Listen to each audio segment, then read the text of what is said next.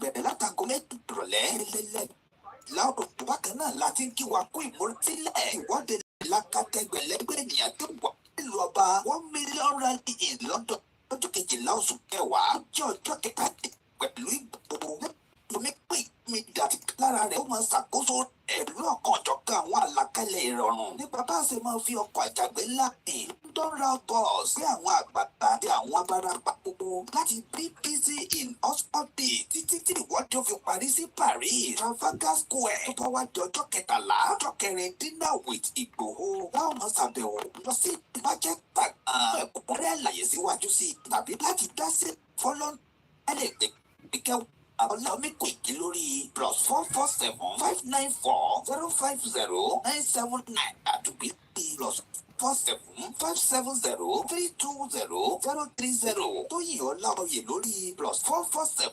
896 018 764 lápapọ̀ ọmọ Yorùbá àgbáyé pátápátá ní àwọn ẹgbẹ́ ìfẹ́lọ́dún àpapọ̀ ọmọ Yorùbá ṣe kí ọmọ aládìgbò wípé ẹ kú ọdún ẹ kú ìyèdún àti ìsàmọ́dún àsàmù ọdún sọmọ Yorùbá wọ́n ní India ló ń kéde lórúkọ gbogbo ọmọ Yorùbá pátápátá lálẹ́ olùlọ́dún kẹwàá oṣù kẹwàá ṣẹ̀fẹ̀ gbọ́ lọ́jọ́ tó ń sọjọ́ òbí ọmọ aládìgún lóye Sunday Adéyẹmọ Májàsọ́lá Àdìsá aka Ìgbòho Òòṣà nípa bí gbogbo àwọn ọmọ ẹgbẹ́ ìfẹ́lọ́dún àpapọ̀ Yorùbá àti gbogbo ẹgbẹ́ ọmọ Yorùbá Ọ̀gbẹ́ni Bobby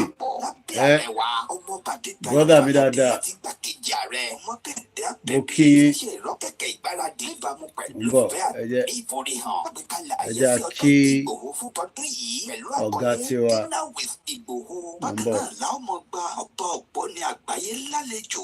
Ọ̀gbẹ́ni Bobby brother mi dáadáa ṣé ká máa retí news ok máa sẹ̀dẹ̀ sí nísìn ó máa dọ́dọ̀ yín nísìn. United Kingdom bẹ̀rẹ̀ látago méje ìrọ̀lẹ́ lẹ́lẹ́dàgọ́ méjìlá òru bákan náà láti ń ká máa retí news lálẹ́ yìí mo gbádùn ìtẹ̀sẹ̀ lálẹ́ àná Ọlọ́run túbọ̀ máa fún wa ṣe délẹ̀ kò ní sú gbogbo wa. lẹ́yìn tọ́láyọmí Koikimedia àti kálára rẹ̀ ó máa ṣàkóso rẹ̀ pẹ̀lú ọ̀kan ọ̀jọ̀kan àwọn àlàkalẹ̀ ìrọ̀rùn nípa bá a ṣe máa fi ọkọ̀ àjàgbé ńlá ni mo ti sẹ́ndẹ̀ sí màá dẹ̀ sẹ́ndẹ̀ audio link yẹn náà as well. títí tí ìwọ́de fi parí sí Paris Trafalgar Square tó bá wá di ọjọ́ kẹtàlá ọjọ́ kẹrìndínlá with Ìgbòho láwọn máa ṣàbẹ̀wò lọ sí ìlú Manchester gan-an ẹ̀kúnrẹ́rẹ́ àlàyé síwájú sí i tàbí láti dá sí ètò ìfọlọ́ntìrìlì ẹ lè pè tàbí kẹ́ WhatsApp OLAYOMI KOIKI lórí +447 594 050 979 yàtúbí lórí +447 570 320 030 Tóyìn Ọláoyè lórí +447 896 018 764 lápapọ̀ ọmọ Yorùbá àgbáyé pátápátá ní àwọn ẹgbẹ́ ìfẹ́lọ́dún àpapọ̀ ọmọ Yorùbá ṣe kí ọmọ aládìgún wípé ẹ kú ọdún ẹ kú ìyèdún àti ìsàmọ́dún àsàmọ́dún sẹ́ẹ̀mí ìtayà tọmọ Yorùbá wọ́n ní India ló ń kéde lórúkọ gbogbo ọmọ Yorùbá pátápátá ẹ jẹ́ n kọ́kọ́ kí èèyàn ti olóyè Ìgbòho gbogbo wa náà ni èèyàn olóyè Ìgbòho èmi máa ní tí kò bá ti sí actor mọ́ nínú movie yàn ní ṣe wò ìyàwó mi wo fíìmù kan lọ ó láti excuse mi nígbà tí mo ní mo fẹ́ ṣe program lára inconveniences tí à ń fún àwọn family wa but ó ti accept ó ti rẹ̀ ó ń sùn mo ní kitchen mo ti fẹ́ ṣe tẹ́lẹ̀ kẹ́ lè bá rí outfit yìí dáadáa so that kẹ́ lè bá follow Omitaf culture àwọn ló dá wa lọ́lá pé Mr. Koiki ìwọ ni bàbá Yorùbá so mo fẹ́ kẹ́ rí pé ó délẹ̀ pẹ̀lú ṣòkòtò ẹ̀ ṣe rí gọ́gọ́gọ́gọ́ so but bí ṣe ti set up ní kitchen pé ká bẹ̀rẹ̀ program yẹn bẹ́ẹ̀ ni ọmọ mi náà tún ní dad mo ní ṣe kò sí ó ní dad I want to use the fryer fryer bíi ti báwo a ti fẹ́ bẹ̀rẹ̀ program ẹ̀yin ọmọ yìí so mo láti wá sókè ìyàwó mi ní ṣebí kitchen mo ní mo fẹ́ lò lòun ṣe fi kitchen lẹ̀ fún mi pé òun á dẹ̀ máa fọ àwọn aṣọ tóun fẹ́ fọ̀ létà torí pé tó bá ń fọṣọ yẹn á máa disturb program yẹn náà ẹ má bínú mo fẹ́ nu ojú fóònù yìí kò yẹ yín kámẹ́rà oríṣiríṣi la máa ń gbé síwájú wa kọ́lọ́n kó ṣàánú kò easy ọ̀gbẹ́ni Bobby báwo lẹ ń ṣe ń rí ṣe tẹ́ máa ń ṣe gbogbo àwọn program yẹn à ń retí 10 o'clock news o tẹ́ ẹ bá mọ̀ ọ̀gbẹ́ni Bobby ẹ jẹ́ lọ wá lórí YouTube ṣé ń gbọ́ mi dáadáa laptop mi kan ló ń ṣiṣẹ́ so ẹ̀yin tẹ́ wà lórí Facebook ó ṣeé ṣe kó máa ṣe ségesège ẹ jẹ́ kájọ manage so ẹ kọ́kọ́ bá wa gbọ́wọ́lé share button ìyẹn gangan ni pé ẹ̀yin support Yoruba Nation àwọn ọmọ Nàìjíríà náà tí wọ́n ń gbọ́ wa tó ń wò pé báwo ló ṣe máa lọ dizzy man ṣe like outfit ọmọ Yorùbá tí mo wọ̀ lálẹ́ relax mood ni a máa lálejò tó máa darapọ̀ mọ́ wa so ẹ gbọ́wọ́lé share button ìyẹn ṣe pàtàkì níbo ni ká ti kọ́kọ́ bẹ̀rẹ̀ ètò náà ẹ jẹ́ n kọ́kọ́ kí èèyàn mọ ìran ọmọ aládé mo kí bàbá wa lẹ́kìtì mo ṣe gbọ́ program wọn tán ni gbogbo program náà lájọ máa ń gbọ́ o báwọn ṣe ń gbọ́ tèmi lèmi náà máa ń gbọ́ tìgbà tí mò ń fọbọ́ mo sọ fún àwa máa balance situation ní ìlú òyìnbó ni o má jẹ́ kí èèyàn kan fúnlẹ̀ pé Koiki ń fọbọ́ ní kitchen ọmọ tó bá wọ UK tó lọ support ìyàwó ẹ máa jàgbẹ̀yìn ni wàláì ìjà lẹ máa fi kóra yín kúrò ẹ máa kóra yín sí tàbí ọmọ ọdún mẹ́jọ because ìyàwó mi sáré mú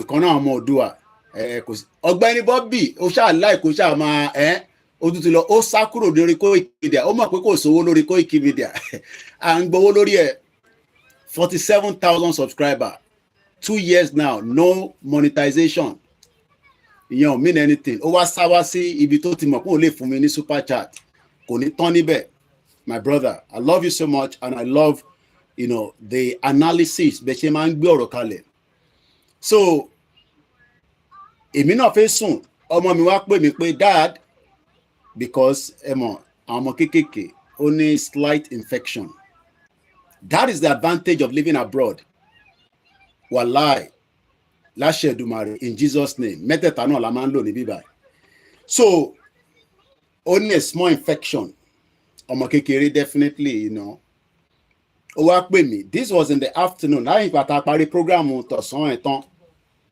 ìbílẹ̀ ti lie down ó wá ní dad mom said you have to take me to the A&E A&E kẹ̀ kò ń ṣe ibi tíyàn lọ tó ń dé padì kíákíá náà máa ṣẹ́rí ẹ̀yin tẹ́ wà ní Nàìjíríà ẹ gbọ́dọ̀ sọ pé ẹ fẹ́ Yorùbá country èmi ò ń tẹ̀ lọ mú àlejò níta pé Mr. Koiki can't you contact YouTube ẹ má wọrí nípa ẹ̀ tẹ́yìn bá ṣáà ti ń sọ pé ìyáwá kan send message wọ́n ní Koiki bí wọ́n ṣe gbọ́ program tààrọ̀ ìtàn ni wọ́n náà máa fi nǹkan kan ránṣẹ́ sí mídíà wa nílé ẹ mọ̀ pé mo náà ní mọ́tò kan ta fi fix so ẹ má wọrí monetization kékeré nìyẹn ibi tá a ti fi rówó gangan nílẹ̀ Yorùbá ẹ jẹ́ kájọ gbálẹ̀ Yorùbá ibẹ̀ láti máa rówó gbogbo eléyìí YouTube yẹn ọmọ mi let me see the remote ọmọ mi wà níbẹ̀ tó ń wo TV ẹ̀ mo kàn tí ní kó má jẹ́ kó loud torí gbogbo tó bá ń ṣe náà máa wọnú fídíò tó ń wò yìí 1.3 million view 4 months ago Minecraft gbogbo tó fi ṣe fídíò yẹn is 24 minutes àwọn tó ń gba owó gangan lórí YouTube nìyẹn dizzy man ìwọ náà sáré mówó jáde brother mi dáadáa so ẹ jẹ́ ká jókòó ká pa àwọn èèyàn wọlé a fẹ́ sọ̀rọ̀ but mo fẹ́ kọ́kọ́ fún yín ní slow it a little bit okay just one more down that's it òun ò gbọ́dọ̀ disturb bàbá náà gbọ́dọ̀ ọmọ lẹ́tọ̀ọ́ nílùú òyìnbó ọmọ lẹ́tọ̀ọ́ má lọ rò pé àwọn ọmọ ò lẹ́tọ̀ọ́ ẹ máa jàgbẹ̀yìn nínú ilé ni o. Couple of things happened after the broadcast. Ọmọ Oòduà only slight infection nothing major just a slight infection àti ń treated nínú ilé but ìyá ẹ̀ ṣáà insist pé ó dà pé ó gbọ́dọ̀ lọ gba antibacterial no kí ni ìtọ́ máa ń lò tẹ́ pẹ́ máa ń lò ní Nàìjíríà àwa níbí báyìí ọ gbọ́dọ̀ fún ẹ ní òkọ̀lẹ̀ lọ́dọ̀ fún rẹ ọ̀gbẹ́ni Bobby ẹ̀ràn mi létí ẹ̀gbọ́n mi Ṣẹ́gun ọ̀nà antibiotics a lot of Nigerians have abused antibiotics Idris ẹ̀ ṣe ọ̀bí dá dè mí dá kí n lọ ra antibiotics kí wọ́n á fọ́mọ Oòduà kó lò kí ni mo jẹ yó. So we knew that she has to use antibiotics, but in Nigeria, Moki OLAKUNLE, as you're coming in, I appreciate every one of you. We are all the same. Forget about whether I'm in UK. But the difference is mo kí ìyá Oòduà, ìyá mi náà ti gbórí wọlé, mo ti share link, mom sí mi máa kọ́kọ́ send the link sí. Ọmọ Oòduà, come here. You want to use toilet? Just stay there. Where have you been with your mom? Okay. No. Where did you go earlier? The hospital. What did they do for you when you got to the hospital? Speak up. They check my ear. They check your what? My ear. What's wrong with your ears? I have Infection. infection. Okay. Did they give you any medicine? Yeah. Did they give you any? Did daddy give you money when you were going? Did I give you any money to your mom? Are you sure? How on earth are you gonna give money to them? But in Nigeria, when I'm going to the hospital, you have to get money. You need money. Mom didn't have money. But did you pay any money at the hospital? No. All right. Go. It's only mom. Yeah, in Nigeria, you must support the Yoruba Nation. Now, I was sleeping. The mother said, and I know the A&E, which is the accident and emergency. When you go there, you can sit there for the next 5 hours. Could that be titele? Things have changed in this country, but there's a good news also. Sherry, until you update away from Nigeria, you would enjoy the benefit that our children are enjoying here. For many of you, you don't need money. Okay, more than money be 50 pounds. More than 10 pounds. I did not give my wife any money to take to the hospital. All she needed to do was go to the hospital and complain. If you're a doctor, and I know that hey, no. It's just an ear infection. They just need to take it down there so that they can give an antibiotics. So what are the antibiotics here? But look, some other little things. I can tell you that Mr. Koiki of Koikimedia did not pay £1. But I have already paid the £1. That £1 has been taken from the tax to support one of our children and many of the children that live in UK. And that woman Facebook, stable dada. If it is not stable, but stable. Mr. Olas, thank you so much. A comment program very, very important so that we can appreciate you. Because atiwani talele to wan polongo spiritual ni biba láti bo síbo. Ẹ̀yin ọmọ mi tẹ́ bá ti ra àwọn kan bẹ́ẹ̀ ẹ kò fún ní ban from all the live stream. Àpolówó àgúnmu níbi àdẹ̀polówó anything. Mo ti yọ ní ẹ̀dànù. Polówó ní bíbá lórí Koikimedia omugboyo ni. Yekini mo kí ẹ bá ń kí bàbá wa Sheikh Mustapha. Bàbá mi Odunsi Olúwaṣeyì mo kí sà àṣírí ìkọ̀kọ̀. Now, many of you, Peter Pan, Mukia Biafra. I want many of the Yoruba people to also, I'm using a mobile phone for the YouTube, so you won't have any much problem. It's just the laptop. It's not the alien way, Taman because my son is doing some project on it. So, I have to rescue that. But what I'm trying to explain, Eba Mikio Benny Bobby Ati Dizzy Man, they've given us super chat. And I was listening to Shoye Koribe. Love our program. If I want a donation, if I low, look, and thorough, appreciate one because we know that we give to others as well. So if you give us, it is a benefit. But after this, then we play the anthem. With the program hasn't started officially. What I'm trying to explain is that my daughter that had an ear infection was taken to the hospital, which is the 4th day of the month of August. Mokegbomi Oguribido.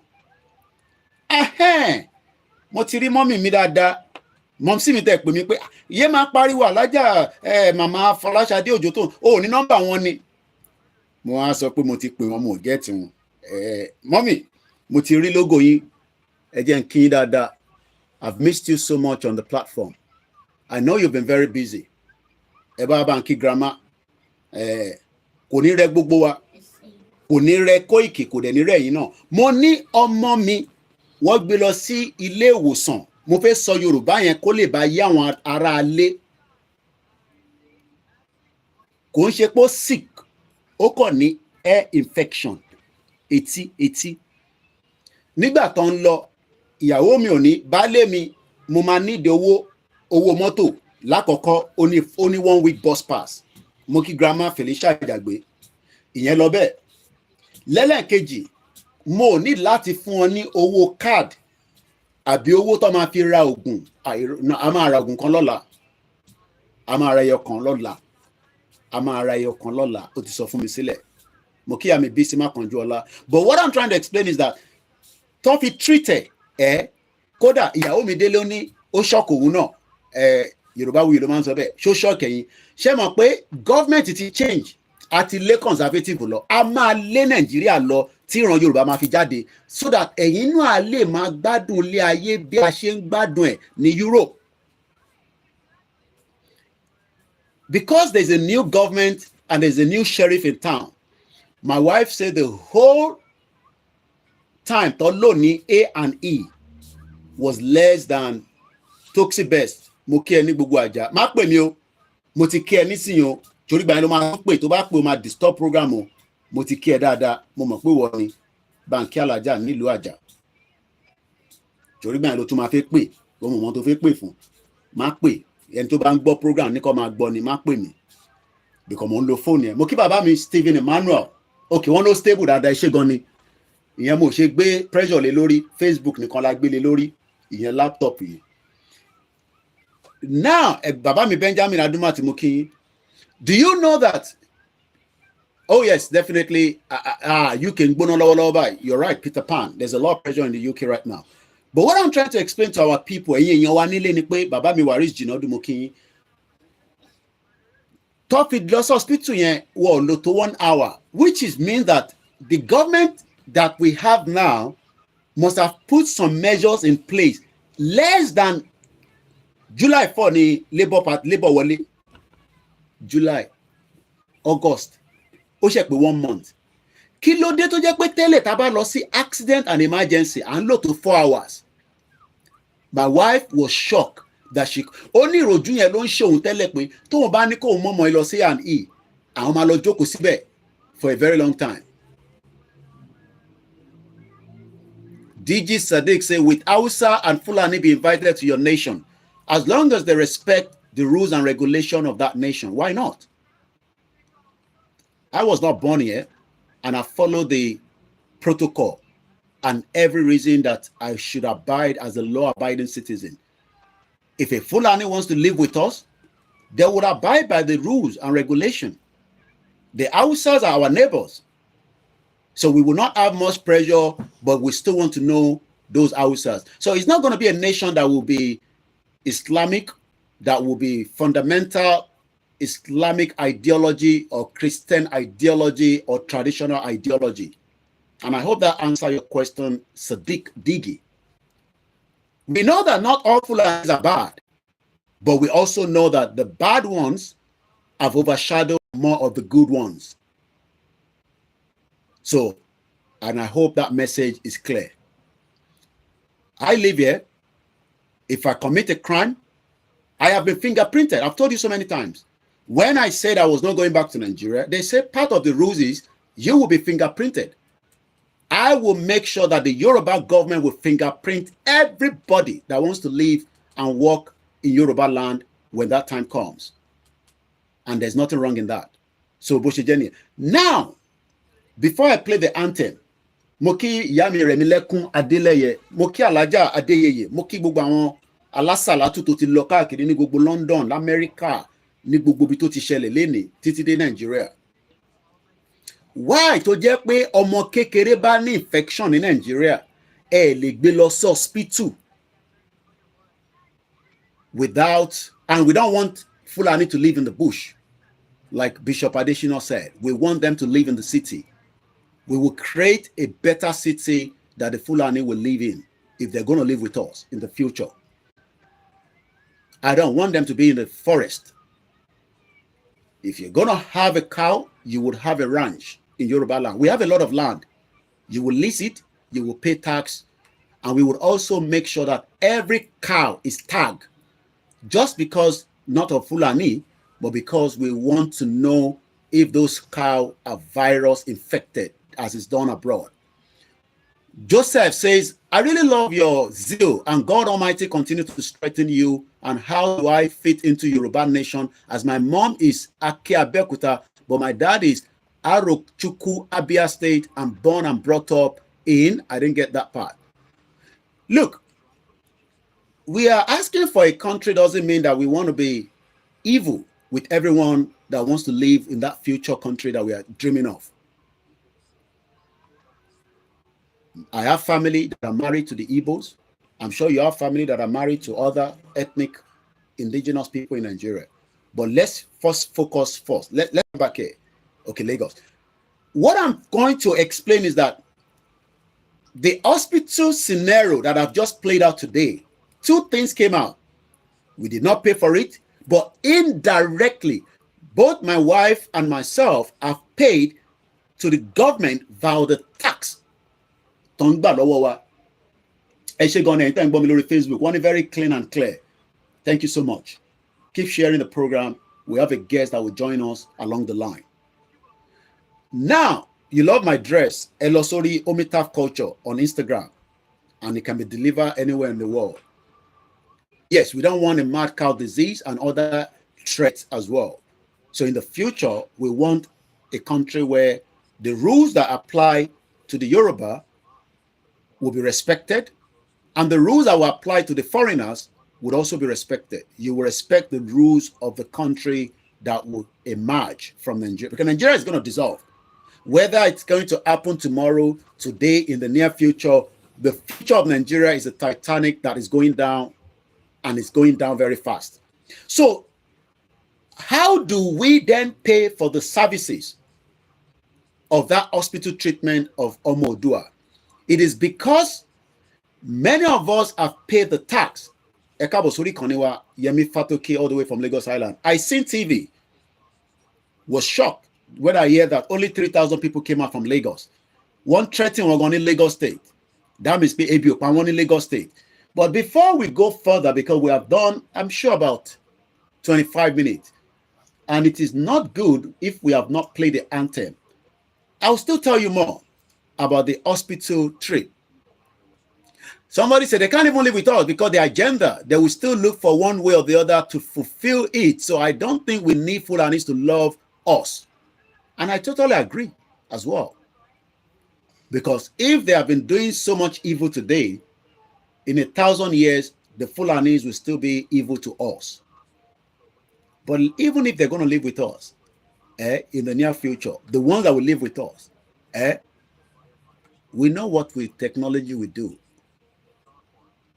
From the time they leave their house to the time they go around, we know what they will do. If I start campaigning quietly decoded with encrypted messages about terrorism on this platform, maybe to some other audience, the MI5, which is in Vauxhall, will be monitoring all my activities. They might probably leave me to operate for a couple of weeks and months because they want to catch the next big person behind me. Because I am just promoting it. So the MI5 job, which will be the future Yoruba as well, spy, is to make sure that we go head on with technology against anybody that would threaten the Yoruba land, and we neutralize them. If whatever neutralize means, we will neutralize them. America go out of their boundary and neutralize terrorists. We will neutralize you Fulanis in the near future, even within and outside. We will come after you. But we cannot do all that if we don't have a country to start with. On a country, which is the topic today. And that topic, Moki Babami, I love your comments so much, and I look forward to reading more of it. Babami Ahmed Jamil Adekunle, the future of the Yorubas. Are we going to get the diaspora and the Yorubas at home to support Yoruba Nation agenda? We must do everything by promoting non-violence to the diaspora and the Yorubas at home that we want a total exit. All the way from Lagos Safety Domain, I love you. We appreciate every one of you. Momsi Minikima, Kigugbo Inten, Nigeria. It costs arms and legs. She spent so much money while she was in Benin Republic on internet. Unbelievable. Let's play the anthem to start the program officially. And I believe we are not yet enough. If we get to about 200 on Koikimedia, if we push the message, then I will put a call through for my guest to join us. It's not Igbowo, so don't think it's Igbowo. It's not Igbowo. But we appreciate Igbowo because Otu Shiara to Dara. If you have not listened to Baba Ekiti, Igbowo said to the Ekiti police, don't arrest Yoruba people because if they commit crime, yes, you have the right to arrest them. But don't paroma terrorism. We will come after you through diplomacy, which Igbowo has done. What paroma wa kan po nse terrorist. Pe o ma nse training. Nibon mo le ma pariwo ni biba. Rabon anywhere. Train anybody anywhere. What we are asking for is self-determination under the UN Charter, under the ECOWAS, under the African Union, that Nigeria is a signatory. Bola Tinubu might not love self-determination for now, but it cannot stop self-determination. If I go Mileke, yada da, mokie, Olamba Foriji, mama. The mother died some few months back. Yoruba Nation is a future country that can rescue us all and save humanity. As much as you might think, I still have, feelings. 50 people have been killed under Tinubu's within the last 4 days. More people will still die. There's nothing we can do to that. It is part of the struggle. Whether they have been killed in the northern part of the country, we must also appreciate that these are human beings. Southwest, they are threatening. That is why things have not gone AY. How long you can threaten people in Lagos State? It will be fire for fire between you and the people you're threatening. I think if I cite you, Mokibu Bomo Yoruba Nile Loko. Let's play the anthem and we will then start the program officially.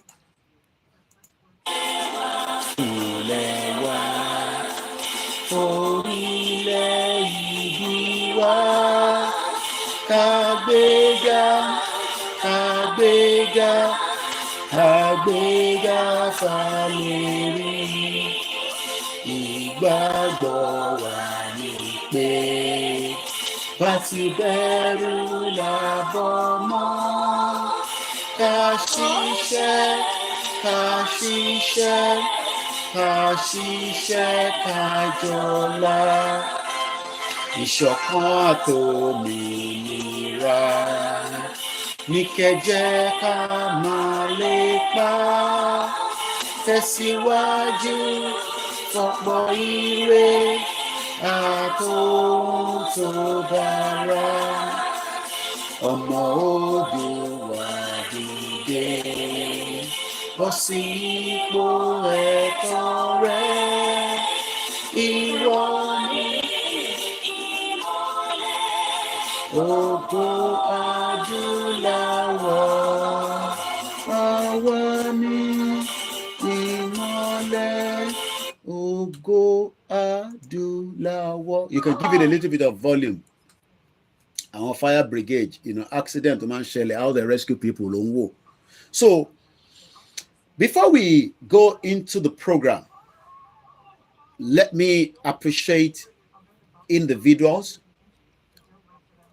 friends and families. Omobolaji Abdullahi Mokinyi. Beshen wọlé náà ni mò ń rí gbogbo yín. Ẹni tí bá dárúkọ àfojú pa yín rẹ́. Bàbá mi, I'll be pinning some of the comments. Mo kí gbogbo ẹ̀yin tẹ́ wà lálẹ́ mọ́ṣọ́ Adéwálé Adéyẹmí. When I'm off for a couple of days, it seems that by the time I come back, I'm so relaxed, refreshed, and I want to hit it back to back. And look, tomorrow is Monday. Some of us are probably just going to be at home looking after the Omodua, while some of you will have to go to work. But be rest assured, the media that are running Yoruba Nation back to back are not tired yet. We are strong. Babami Kunle Shita Kabo Sorieto. We are dedicated. Babami Ahmed Jamil Adekunle Dadi Misokwe. In Nigeria, all over the world. I didn't get that. Thank you so much for your service to our Yoruba community. I am just doing what I know best, according to my star, according to my mentors, according to the mom that brought me in to this world. She could have taken me out if there was no money. We've seen many children abandoned all over Nigeria today, especially in the northern part, because nobody cares about them. Babami Adegoroye Okpeyemi. But I must smile. By the time we start into the program, there will not be this Kiki again. Awalani Kiki, Eka Lembe yen Yoruba loni, Ekro Lembe yen Keke Okus Yoruba loni. Mo ki gbogbo wa pe we will not be tired. We don't have any issues with our other brothers that are not Yorubas. Some of them is mixed match. Father is Igbo, mother is Yoruba, father is Igbo. The question many people will ask is, how do you solve those kind of issues when you arrive in that nation? Those are immigration issues that will be determined straight away through the immigration laws. Let me give you an example. It's too loud now. Just shake in tongue boy and shake disturb me. Go te dami lomo. I don't lo studio láàárọ̀ ini. If you have lived abroad like a lot of us have done, if you are not born here, immigration will be the first thing you will understand better. Abiodun Monday Moki, ni gbogbo Germany Moki, ni gbogbo around the world. Where's that my little map? This is my, my studio. I move it around wherever I want to go. It's a mobile studio, so don't worry. We can manage it. And I hope we enter our Lori Mixella. Muti appreciate it. Thank you so much. Oluwasegun Oyesonya, 19 minutes ago, 28 minutes ago. Akin Games, thank you so much. What is the MixLR? I'll share the link. You cannot see me, but you can hear me. It's like listening to the radio, like your Fresh FM. The good thing about technology is that you can see us now, but back in the days, you can't. Okay? So his own sound is not disturbing us. If it's disturbing us, I can tell him to take it off. Baba kilo nse ajoni yara ajoni studio lale ni o. It's okay. But don't increase anymore. Okay? I love you. Say hello to my friends. Hello. So how are you all? How are you all? Sọ pé báwo ni. Sọ pé mo kí gbogbo lé o. Say that. I can't remember that. Mo kí Moki. gbogbo lé. Bubule. Yoruba Nation. Yoruba Nation. Yoruba Nation. Now. Yoruba Nation. Now. Yoruba Nation. Now. The world is waiting for us, but subject to whether we are waiting for the world to appreciate and get us going. So the topic tonight that we've chosen with my guest that will join us, and I'm allowed calling later on, but those of you on Instagram, on Koikimedia, you will enjoy the program. The only thing is we are not live on the Twitter space because I do not have a spare phone to go on the Twitter space because that number will be used to call in a minute. If you have never heard about Yoruba Nation or you have been hearing it, you are just like, it's fine. At least we're making money out of something that is about to bring the best out of our people in the near future. So you should be appreciating that. But some of you are not making the money like we are doing. And we are making money. Yes, we're making money. Seriously, we are making serious money.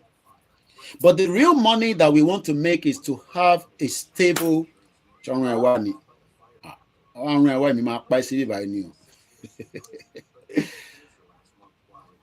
We want a country that your children will go to the hospital and will be treated in Mafoluku, in Alimosho, in the General Hospital in Ekiti, General Hospital in Ondo, General Hospital in Ilorin, Ofa, General Hospital in Kogi, Yagba West, General Hospital in Oshun, Oshogbo, Mokiba Bami, Ilaorogun. For a while, we didn't speak, and he called me 3 or 4 weeks ago. Mani Baba, imagine us see me. Wọ́n ní Koiki mi ò tẹ́ lọ́bi kankan. Gbogbo àwọn ọmọ ọjọ́ mi ní gbogbo Ìlá-Ọ̀ràngún níbi táwọn wà ni wọ́n retí Yorùbá. Wọ́n ní àwọn tí mọ̀ pé Nàìjíríà máa pín. Some people have seen the message. Some of us didn't see any message. We just started Yoruba Nation because of Baba Akintoye. And we cannot love him less. And we cannot appreciate him less as well. Picture Baba níbí báyìí. Baba is somebody that is 89 years old. Do you think that this man is telling us lies? Ṣé rò pé Baba ń parọ́ fún wa? Ṣé Baba ń parọ́ pé ìran Yorùbá gbọ́dọ̀ dúró kó kúrò ní Nàìjíríà? I'm asking the question. Okoya Folayan, hold on to that your platform very well. Má jẹ́ kó shake rárá. Only Yoruba Nation, no better life for Yoruba people yet until we exit. This man is 89. Let's even forget about this one because this one our hero. Let's close this one. Let's work with Baba alone. What do you think Baba wants for us? Kí ni Baba ìfẹ́ fún wa? Kò wá ń ṣe Baba ẹnìkan. The reason why we are calling Baba Akintoye all the time is because he's our leader. Ẹni tó bá gbà fún Baba is not a problem. It's just that you don't accept that it should be a leader to lead the Yoruba out of Nigeria. Maybe Tinubu will lead us out of Nigeria, time will tell. Maybe Afenifere will lead us out of Nigeria, time will tell. But this man has not changed his words for the last at least 4 years now. Should we say 4 years that we started the movement? He hasn't said anything more than our exit. And hey, Imboni folder mi wa o. Where's our folder? La. Folder tí Baba gbélé wa lọ́wọ́ pé ká máa fi ṣiṣẹ́. Ọmọ Oòduà, can you go downstairs? Hold on.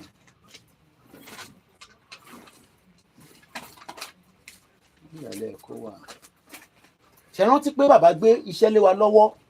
It's because this week has been a bouncing week after tọmọ àlè yẹn tó fi dárin àjò rú. I think it's downstairs. I'll get it. Remember that folder tí Baba fún wa? Why should we not trust him? Baba witnessed during our Awolowo time, so he's saying the reality. Some of us never witnessed our Awolowo time. Some of us like this. Maybe those in the 60s. This man is 89 years old. It's mostly some of us in our 40s, our grandfather. Baba Toti Birua. What is this man looking for? Kini Baba Akintoye ń wá? Mo kí Yami Grace Olúṣòótọ́, mo kí bàbá wa Alhaji Bashiru, mo mọ̀ pé wà lábẹ́ ètò. Mo kí gbogbo àwọn GR1. Kí ni Baba Akintoye kí ló ń wá? Bàbá mi Stephen Emmanuel, I jọ ń ṣe prayer kan for the last 3 years. Emergency prayer tí mo sọ pé a máa ń ṣe every Tuesday. He leads that prayer. We're only about 6 of us in that prayer group for the last 3 years now. Every 6. Mo kí ẹ easy. Àwọn èèyàn méjì ti fún mi lówó, ìwọ náà tètè wá sáré ju tẹ síbẹ̀ o kí lè tètè kí ẹ dáadáa. Ó ń bọ̀ ní October láti Miami. Ó máa wá represent ẹ̀yin Miami fún Tolóyè Ìgbòho. What does Baba wants to gain out of this that he led us out of Yoruba, out of Nigeria? Is that not what's doing? If Tinubu is going to lead us out of Nigeria, are we not going to appreciate him? We will appreciate him, even though we might have abused and disagree with him. Tí Bọ́lá Ahmed Tinubu ọmọlódù ọdẹ tó bá jáde lálẹ́ ẹ̀ tó sọ pé Koiki ẹ lọ máa pariwo láàárọ̀ la mo máa ṣe announcement Yorùbá no going back. We will love him, we will appreciate him. But he's not doing that right now. His statement today, Baba mi Stephen Emmanuel ni Baba Akintoye saw tomorrow, and he has decided to give himself to us for free. Imagine having a dad for free that says Yoruba people are in danger. Even though some of us did not say it. Look, nobody loves Nigeria. What you love is your territory, Yoruba land. You love Amala. Nigeria kolola Amala. You love, okay, you love Ibadan. Ibadan is a Yoruba land. The name is the problem that we are changing, that would then be removed, and the Yoruba name will be brought in to then represent our true value identity. That is what we are fighting for. Ilẹ̀ Yoruba yẹn ṣì máa wà. Okay, let me put it this way. Nigeria, which is the one that you know today, that land, the one where you dey live, that your small beautiful bungalow, Tekosi Ekiti, ó ṣì máa exist. Kò sẹ́ni tó máa gbà lọ́wọ́ yín. Àwọn ilẹ̀ bàbá yín kò sẹ́ni tó máa gbà lọ́wọ́ yín.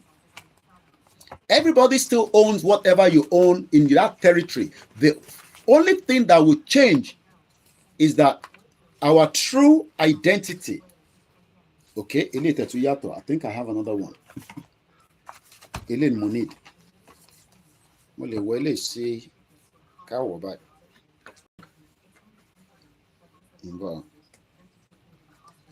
Ọmọ ọdún àwọn òpin kí ni bàbá yìí ń ṣe kẹ̀bá ẹ̀ ǹbọ̀ ẹni sọ̀rọ̀ ẹjẹ́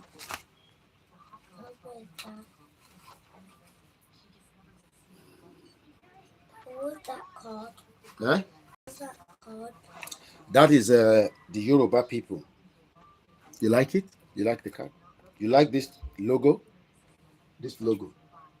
Are you sure? You like this logo? Yeah. Orioloku, like it? Yeah. Good boy. Àwọn Christian kan náà wọ́n like it, àwọn Muslim kan náà wọ́n like it. Bọ́mọ kékeré ṣe wá náà wọ́n like it kò yé mi.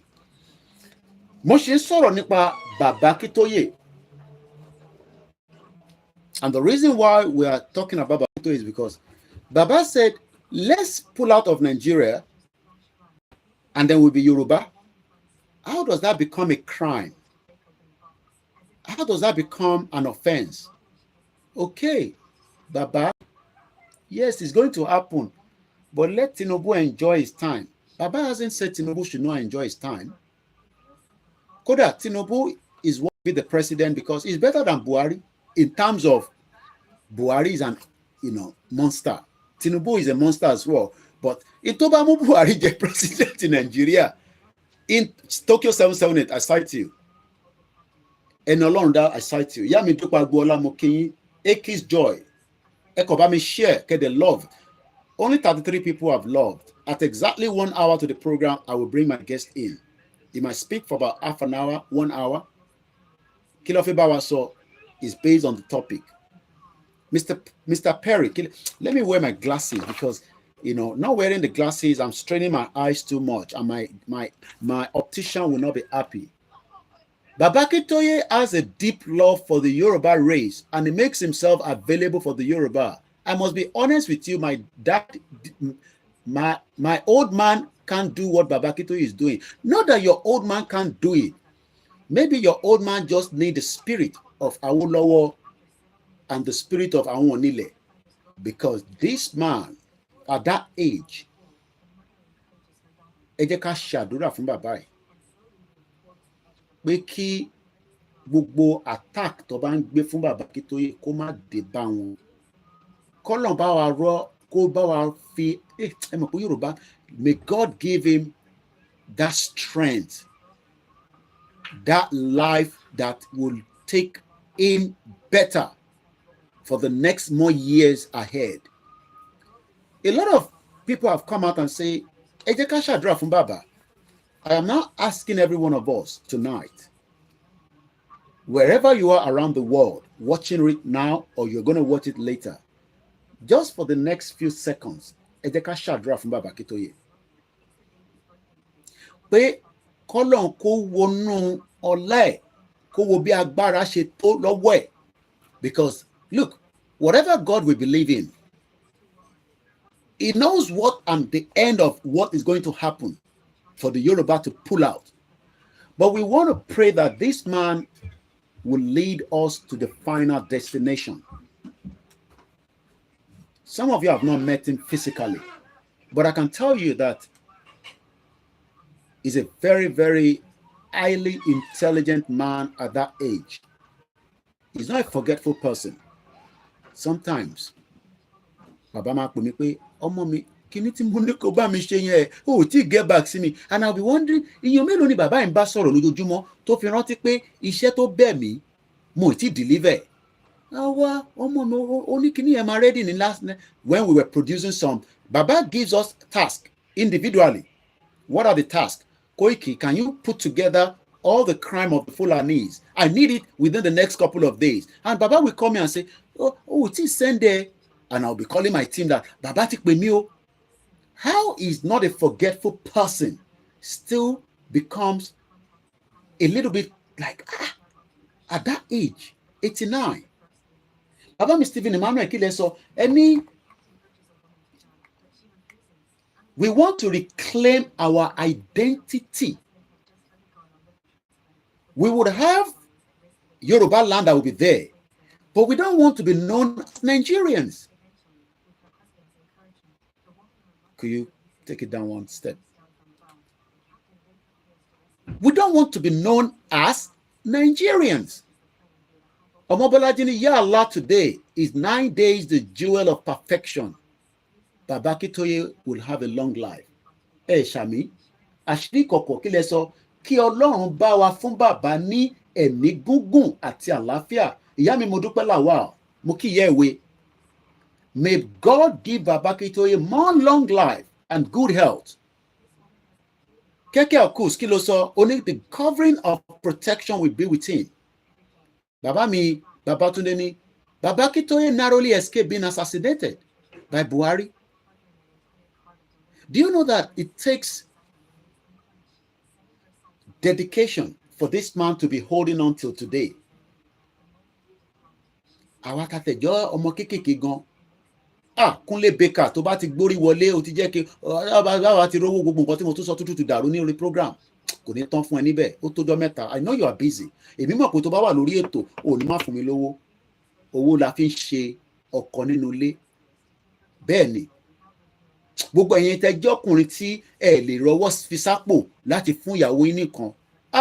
Kọ́lọ́n kó jọ kó wọlá inú ẹ̀ bẹ́mi ṣe ń yọ tí mò ń fún ìyàwó mi tí ìjà ọ̀ṣẹlẹ̀ nílé nítorí pé Yorùbá Nation tá à ń ṣe ẹ̀ ń sọ pé Koiki ó ṣiṣẹ́ ẹ̀ báwo ló ṣe ń survive pẹ̀lú àwọn ọmọ nílé àti àwọn tó pè sí àwọn loving darling ẹ̀ gbogbo ẹ̀ tẹ́ wà nílé tẹ́ ń struggle.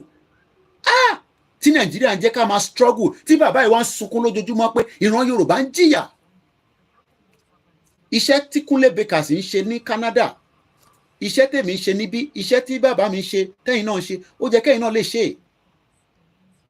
Andrew no, is Tinubu not Yorùbá? Kò yé wa náà ni. Ìyá mi Ajá Queen ẹ ti parí ètò, èmi ti share. Ìyá mi Fọláṣadé Janet wọ́n ní may God protection be. Àbí ìyá Janet Fáṣákí nìyẹn, mo kí yín. Mo ní Baba Akíntóyè ó ń dùn lọ́kàn pé àrọ́wọ́ fi sápò wá fún ìyàwó wa lówó ó yá gbà. Èní Sunday àná mo jáde tí bá fẹ́ jáde lọ sí store máa wá bí àwọn ọmọ Oòduà pé do you want anything from the store? Kí ló dé tí kò rí bẹ́ẹ̀ náà nílẹ̀ Yorùbá lénìí? This is what Baba is fighting for.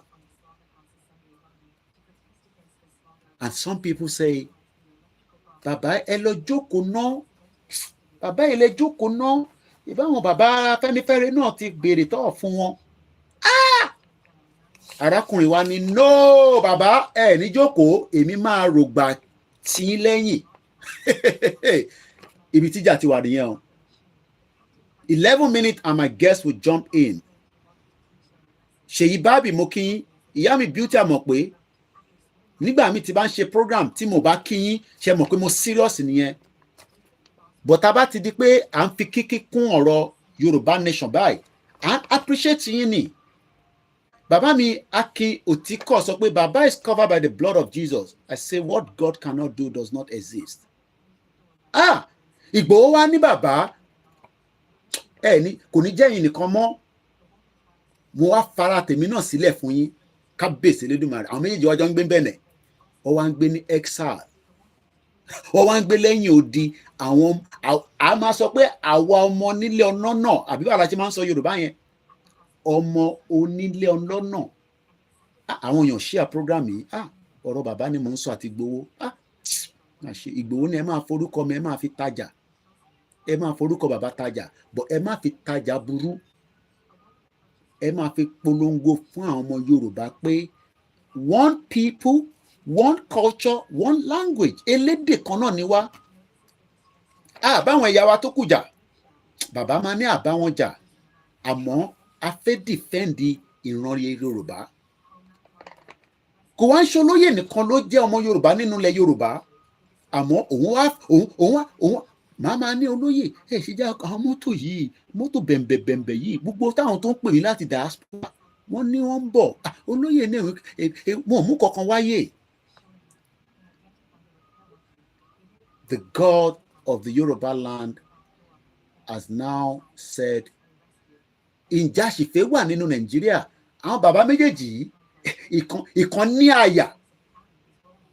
Ọ̀tọ̀ ní kéèyàn ní àyà, Ìgbòho ní àyà. Kábíyèsí Elédùmarè. Ìgbòho ó ní àyà. Each time that I remember him, I asked myself, who is Ìgbòho? Ta ni Ìgbòho? Ṣé mọ̀ pé àìtí lè define ẹ̀? Bàbá mi Gbàdàmọ́sí wọ́n níbẹ̀ ni àwọn ọmọ nílé ọlọ́nà méjì wọ́n wà ní Benin Republic. Lóòótọ́ Benin náà gbà wá lálejò, adúpẹ́ fún Patrick Stallone. Dizzy Mani, Baba is working around the clock, but àwọn kan ní kò ṣiṣẹ́ around the clock, ṣe ló ń sùn ní Benin. Kódà àwọn kan ní kò bá tẹ̀ padà sábùjá, kí ló ń ṣe ní Benin? Lẹ́nu wọn, Kábíyèsí Elédùmarè. Facebook ò respond mọ́, gbogbo ẹ ti há sàn. Program yẹn lẹ́yìn. Kí ló ṣẹlẹ̀ báyìí? Má ṣe bẹ́ẹ̀ software. Ṣé ṣe ń gbọ́ mi lórí Facebook? Ó ti end o. Má end àgbákò. Má jẹ́ kí n bínú lọ machine jáde o. Bá lọ gbé machine yẹn jáde ní sẹ́kọ̀ ẹ̀pọ̀ ọmọ mi tó ń lò ní. Gbogbo ẹ ti hang long. Níláyà mo tẹ̀ mọ̀ bí mo ṣe wà live lórí Facebook. Àmọ́ bí wọ́n ṣe ń gbọ́ mi bí ò gbọ́ mi. Ṣé ṣe ń gbọ́ mi lórí Facebook àbẹ́ gbọ́ mi mọ́? Mo ní olóyè ọmọ Adéyẹmọ decided that he will work with this man. Ìjáwọ̀ ọmọ Yorùbá tó kù fẹ́ ṣiṣẹ́ pẹ̀lú bàbá ẹ̀ àbí akọ̀fẹ́ sọ pé bàbá ọ̀nà tẹ́yìn fẹ́ gbà yẹn kò yé wa.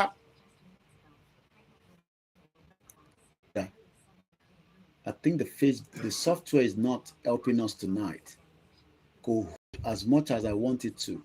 So because of Mufeko, I don't know whether we are still live. Ṣé ẹ ṣì ń gbọ́ mi lórí Facebook? If otherwise, I will just go straight using the laptop without the software.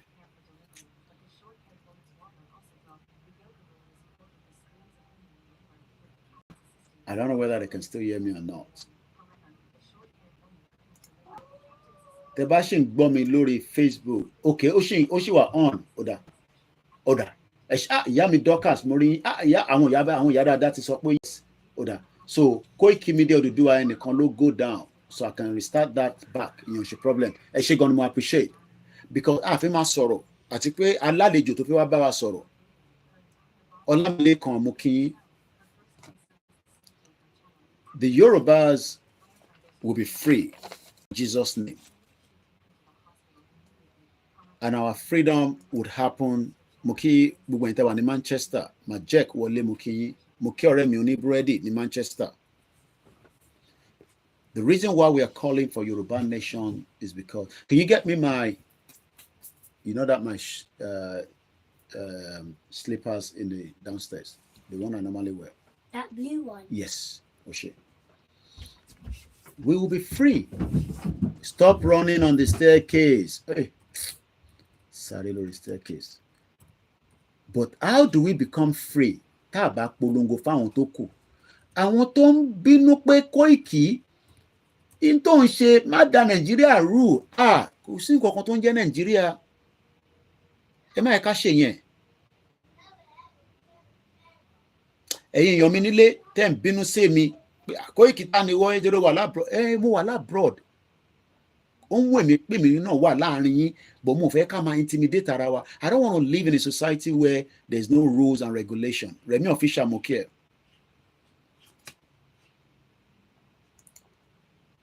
Kò sẹ́ni kankan tó ń pè ní ọmọ burúkú.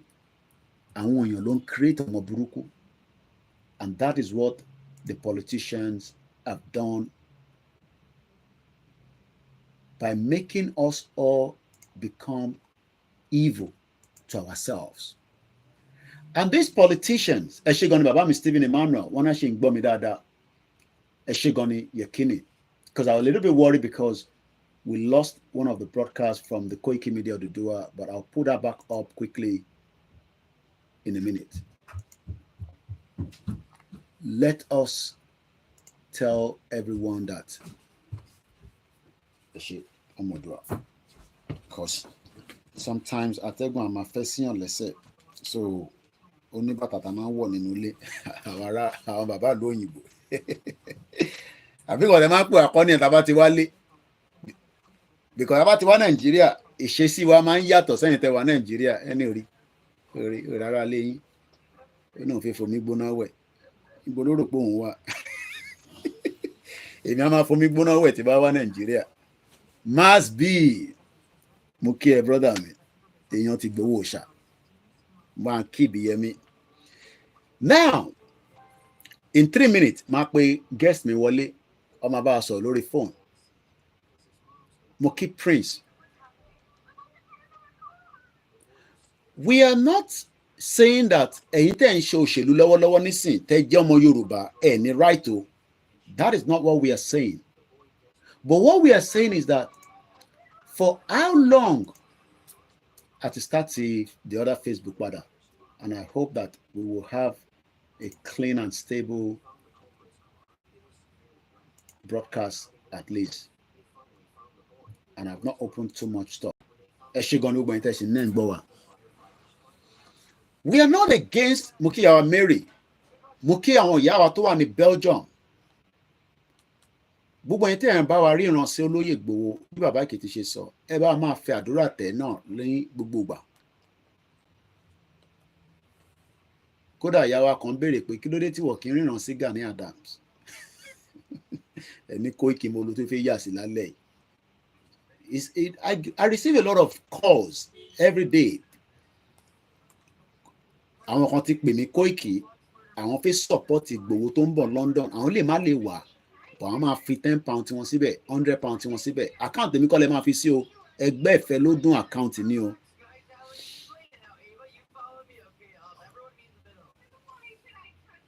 We are loving people. You will need to boil the water in the pot to bath with warm water. Báwo ló ṣe mọ̀? The next time tí bá ti wá Nàìjíríà tí kò ní sí Nàìjíríà mọ́ nígbà yẹn. I pray by the time I'm coming down we will be finally exiting. Many people say, Koiki, don't come yet. You have to go too loud there. You keep louding it. You're louding it now. You know that. Number 4, just leave it like that. I didn't loud. You didn't loud it. Okay. So, we have our guest coming in. Eshegoni. Taloku, sorry for your loss. Condolences to you and his entire family.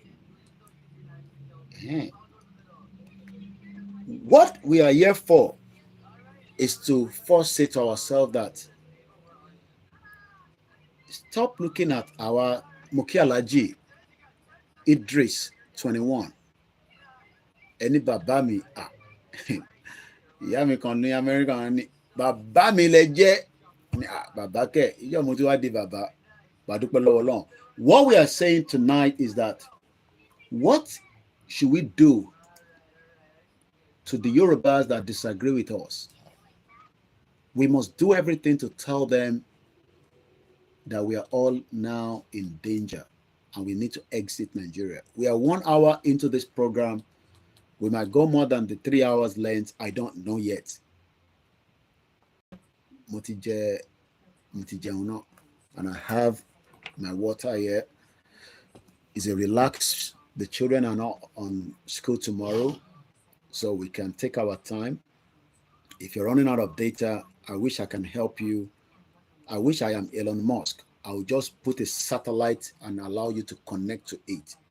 The Yoruba government in the near future will give us a free internet. There's free internet in this country at different hotspots. Now, ẹ jẹ́ kí n gbé brother mi wọlé kó bá wa sọ̀rọ̀, because bẹ́ẹ̀mi ṣe máa ń sọ̀rọ̀ ó lè yàtọ̀ sí báwọn ṣe fẹ́ sọ̀rọ̀.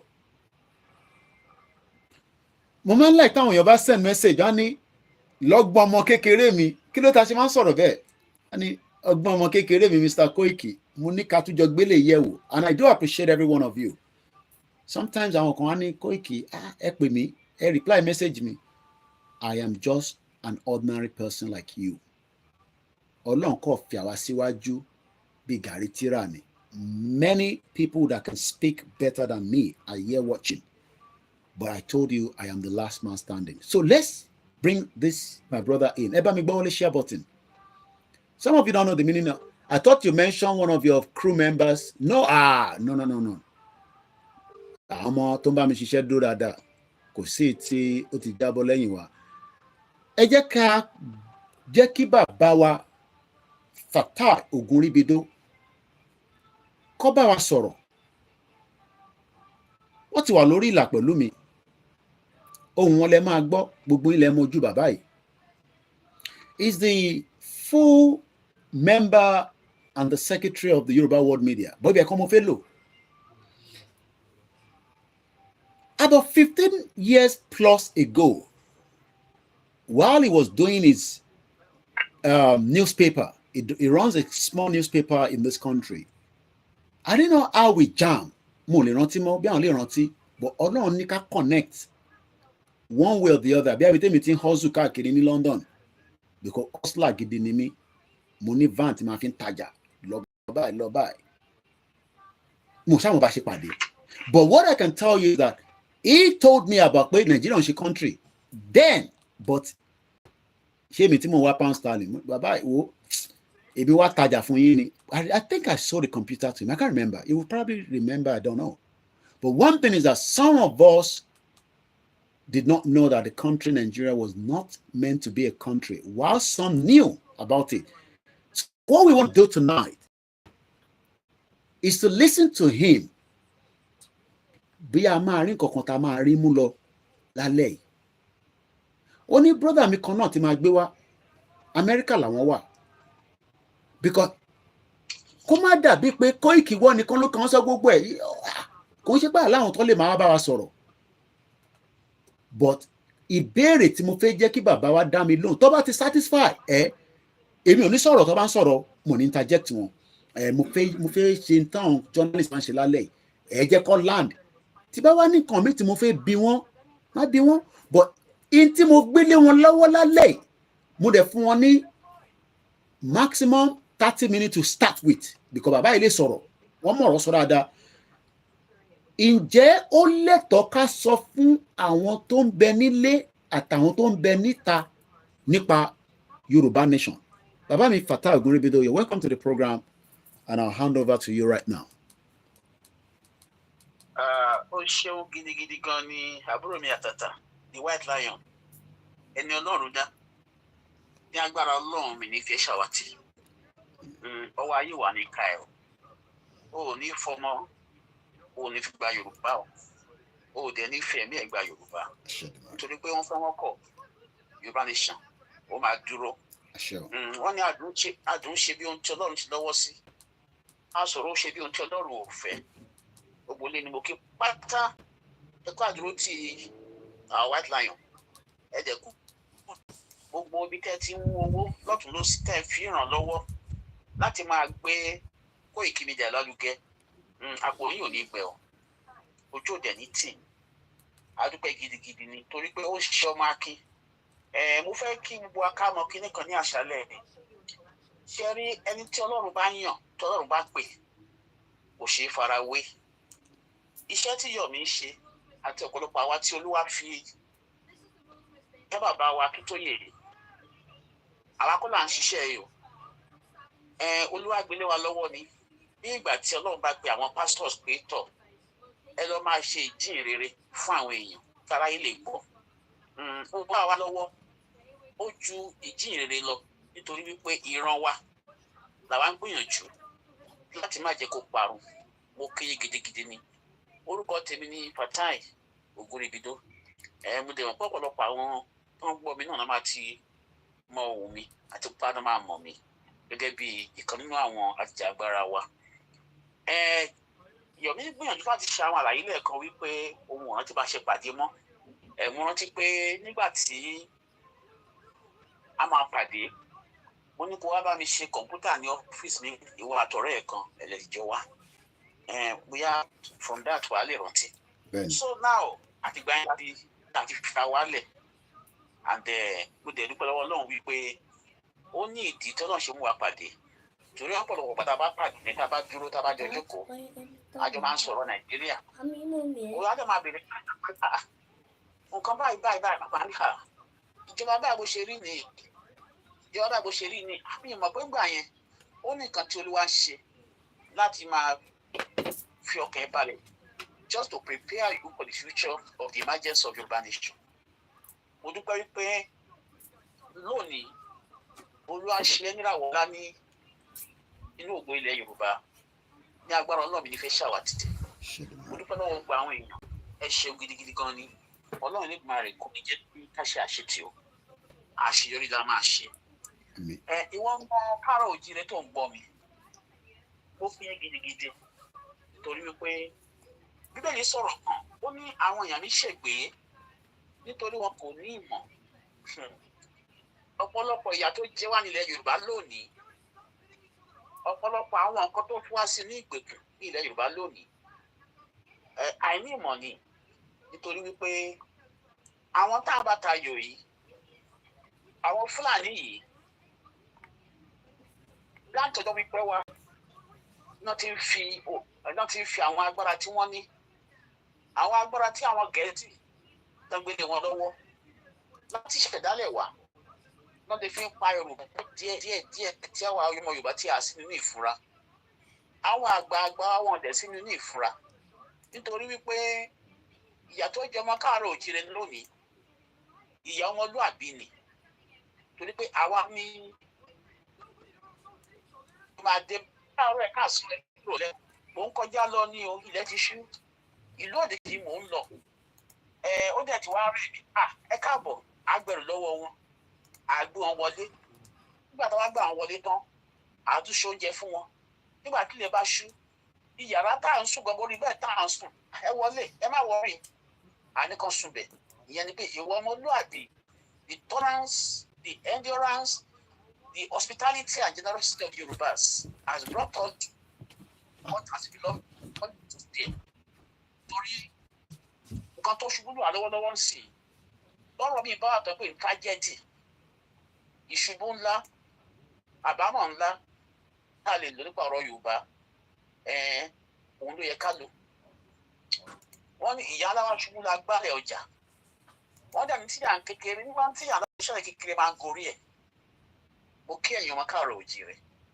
Mo fẹ́ fi kíní kan yé ní èyí wípé gbogbo ẹ̀yin tẹ́ ń gbọ́rọ̀ èdè ẹ bá mi pín nítorí wípé nígbà tí Jésù wá sáyé ó ní gbàlà tó ń wá mú wá ó lòwò fún àwọn tó ti gbàlà ó ní àwọn tí wọ́n ti gbàlà òun ní gbàlà yẹn wà fún. àwọn tí gbogbo àwọn ọ̀rọ̀ yìí wà fún òun ni àwọn tí ọ̀rọ̀ ò tí ì yé, àwọn tí wọ́n ti gbọ́ sí, nítorí wípé Nàìjíríà tá wà lónìí wọ́n ti ká gbogbo àwọn èèyàn lọ́wọ́ kò.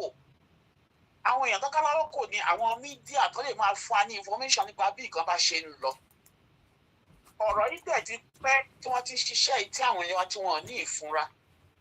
Nítorí pé mo rántí ní 80s nígbà tí mo wà ní Punch as a reporter, as a journalist, láti máa ń ní oríṣiríṣi àwọn tactics tí àwọn Haúsá Fúlàní ń lò láti fi Yorùbá sí inú ìgbèkùn. Ọ̀pọ̀lọpọ̀ ìgbésẹ̀ ni wọ́n ti gbé láti ìgbà tí ogun abẹ́lé ti parí. Ìgbà tó ogun abẹ́lé parí, àwọn ìgbésẹ̀ kan wà tí wọ́n gbé tó jẹ́ pé àwọn ìgbésẹ̀ yìí ìgbésẹ̀ tó lágbára ni tí àwọn èèyàn wa tí wọ́n dẹ̀ nítura. Ọ̀pọ̀lọpọ̀ àwọn tí wọ́n jẹ́ akọni ńlá ní ogun abẹ́lé Biafra, àwọn tó jẹ ogun abẹ́lé tí wọ́n ní tán wìn ogun, ṣé bí Yorùbá ni wọ́n? Gbogbo wa láti gbọ́ gbogbo Adékúnlé rí pé ní discover pé Black Scorpion. Gbogbo wa la mọ̀ àwọn ipa tí Ọbásanjọ́ náà kó. Gbogbo ọ̀pọ̀lọpọ̀ àwọn sójà, àwọn ọ̀pọ̀lọpọ̀ àwọn Yorùbá agbẹ́nìkan tó agbótẹ́nìkan tó pè Ṣítù Àlàó tó jẹ́ Air Force Minister ńgbà yẹn. Gbogbo àwọn tó jẹ́ ìràwọ̀ lálẹ́ Yorùbá nígbà tó gun parí, àwọn Gẹ̀ẹ́sì tàwọn Fúlàní wípé tí ẹ bá fi ọgbọ́n ẹ fi gé ìyá àwọn wọ̀nyí, ibi tẹ́ ẹ lọ ẹ̀ ní débẹ̀ o, nítorí pé ọgbọ́n àti ìmọ̀ tọ́lọ́run fún àwọn wọ̀nyí ó ju ti yín lọ o. Tí ẹ bá wá náà láti lè já wọn bọ́, ẹ máa kábàámọ̀. Nígbà tó gun parí tán, àwọn ni wọ́n set up fún Ṣítù Àlàó tó jẹ́ Air Force Air Force Secretary of Minister ńgbà yẹn, tó set ẹ̀ up tó ń já plane ẹ̀. Gbogbo aláti gbọ́ nípa Ògúndípẹ̀ bóyá sákúrò nígbà tí wọ́n listen sí ọ̀dà ẹ̀. Ó sọ àwọn eléyìí fún wa ká lè mọ̀ pé ibi tá a ti ń bọ̀ tí àì ti ń jẹ wá ó jìnnà réré. Nígbà tí ogun jà wá parí tán, a gbọ́ nínú ìtàn adẹ̀ká adẹ̀rí pẹ̀lú àwọn ìgbésẹ̀ kan ńláńlá tó jẹ́ pé nígbà tó bẹ̀rẹ̀ sí fìyà ìtọ̀ wá, ọ̀pọ̀lọpọ̀ àwọn ọmọ káàrọ̀ òjíire tó wà nínú military ni wọ́n gbé ìgbésẹ̀ wípé ibi táwọn Fúlàní àti Haúsá yìí ń lọ nínú military kò pẹ́ bá wa lára mú kẹ, àbí etí wo ló ń gbọ́ kájẹ̀ rí wípé wọ́n sọ wá di ẹrú ní barracks, wọ́n fún wa ní ẹ̀tọ́ wa. A gbọ́ ní ìtàn pé bàbá wọn Ọbásanjọ́ yìí gbogbo nǹkan táwọn ọmọ Yorùbá bá ti tò ní ìpàdé ló máa ń lọ gbọ́dọ̀ Fúlàní. Táwọn Fúlàní máa ń wò níwò wípé tọ́ àwọn kan wà wọ́n tẹ̀ wọ́n. A gbọ́ tí bàbá General Bísí lórúkọ wọn àbí nǹkan kan Abolútó Yèrádà tó jẹ́ pé nígbà tó máa sáàkì báyìí inú rédíò lásán ló inú mọ́tò ló ti gbọ́ rédíò kan sáàkù nípa àwọn oríṣiríṣi ìgbésẹ̀ tó Ọbásanjọ́ gbé. Mo sọ ilé láti jẹ́ ká mọ ìdí ẹ̀jẹ̀ ìfi tí wọ́n gbé agbára ńlá lé Ọbásanjọ́ lọ́wọ́. Wọ́n gbé ògbó Yorùbá lé Ọbásanjọ́ lọ́wọ́ nítorí pé òun ni àyànfẹ́ ọmọ wọn tí inú wọn dùn sí gidigidi. Òun lè ṣe eré tí wọ́n gbìyànjú láti jẹ́ pé nígbà tó tẹ wà lẹ́wọ̀n pàápàá kò sọ ọmọ Yorùbá kan tí àwọn Haúsá Fúlàní lè jù tó lè sọ pé àwọn gbàgbọ́ láti wá ṣe ààrẹ fún orílẹ̀-èdè Nàìjíríà. Kí ni wọ́n ṣe? Wọ́n lọ wá lẹ́wọ̀n torí pé wọ́n mọ̀ pé òun ló máa gbọ́rọ̀ sí wọn lẹ́nu. Wọ́n sọ àwọn wọ̀nyí nítorí pé àbọ̀rọ̀ là ń sọ fún ọmọlúàbí tó wá dé inú ẹ̀ àdòdìdì. Ẹ lè máa ṣọ́ọ̀kì kan bárọ̀ ìlọ láti mọ ìdí ẹ̀ tí ọmọ Yorùbá ṣe wà ní oko ẹrú ní òní, nítorí pé kí ni gbogbo oríṣiríṣi àwọn tó ń ṣẹlẹ̀. Àwọn Fúlàní kò sí àti ìjọba wà ní Nàìjíríà tó kì í jẹ́ pé ìjọba Fúlàní la ní. Gbogbo àwọn tó bá dẹ̀ máa pè láti ilẹ̀ Yorùbá láti wá ṣe ìjọba, àwọn tí wọ́n ìpè wọn kì í ṣe ọmọ Yorùbá pọ́npélé náà máa ń fà mọ́ra. Ìdá kò jẹ́ pé ọ̀pọ̀lọpọ̀ àwọn tó ń fà mọ́ra yìí wọ́n ti gbé Haúsá wọ́n ti gbé Haúsá wọ́n dẹ̀ ti orientation wọn Haúsá ni. Ọ̀pọ̀ jẹ́ pé ọ̀pọ̀lọpọ̀ àwọn tí wọ́n fà mọ́ra tó ń lò sí Yorùbá ó yá Mùsùlùmí pọ́npélé wọn tó gbàgbé pé wọ́n lè rí ìjọ láti fà wọ́n mọ́ra. Òun lè ṣe ní ọ̀pọ̀lọpọ̀ àwọn nígbà tí wọ́n jẹ́ wípé tiwọn ni wọ́n ń ṣe. Ẹ wo àwọn Ràúfù Arẹ́gbẹ́ṣọlá, ṣé wọ́n àwọn ẹni Kóìkì ògo Yorùbá yìí lọ́wọ́ pé tọ̀ tá a bá rí àwọn nǹkan tó ṣẹlẹ̀ táwa ò bá sí mọ́ o ẹ̀yin ní kẹ́ bẹ̀rẹ̀ sí gbé ìgbésẹ̀ bí Yorùbá ṣe máa yọ kúrò nínú Nàìjíríà.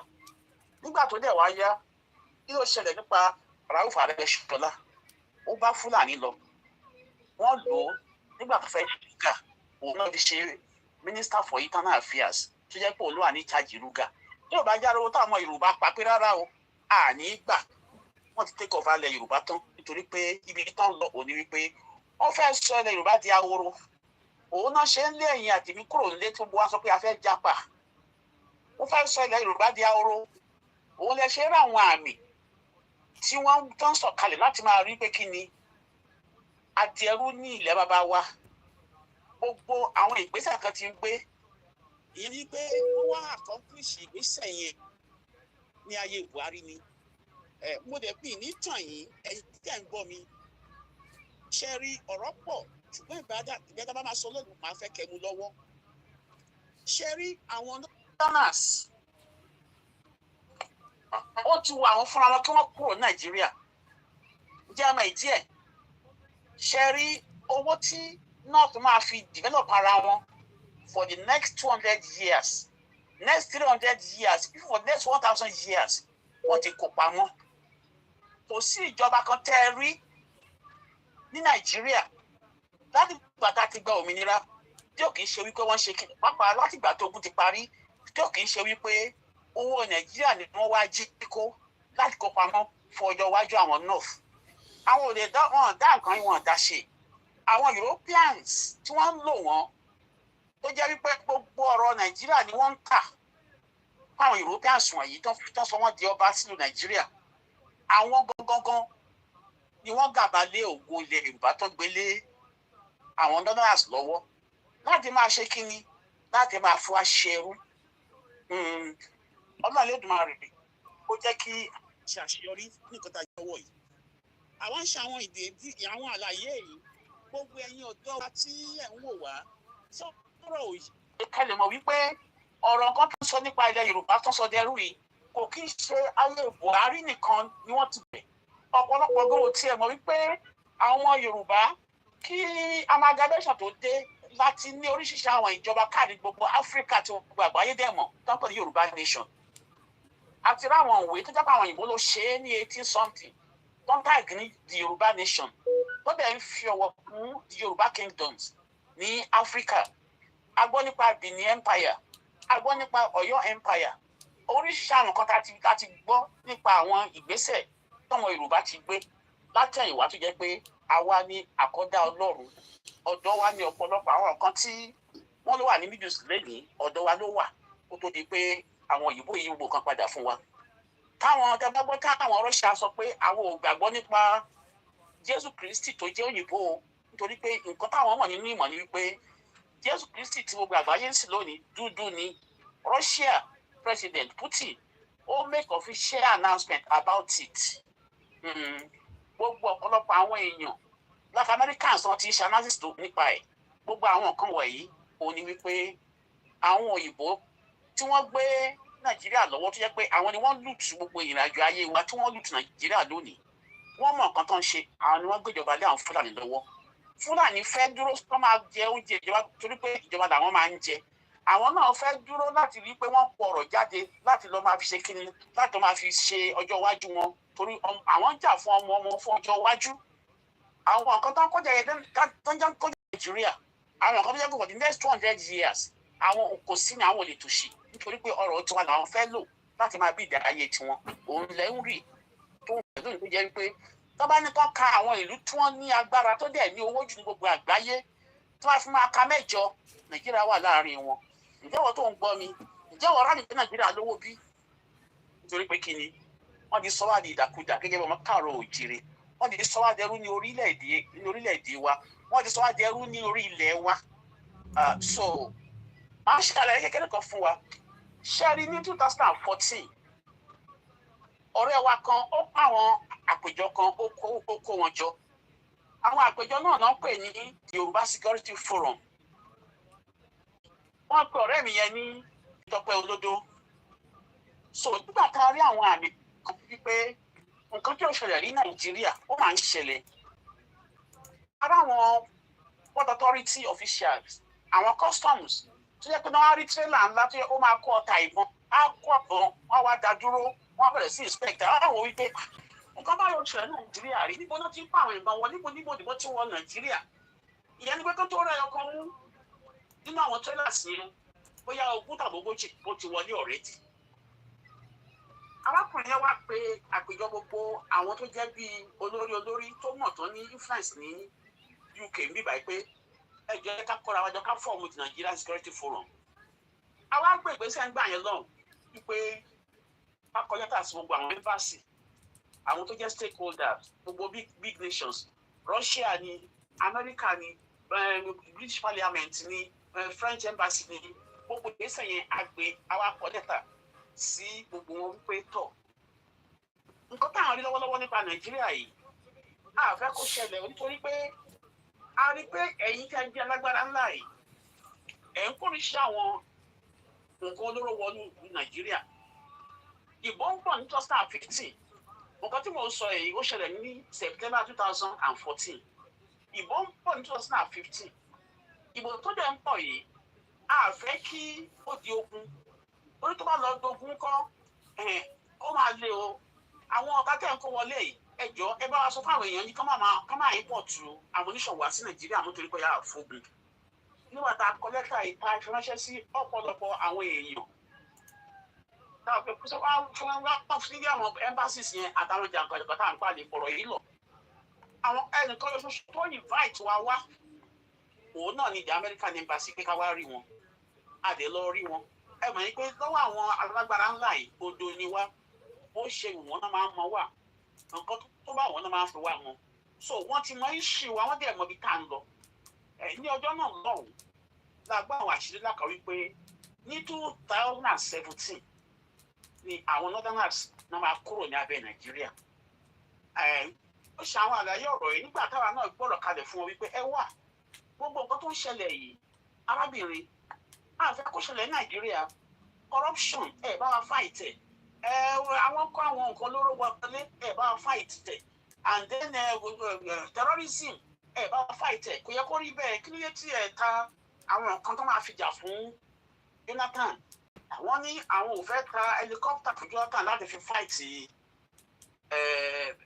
banditry nítorí pé election pọ̀ ní 2015 wọ́n fẹ́ kí Jonathan kó lò ó ìdí ẹ̀jẹ̀ ni pé àwọn kan fúnra wọn ni wọ́n wà nídìí wọ́n ṣe fẹ́ kí Jonathan kó kúrò ní ìjọba torí pé àwọn Fúlàní gbogbo wa la rántí bí ó ṣe jẹ́ pé nígbà tí Yar'Adua kú gẹ́gẹ́ bí nǹkan tó tó wà ní constitution pé ẹni tó bá yẹ jẹ́ vice president ló gbọ́dọ̀ take over government gbogbo alágbórí àwọn effort tán méjì tó ń fẹ́ kí Jonathan kó ṣe vice president kó ṣe acting president nígbà náà ẹ̀yin tẹ́ bá lè rántí so gbogbo àwọn nǹkan yìí mo ń ṣàlàyé fún akádẹ́mọ̀ wípé àwọn nǹkan tó ṣubú tẹ̀wá ilẹ̀ Yorùbá lónìí gbogbo kan tẹ́ ẹ rí nípa àwọn Fúlàní tó ń fẹ́ take over ilẹ̀ wa yìí kò kí ń ṣe òní àwọn ọ̀rọ̀ yìí bẹ̀rẹ̀ àwọn ọ̀rọ̀ yóò dẹ̀ wá bẹ̀rẹ̀ nítorí wípé ó wà nínú plan wọn tẹ̀tẹ̀lẹ̀ gbogbo èrò àwọn wọ̀nyí ni wípé nígbà tí Jonathan wà ní ìjọba àwọn ti rò nírò wípé ó máa lo incumbency power láti win election yẹn òun lè ṣe rí ní àríwọlé tán tí àwọn àṣírí ń tú tó jẹ́ pé wọ́n ní ọ̀pọ̀lọpọ̀ àwọn northern governors àwọn ẹ̀rù fáyà ń kó wọ́n lọ kó àwọn kan wá láti Niger Republic àtàwọn other francophone countries tó jẹ́ pé wọ́n ní pé tí Jonathan bá win election yẹn wọ́n fẹ́ dá ogun sílẹ̀ and àṣírí nǹkan tó gbà wọ́n abẹ́ ni wípé wọ́n fẹ́ wò pé tí Jonathan bá win election yẹn wọ́n fẹ́ dá ogun sílẹ̀ fún ọdún méjì kan bà southern Nigeria jẹ́ so probably 2017 wọ́n bá ṣe gbogbo wàhálà fún ọdún méjì kan wá láti sọ pé àwọn ti ń lọ nítorí pé ní ìtàn yìí the north is ready for their independence wọ́n ti ready àti lọ torí pé wọ́n ti ní enough tó máa sustain wọn for more than 2000 years gbogbo ọ̀rọ̀ tá a dẹ̀ ń sọ yìí ilẹ̀ Yorùbá àti SARS gbogbo ẹ̀ lọ nígbà tí gbogbo ọ̀rọ̀ sí ṣẹlẹ̀ àwa bẹ̀rẹ̀ sí wò pé náà tún lọ ní 2017 báwo ìsọkúsọ àwòjú ara wa pé ṣé ó lè rí bẹ́ẹ̀ ṣá tọ́ wọ́n ṣe wá lálejò àkúrò ń bẹ̀. Ó ṣàlàyé pé ọ̀pọ̀lọpọ̀ àwọn steve làwọn Jonathan wọ́n dẹ̀ ní ìgbésẹ̀ tó ń gbé nípa kíni nípa bó ṣe máa dákọ̀ bó ṣe ń fight corruption ní Nàìjíríà. So kí la ti fẹ́ ṣe fún yín à ń gbìyànjú tó àkúrò ń bẹ̀. Ó ṣe àwọn àlàyé ìtẹ̀lẹ̀mọ̀ wípé ìyá ńlá ṣubú lágbálẹ̀ ọjà àwọn ọmọ Yorùbá. Now lẹ́yìn ìgbà tí gbogbo nǹkan yẹn ṣẹlẹ̀ tán tá a wálé àfọwọ́nẹ́rà àwọn òye bọ̀ kí ló fẹ́ ṣẹlẹ̀ òun lè ṣe ní 2015 Jonathan ní pé àwọn report tó tẹ̀ ọ́ lọ́wọ́ ni wípé bó o bá win election yẹn wọ́n fẹ́ dá ogun sílẹ̀ ní Nàìjíríà òun ò dẹ̀ fẹ́ kí ọwọ́ òun kó ní ọwọ́ ẹ̀jẹ̀ òun ò lè torí self ambition ó wá tọwọ́ bọ ẹ̀jẹ̀ pé tọ̀ gbogbo effort tó ń bá lè ṣe òun ò ní desperate láti wí pé òun fẹ́ máa ṣèjọba lọ ẹni tó bá win election yìí and gbogbo àwọn pípa jẹ́ ń sọ yìí ó ń ṣe àrísọ nítorí ọ̀pọ̀lọpọ̀ àwọn tó mọ òótọ́ wọ́n á mọ̀ pé kan tá à ń sọ yìí kò kí ń ṣe pé bóyá a fi ń parọ́ mọ́ ẹnì kankan. Now APC wọ́n dá APC sílẹ̀ ní 2013 and nǹkan tó bẹ̀rẹ̀ fa APC tó fi dá sílẹ̀ náà ni wípé àwọn tí wọ́n máa play political game yìí wọ́n ti mọ àwọn ṣíbí àti ọ̀pọ̀lọpọ̀ àwọn nǹkan tí Yorùbá jẹ́ wọ́n dẹ̀ gbé ìgbésẹ̀ láti darapọ̀ mọ́ wa nítorí pé kí ni wọ́n ní ọmọ iná là ń rán síná wọ́n fi àwọn oríṣiríṣi àwọn nǹkan àlùmọ̀kọ́rọ́ yìí wọ́n lo àwọn kan tó jẹ́ pé wọ́n jẹ́ ọ̀rẹ́ sí Buhari àwọn amúsù àwọn ọ̀kárẹ̀ láti lọ tọ́jú Tinubu wọ́n á create alliance láàrin àwọn Buhari àwọn ẹ̀mẹ̀wẹ̀ ẹ̀yìn Fúlàní wọ́n kàn kan ìjọ títí ó dẹ̀ jẹ́ fún wọn nígbà tó dẹ̀ jẹ́ fún wọn tó kóra wọn jọ tán wọ́n wá kó àwọn journalist àwọn bloggers táwọn popular wọn kó wọn lọ sí àbẹ̀tẹ̀ kan wọ́n dẹ̀ lọ bribe wọn wípé ẹ̀yin arábí ẹgbà nǹkan báyìí ni láti wákàtí ọ̀wọ́ yìí lọ ẹ máa rí nǹkan tó da nípa Jonathan mọ́ ẹ bẹ̀rẹ̀ sí sọ̀rọ̀ ẹ̀ láì dáko àgbáyé that was a scheme òun lè ṣe tó demonize gbogbo ìjọba Jonathan during the regime of Jonathan wọ́n bẹ̀rẹ̀ sí pẹ̀lú orúkọ lórí torí pé àwọn northerners wọn kì í fẹ́ kí southerners kó rù lù wọn ẹ jẹ́ ká ti bì sánà kéèsì ogun even ẹ̀ lọ sí north ẹ rí kí Yorùbá kó máa lead irun wọn ò dẹ̀ wà ní south kán kóra wọn jọ kán fẹ́ kiri ní abẹ ní ẹ̀yìn ìmáàmù tó jẹ́ Yorùbá that goes to show the level of racism and tribal bigotry láti ọ̀dọ̀ àwọn northerners. Àwa dẹ̀rẹ́ ká jọ lójú àbí gbogbo wẹ́dà làwa ń bá ṣe abóníwá ṣe àbájẹrò ṣe ẹ wo gbogbo ìfẹ́ táwa ń fi hàn àwọn ìran tó ẹ wo ìyà tó fi ń pe àwa Yorùbá ẹ̀yin tí ẹ mọ ìtàn ẹ̀yin tó pọ̀lọpọ̀ tí nǹkan ò yé mo fẹ́ fi yé ní àṣálẹ́ wípé ìyà yìí ti jẹ Yorùbá bọ̀ kò kí ṣe èní. Báwo ẹ jẹ́ ká wá padà sí ayé Buhari gbogbo alárí nǹkan tó ṣẹlẹ̀ ní ayé Buhari gbogbo security sí Nàìjíríà pátápátá Fúlàní ló fi ibẹ̀ gbogbo àwọn nǹkan tó ṣẹlẹ̀ pátápátá ní ilẹ̀ Yorùbá àwọn Fúlàní ni wọ́n fi síbẹ̀ iṣẹ́ tí Buhari wá ṣe ni wípé gbogbo àwọn máa tó ti ń bọ̀ látẹ̀yìn wá nípa bó ṣe máa gba ilẹ̀ Yorùbá mọ́ wa lọ́wọ́ tó jẹ́ pé láyé mílítírì gbogbo àwọn tó ń kó wá sílẹ̀ Yorùbá láti wá máa ṣe gọ́fúnà fún wa àwọn northerners ni àtìgbà yẹn ni wọ́n ti ń wo gbogbo wọ́n ṣe máa gbégbèsè láti sọ ilẹ̀ Yorùbá di ẹrú táwa ò dẹ̀ mọ̀ kankan.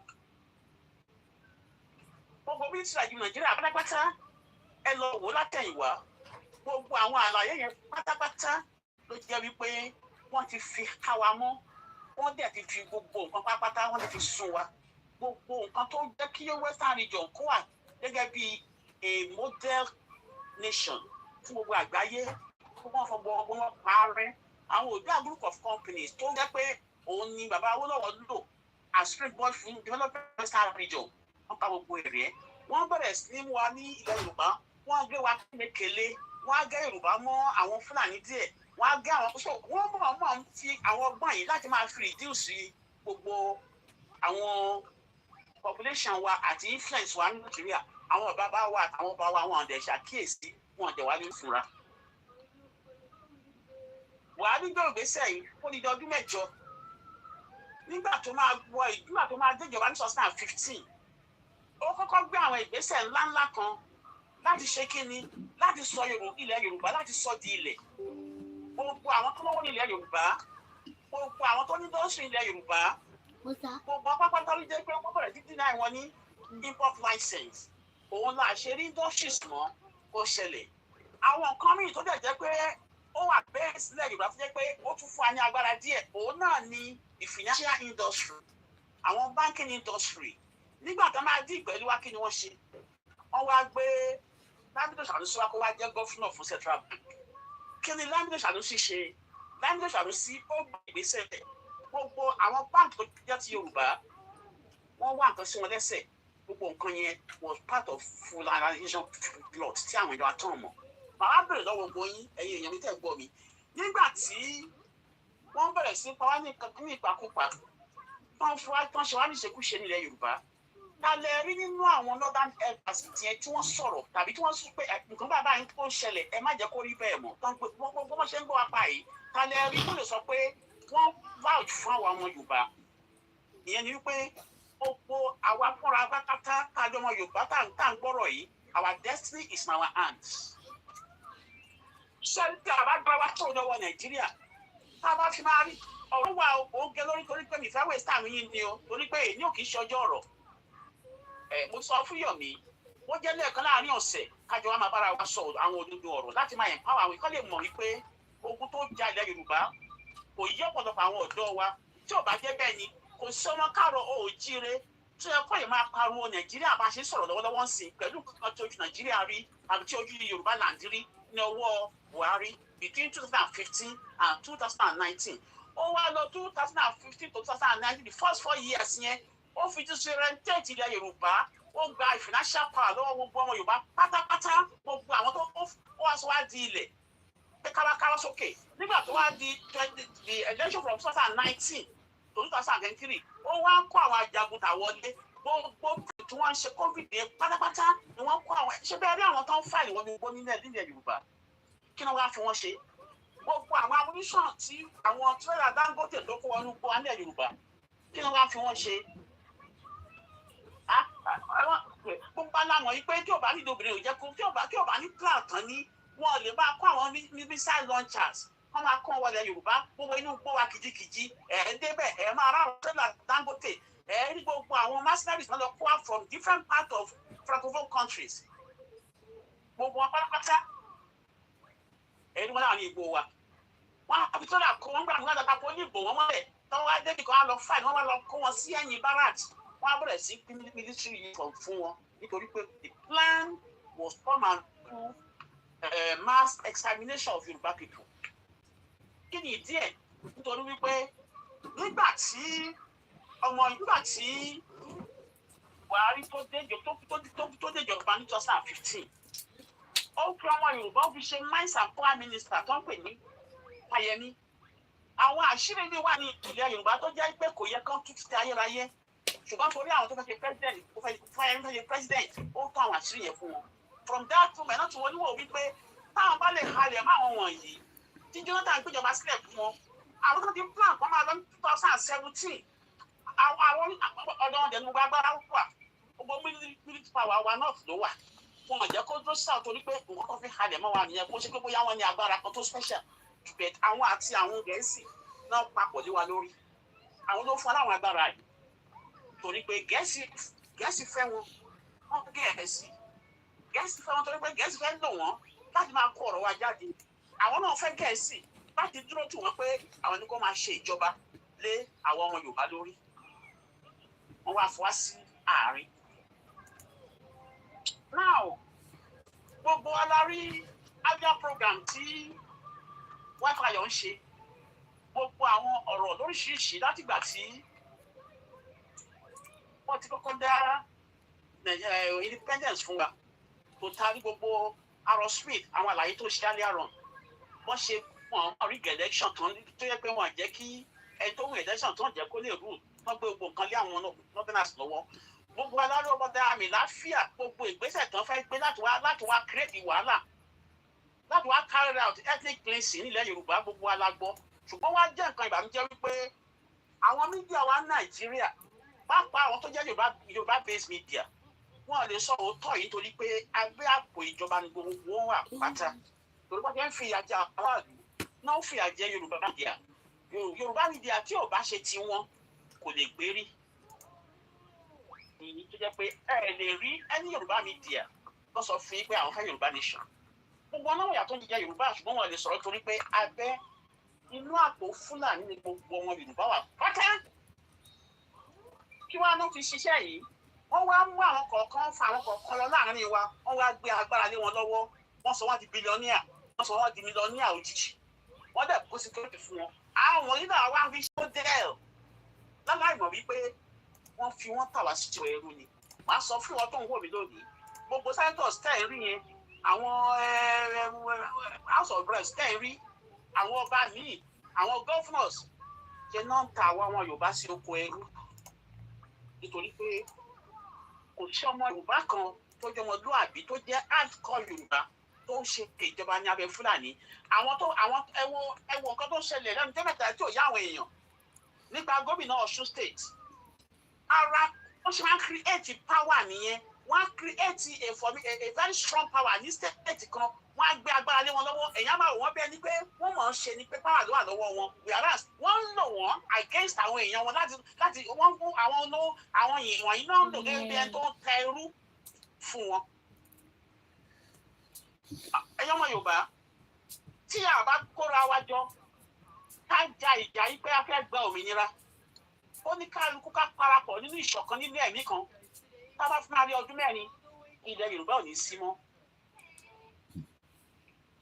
kí ló ṣẹlẹ̀ lọ́wọ́ sí i wọ́n lé àwọn ọmọ Yorùbá jáde kúrò ńlú wọ́n fa àwọn tí wọ́n rọ́pò wọ́n ń pa wá nínú ilé reducing our population drastically within and pushing us out of the Yorùbá land.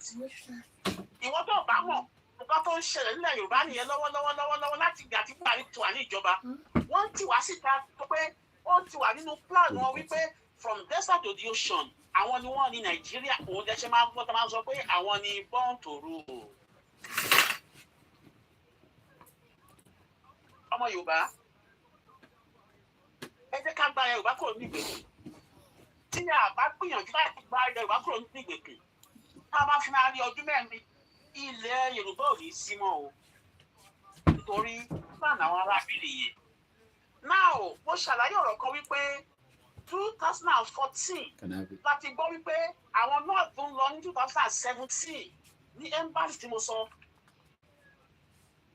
ẹ bá rántí ní 2017 the Kaduna Declaration of the 6th of June 2017 tí wọ́n ní kí àwọn Ìgbò kúrò ní north tó fún wọn ní oṣù mẹ́ta.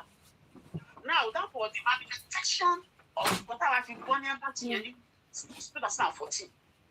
ṣùgbọ́n nígbà tó rí pé jọ́sà ń gbéjọba lẹ̀ lẹ́yìn tó bá kọ̀ sílẹ̀ Yorùbá láti kọ́ àwọn Fúlàní láti wá ṣe ògbésà fún ọdún méjì káwọn á máa lọ torí wọ́n ti rẹ́dí àti lọ gbogbo nǹkan táwọn ọdún mẹ́ta ti ṣe lọ́wọ́ sí wọ́n ń tọ́pọ̀ fún resources láti kó ni nígbà tó tún rí pé Olúwa fi ilẹ̀ Yorùbá ṣe ilẹ̀ ọlọ́ràá tó jẹ́ pé kò sí rẹ̀ ní gbogbo àgbáyé.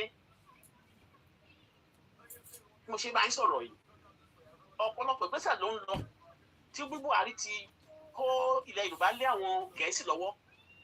There is one project going underground now 4,000 kilometers of underlying pipe tí wọ́n ń rì láti Ondo State tó lọ sẹ́ tó fẹ́ supply gbogbo Europe ní gas. Ìjọ discuss ẹ̀ ní house bí 30 billion cubic meters of gas every year. That singular project to make Nigeria a world power. Níbo ni gáàsì yìí ti ń lọ sí Europe láti ilẹ̀ Yorùbá àti South. Gbogbo nǹkan yìí a project of such magnitude àgbọ̀kan discuss ẹ̀ ní house torí pé gbogbo house members pátápátá ẹ̀rù ni wọ́n wá sí òun lè ṣe tán kó millions ní wọn lọ́wọ́ ní oṣooṣù àwọn owó tí ò bí tán kó ní wọn lọ́wọ́ wọ́n wá sọ pé ẹ̀yìn àwa tá a jẹ́ ìyẹn ni pé àwa fúnra wa wọ́n ti sentence wa into mass murder.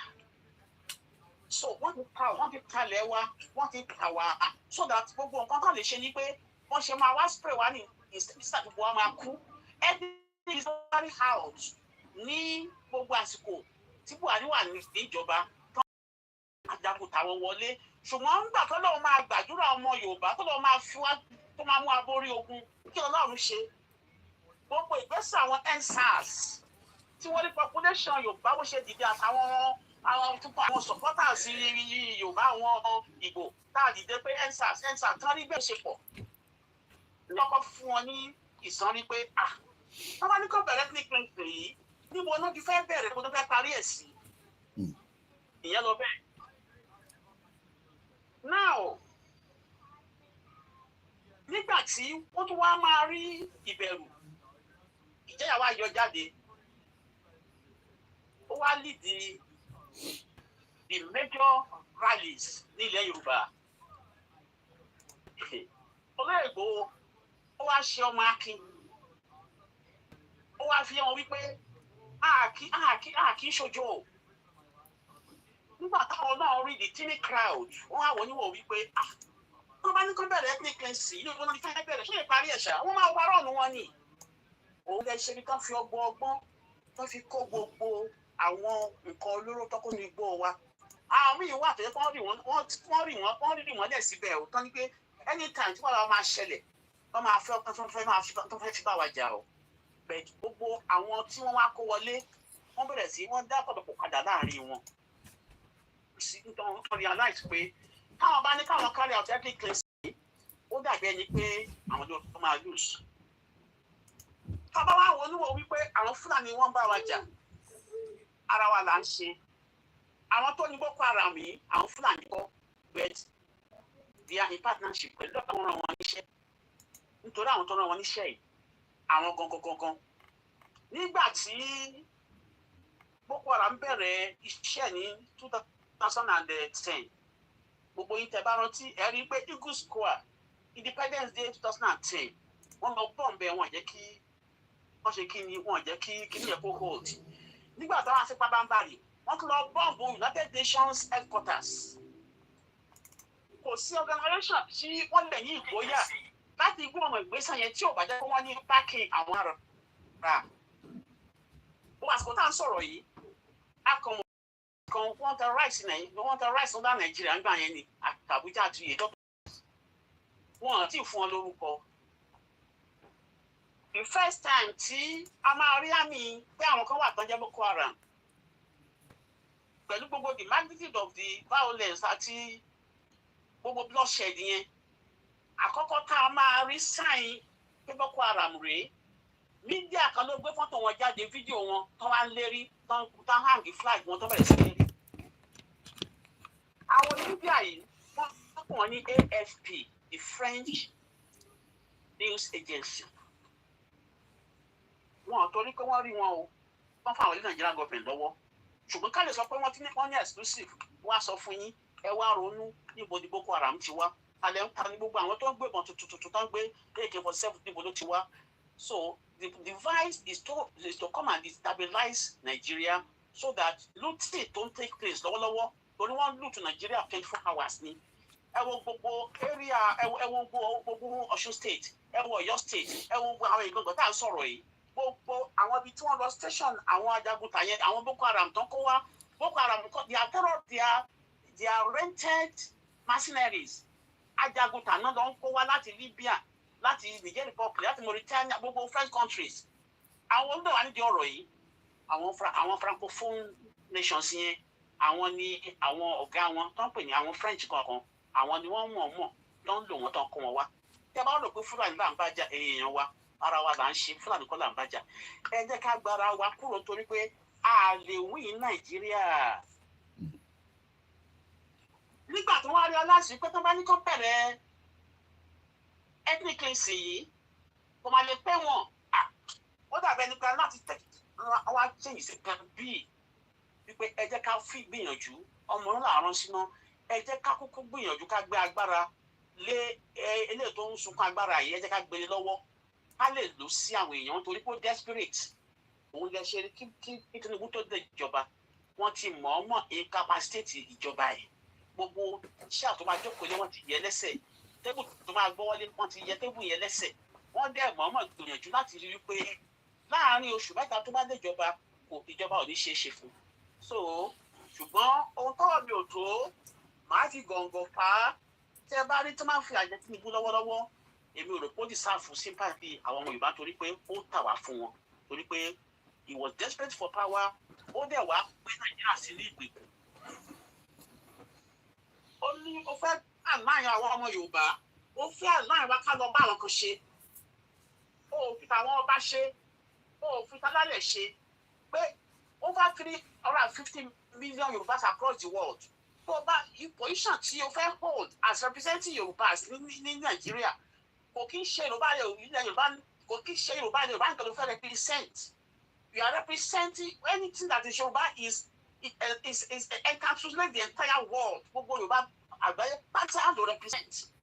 O fẹ́ gbé ìgbésẹ̀ yìí pẹ̀lú àwọn kan o béèrè lọ́wọ́ àwọn alálẹ̀ pé ìgbẹ́ ta fẹ́ gbé iṣẹ́ kan tó máa pè ilẹ̀ Yorùbá ní nítorí pé owó ti di ẹ lójú o wá sọ̀rọ̀ ẹgbẹ́ Ọlọ́run sí gbogbo àwọn ọmọ Yorùbá lọ́rùn. Ọmọ Yorùbá tí ẹ bá gbára yín kò sẹ́ni tó máa gbà yín ẹ jẹ́ kí gbogbo àwọn àgbààgbà kan fi ọ̀tẹ̀ sílẹ̀ nítorí pé gbogbo wọn náà tí nǹkan tó ṣẹlẹ̀ ń sìn wípé inú ewu láni Yorùbá wà ẹ̀yin àgbààgbà tí ẹ fọwọ́sowọ́pọ̀ fún gbọ̀ngàn bàbá Akíntóyè tójú ti lọ́wọ́lọ́wọ́ nítorí pé ẹ̀rọ pé ẹ ti ṣubú sẹ́yìn ẹ ti ṣiṣẹ́ sẹ́yìn ẹ fọwọ́ lójú yín kẹ̀kẹ́ káàtì jùnù kẹjẹ́ kí Yorùbá nítorí pé oníkálukú ìṣe wa ní ọjọ́ òní ìtọ́ni tó bá di ọjọ́ ọ̀la. Nígbà tí wọ́n fàdí Boko Haram láyé Buhari àwọn Yorùbá tí wọ́n parun sí ọwọ́ àwọn Boko Haram àwọn náà máa sẹ́ẹ̀tì wọn pé kán lọ defend ibì kan àwọn ló máa fọ́ọ̀n Boko Haram kó wá pàdé wọn lọ́nà ọmọ Yorùbá ló kú jù ní gbogbo Boko Haram fight yẹn àwọn ọmọ ọ̀pọ̀lọpọ̀ àwọn míì ní family ṣe rò pé wà ní military wọ́n ti finish wọ́n ti pa wọ́n àti àwọn top àti àwọn lower officers wọ́n pa wọ́n ṣeré ní àwọn Fúlàní military leaders láyé Buhari. Tí a bá gbára wa kò ní tó máa gbà wá gbogbo ìyànjú tàdé ń gbà lónìí nítorí àwa ọ̀dọ́ yìí ẹ̀yin ọ̀dọ́ ẹ̀yin ní ògo ọjọ́ ọ̀la ìyà tí àwa òbí tá a jẹ àfẹ́kẹ́jẹ́ ìparun tó fẹ́ kó bá ilẹ̀ Yorùbá àfẹ́ kó ṣẹlẹ̀ nítorí pé tó bá parí ọdún mẹ́rin tí a bá gbára wa ilẹ̀ Yorùbá ò ní sí mọ́.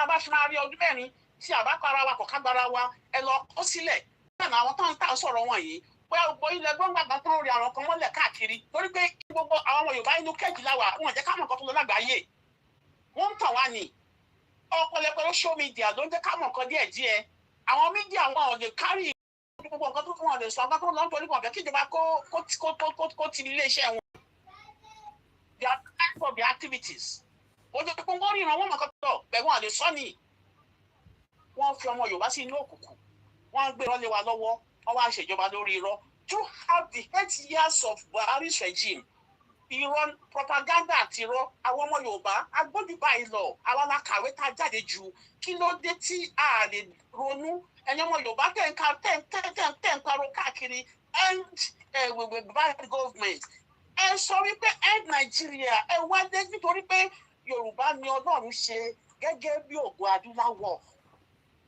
àwa ni Olúwa ṣe ní the super power of the black world Yorùbá ni Ọlọ́run gbé ògo ńlá fún láti wá lead the black world into what? Into Eldorado. Wọ́n kí ló ṣẹlẹ̀?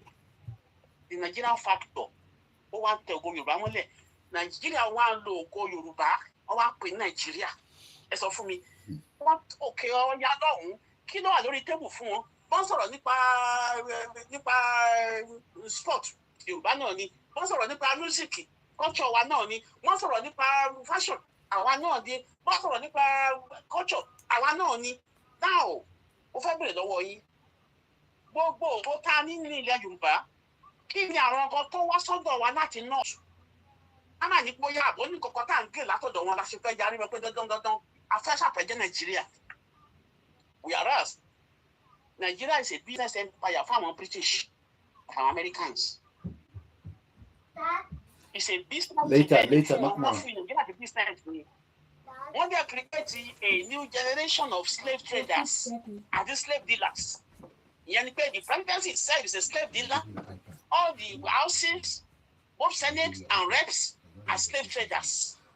many husbands are slave traders. Tán fún àwọn tán gbọ́ ìdìbò lọ́wọ́ tán gbé agbára yín lọ́wọ́ sódà tí wọ́n ní orí àtàwọn ọmọ yìí táwọn èèyàn wọn ń jẹ.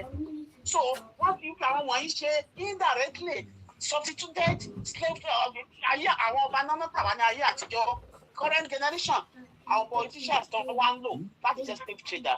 Òun lè ṣe ní gbogbo àwọn sẹ́kọ̀ ọ̀sẹ̀ táwọn ti wọ́n nu ilé yẹn kò sí kankan tó kàn wá nípa ìrìn àjò ayé wa mọ́. Owó bí ìpínlẹ̀ ọjọ́ mẹ́ta yìí ó pa ní lẹ́kùn gidigidi. Gọ́fúnà Ọ̀ṣun state ó ń bá àwọn kan sọ̀rọ̀. Ó ń bá wọn ọjọ́ wà ní dialogue ọjọ́ ń fọ̀rọ̀ jomi tó rí ọ̀rọ̀. Ó wá ń sọ fún wọn wípé òun tẹ̀ tí ń bá àwọn ẹgbẹ́ ń sọ̀rọ̀ láwọn gómìnà yẹn wípé kánjọ pé security phone tán fún wọn kọ́kàn tẹ̀ máa lọ fún ìwúlò àwọn ará ìlú. Nígbà tó wá sọ̀rọ̀ yẹn àwọn yẹn wá wò ó ní ẹ̀ẹ́dílé kan nípẹ́ lọ́wọ́ mi ni ẹ̀ẹ́dílé kẹta tẹ́wọ́ fún mi náà tó bá jẹ́ bí Amẹ́ríkà ni wọ́n máa tẹ́wọ́ tó máa dé yẹn ni pé wọ́n ti mú àwọn yẹn wá ní mugun. Èkó gọ́vnọ̀ ó sọ fún àwọn citizens wípé kiri òun tó ń sọ̀rọ̀ fún yín yóò yẹ kẹta tẹ́wọ́ fún ọ torí òun ní pé ṣé security vote ní nǹkan tán ní kó máa fi tọ́jú ìlú ìyẹn lọ bẹ́ẹ̀. When a country wants to develop ó gbọ́dọ̀ ní iná tí a bá rí tí Nàìjíríà ò ní iná di èní nítorí ilẹ̀ Yorùbá ni ilẹ̀ Yorùbá gangan bí ẹni ya iná ti ń jẹ wájú gbogbo Nàìjíríà.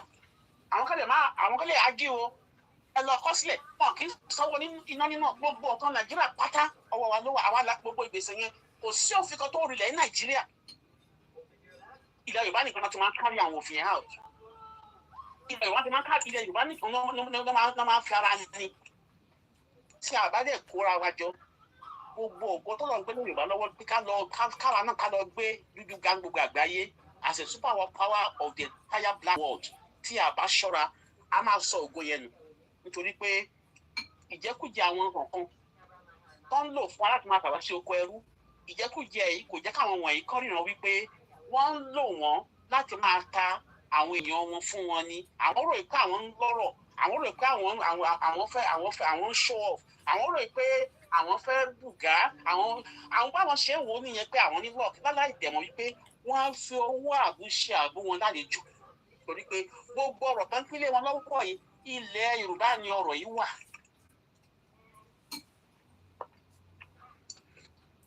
Ẹ jẹ́ ká sọnù ká bá sọnù ẹ̀mú káàrọ̀ òjìrì. Ẹ jẹ́ ká mọ̀ wípé ìrètí kò sí fún ọmọ Yorùbá ní Nàìjíríà nítorí pé wọ́n ti sọ wá di ìdàkudà. Ọmọ Yorùbá lásán tó máa ń lọ láàrin ìgboro lásán kò lè tó bá wọṣọ kò lè tí á yà á lẹ̀ àjọdárí ọrùn àbáyà kò lè sílẹ̀ ojú àmà tì ní. Ẹ wo nǹkan táwọn European society wa dà wọ́n wá ń finance entertainment wọ́n bẹ̀rẹ̀ sí ń tàn wá wọ́n tàn wá the same thing náà ṣe ní Congo. Ọmọ ọdún wa ní Congo ó ti mọ̀ nǹkan tó pẹ̀lú obìnrin wọ́n mọ̀ flood ìlú ẹ̀ pẹ̀lú blue film lóríṣiríṣi so that while the youths are looking elsewhere àwọn máa kọ ọ̀rọ̀ ìlú yẹn lọ. Ara nǹkan tó wá lò fún ilẹ̀ Yorùbá nìyẹn òun lè ṣe iṣẹ́ pé gbogbo ilẹ̀ Yorùbá ń sìn wọ́n ti contaminate wa sexually kò sí dígídì fáwọn obìnrin wa mọ́ gbogbo alámọ̀ pé ọmọbìnrin alẹ́ ayé àtijọ́ tí Fúlàní tàbí Haúsá kan bá rọ ọmọ Yorùbá fẹ́ wọ́n máa ń fi ṣe ó máa dàbí bí ìgbà tó bá rìn tẹ́kẹ́ ni náà ẹ wá wọ́n wá sọ wá di ìdàkudà rẹ̀ àwa náà wá rò pé bóyá à ń gbègbè ayọ̀ nígbà tí à ń jẹ wá gbogbo àwọn tó yẹ ká máa sunkún pàtí là ń lọ tó yẹ ká káwọ́lé ká bẹ̀rẹ̀ sọ pé Olúwa kí ló dé wá gbà wá gbogbo wa pátápátá àti ẹ̀rí nǹkan tó ń ṣẹlẹ̀ sí wa rárá wọ́n dẹ̀ ti ká wa mọ́ gbogbo wa la gbọ́ nígbà tí Tógùn about 4 years ago tó ń pariwo sí ìgboro wípé Yorùbá land has been encamped by all terrorists. Lọ́wọ́ àwọn àmọ̀tẹ́kùn lọ́yọ̀ ní Ọ̀yọ́ state only we have been encircled. Ẹ̀sán pápákọ̀ kò kúrò ń bẹ́ o. Wọ́n fi ọgbọ́n wọ́n fi ṣe nǹkan yìí so that wọ́n á lè fi ọgbọ́n yẹn láti fi ká wa mọ́ gbogbo nǹkan tó fẹ́ ṣe pátápátá wọ́n á lè fi ṣe òun náà ṣe wọ́n wípé kàkà kí àwọn carry out ethnic cleansing yẹn jẹ́ káwọn kúlò politics kan fi ọmọ náà làárọ̀ síná wọ́n lè lò láti wá fi dí pẹ̀lú wa òun lè ṣe tán gbé Tinubu síbẹ̀. tí ní àbá gbára wa kò sẹ́ni tó máa gbà wá tí a bá lura wa ní ká lura wa nínú ká tinú wa rò. It is very great for us. Nítorí wọ́n ti àwa síta. Mo dẹ̀ fẹ́ ká mọ kíní kan. Òdòkó wà ní ìlú tó ń pẹ́ Windrush. About ní àgbà tí Testament tó jẹ́ mínísítà fi lù yìí. Gbogbo àwọn tó jẹ́ ọmọ Jamaica àtàwọn other West India tó yẹ kó wà ní ìlú yìí. Tí wọ́n ní British passport ní kán padà sílùú wọn. Àwọn míì ìgbà náà wọn ọmọdún míì wọn ń gba passport. Ọ̀pọ̀lọpọ̀ wọn kúrò ní ìlú yìí. Wọ́n lọ commit suicide nígbà tó ibi tó máa ṣàṣì. Tí wọ́n la bá dé sí ìlú ìlọ́la tó bá ní káwọn ọmọ Yorùbá ká jáde ní ìbọ̀lá fẹ́ dé sí tàbá lọ gbalẹ̀ wá sí yìí. Gbogbo àwọn ìran wọ́n ń gbìyànjú láti ṣẹ̀fù àwọn èèyàn wọn fún ọjọ́ iwájú. Òyìnbó du ìran ẹ̀, Fúlàní du ìran ẹ̀ fún ọjọ́ iwájú. Wọ́n kọ̀rọ̀ ilẹ̀ Yorùbá wọ́n kó pamọ́ wọ́n kó pamọ́ sí Sambisa forest. Wọ́n ṣe oríṣiríṣi tó fún ọjọ́ iwájú wọn. Ìgbà tó rí nǹkan tó ṣẹlẹ̀ tẹ́lẹ̀ pé Jonathan péjọba lẹ̀ náà ní pé kàkà kó máa fi lọ́dún 2017 òun lè ṣe the manifestation of 2017 June 6 Kaduna Declaration torí pé nǹkan táwa ti gbọ́ ní embassy yẹn ní 2014 àwọn yóò tó fẹ́ pọ̀ wọ́n ṣe wàá sọ fún for the whole of the 3 months yẹn kò sí anybody nínú àwọn other leader tí wọ́n sọ̀rọ̀ nígbà tó wá dìgbà tí ó wá kú bí ọjọ́ 4 tí déètì yẹn máa pé ní ẹ̀rù fáyẹ̀sì wàá sọ̀rọ̀ wípé ká má wọ́ọ̀rì pé ìyẹn ni pé àwọn náà tó gbé àwọn ọ̀dọ́ ẹ̀ dìde tó bá wọn sọ̀rọ̀ tó máa lò wá against wa láti wá ṣe ìparun fún wa àwọn ọ̀nà bá àwọn ọ̀dọ́ wọn sọ̀rọ̀ pé kọ́kọ́ òun lẹ́sẹ̀ sí Nàìjíríà ṣèwádìí èyí commitment wọn sí Nàìjíríà ọ̀rọ̀ ajé tá a ní ní ilẹ̀ Yorùbá torí pé ilẹ̀ wa ni Olúwa bless jù ní gbogbo àgbáyé àwa ò dẹ̀ rí àwa ò dẹ̀ mọ̀ wọ́n dẹ̀ ṣàlàyé fún yín 4,000 miles of pipeline underground pipeline láti Ondo State àti South to the Central Europe. Wọ́n rí pipe yẹn lọ sí Morocco àti Algeria. Ó wá supply gbogbo àwọn European countries. Contract yẹn wọ́n ṣe project yẹn lọ́wọ́lọ́wọ́ sí. Niger Republic nígbà táwọn military kìíní débẹ̀ wọ́n yarí fún wọn wípé agreement tẹ̀yìn fún ayé ti ní pẹ̀lú former leader wa tó jẹ́ pé ó ní 10% nǹkan tẹ́yẹ fẹ́ fóun ẹ̀sán sílùú 90% tó kọ́ ẹ lọ bá àwọn sọ́sí báńkì ní abroad pé agreement yẹn kọ́ rí fáàsẹ̀ 90% tó kọ́ lọ fáwọn yẹn abroad kan kó fáwọn káwọn kó pẹ́ 10% lọ new leader Niger Republic ó yarí fún wọn ń sì ní plan kan máa yẹ wọn fẹ́ kí pipe yẹn kó gba Niger Republic wọ́n ti fẹ́ yẹ ń sìn fún àyẹn lọ lọ́wọ́lọ́wọ́ ń sìn ìyẹn ni pé ọrọ̀ ajé wa ní ilẹ̀ Yorùbá ẹ ò bọ́ ṣe fi yẹn wọ́n fún àtàràkà wọ́n sọ àwọn obìnrin wa daṣẹ́wó wọ́n sọ àwọn gbogbo àwọn ọmọ wa di wọ́n sọ wọ́n di amúgbó tán àwa dẹ̀ ni the most educated in the world ẹ lọ wo statistic nílùú àti Amẹ́ríkà gbogbo àgbáyé náà sọ pé kò sí ká máa lọ pé Yorùbá ni tí ẹ̀ ń fẹ́ pé Nàìjíríà yá Nàìjíríà bíà ta náà ń pè bẹ́ẹ̀ àwọn ọmọ Yorùbá ni nà Nàìjíríà wa gbogbo Yorùbá ó wá ń lù káàkiri àgbáyé àwa tá a ní ògo àwa ń jìyà káàkiri àgbáyé ṣó yẹ kó rí bẹ́ẹ̀ ẹ̀yin ọ̀dọ́ Nàìjíríà náà ló yẹ ká máa pariwo ẹ̀yin tẹ́ ń gbọ́ mi lọ bá àwọn tí wọ́n mọ̀ nípa nǹkan tó ṣẹlẹ̀ yìí ẹ jẹ́ kó mọ̀ wípé kò sí nǹkan kan tí Òkè Ọya ṣe fún wa amalgamation Nàìjíríà ti expire láti 2014 ní nǹkan kan ṣe pẹ̀lú Nàìjíríà ìgbà táàdẹ̀ gbégbé sílẹ̀ pé à ń lọ àwọn tó ń kó alọ́rọ̀ lọ tó ń lù tú wa inú wọn ń dùn ní pé ọ̀dẹ̀ làwọn wọ̀nyí wọn ti ẹ̀mẹ̀tọ́ wọn. The constitution táwọn lónìí Nàìjíríà is a fake constitution kò kí n ṣe constitution ti jẹ́ pé àwọn aráàlú fọwọ́ sí. So wọ́n dẹ̀ wọ́n dẹ̀ yín sọ adé ń pé àwọn ọ̀dẹ̀ ẹ̀yọ́mọ káàárọ̀ òjíire ẹ jẹ́ ká tají ẹ jẹ́ ká takìjí ẹ jẹ́ ká gba ògo wa padà ìjà lè ṣẹlẹ̀ tí a bá gbéra kíjà ìṣẹ̀lẹ̀ díẹ̀ kájà díẹ̀ ẹ̀yin ti rí freedom kan tí ò mú wàhálà lọ́wọ́ rí ni kò possible now. Ní black ní bàbá ń gbọ́ tí wọ́n fẹ́ máa ń ṣàlàyé fún wa pé tẹ́wọ́n rẹ̀ pààyàn níjà fún kankan kò iṣẹ́ ètò ogun ó mọ̀ yín káwọn Fúlàní ò ní gbà ní. Ṣé pẹ̀lú tán rí àwọn kíní kalẹ̀ pọ́n ti talẹ̀ wa wọ́n ti ta ilẹ̀ wa pápátá náà wọ́n ẹni tí wọ́n tán ní sukuk that is àwọn European Arabs àwọn náà kọ̀ láti gbà tán sọ wáyé ìdàkudà náà àwọn náà ni wọ́n gbẹ̀rẹ̀ ìdán àbá wa. Ìkan wá látọwọ́ ọ̀tún ó ń gbàgbọ́ wa ìkan látọwọ́ òsì ó ń mú wọn dé wá àwa wà láàárín ẹ wo bí tán bá wá délé nísìn kò dẹ̀ sí ìlú tó sọ láńgbèjì ẹ̀nù tó sọ àṣà ẹ̀nù tó dẹ̀ jẹ́ pé ó sọ ẹ̀sìn ẹ̀nù tó gbére ní gbogbo àgbáyé pápá tó jẹ́ pé àwọn European colonized alárí tó develop ní gbogbo wọn. So ògo tó lọ ń dẹ̀ ṣe wá nílẹ̀ Yorùbá ògo ayérayé ni tó yẹ pé Olúwa fúnra ẹ̀ ló fẹ́ gbà wá kúrò nínú ìgbèkùn nítorí Ọlọ́run mọ̀ wípé àwa gangan ni ó kan àyà Ọlọ́run àwa Ọlọ́run kọ́kọ́ dá sí ilé ayé. Ó yà á tó ti gbọ́ clip yẹn rí tí bọ̀bọ̀ Ghana kan tó ṣe lálàyé wípé originally àwọn ọmọ Yorùbá la ní Egypt. Ó ní orúkọ ẹni tí ó dá Egypt yẹn sílẹ̀ láyé ìgbà yẹn tó David yẹn sílẹ̀ tó wá catapult Egypt. Olórúkọ ẹ̀ ló máa ń jẹ́ Kẹ́mi. Ó lóun kúkú ṣe Yorùbá. Òun dẹ̀ ti Nàìjíríà káwọn ní bóyá torí bẹ́ẹ̀ òun pé òun gbìyànjú láti máa sọ̀rọ̀ Yorùbá dáadáa. Ó ní ṣùgbọ́n nǹkan tó wà nínú history táwọn mọ̀ làwọn sọ máa yẹn is over 90 to 100 years. Ó ní ọ̀pọ̀lọpọ̀ àwọn regime tó wà láyé ìgbà yẹn àwọn Mesopotamia àwọn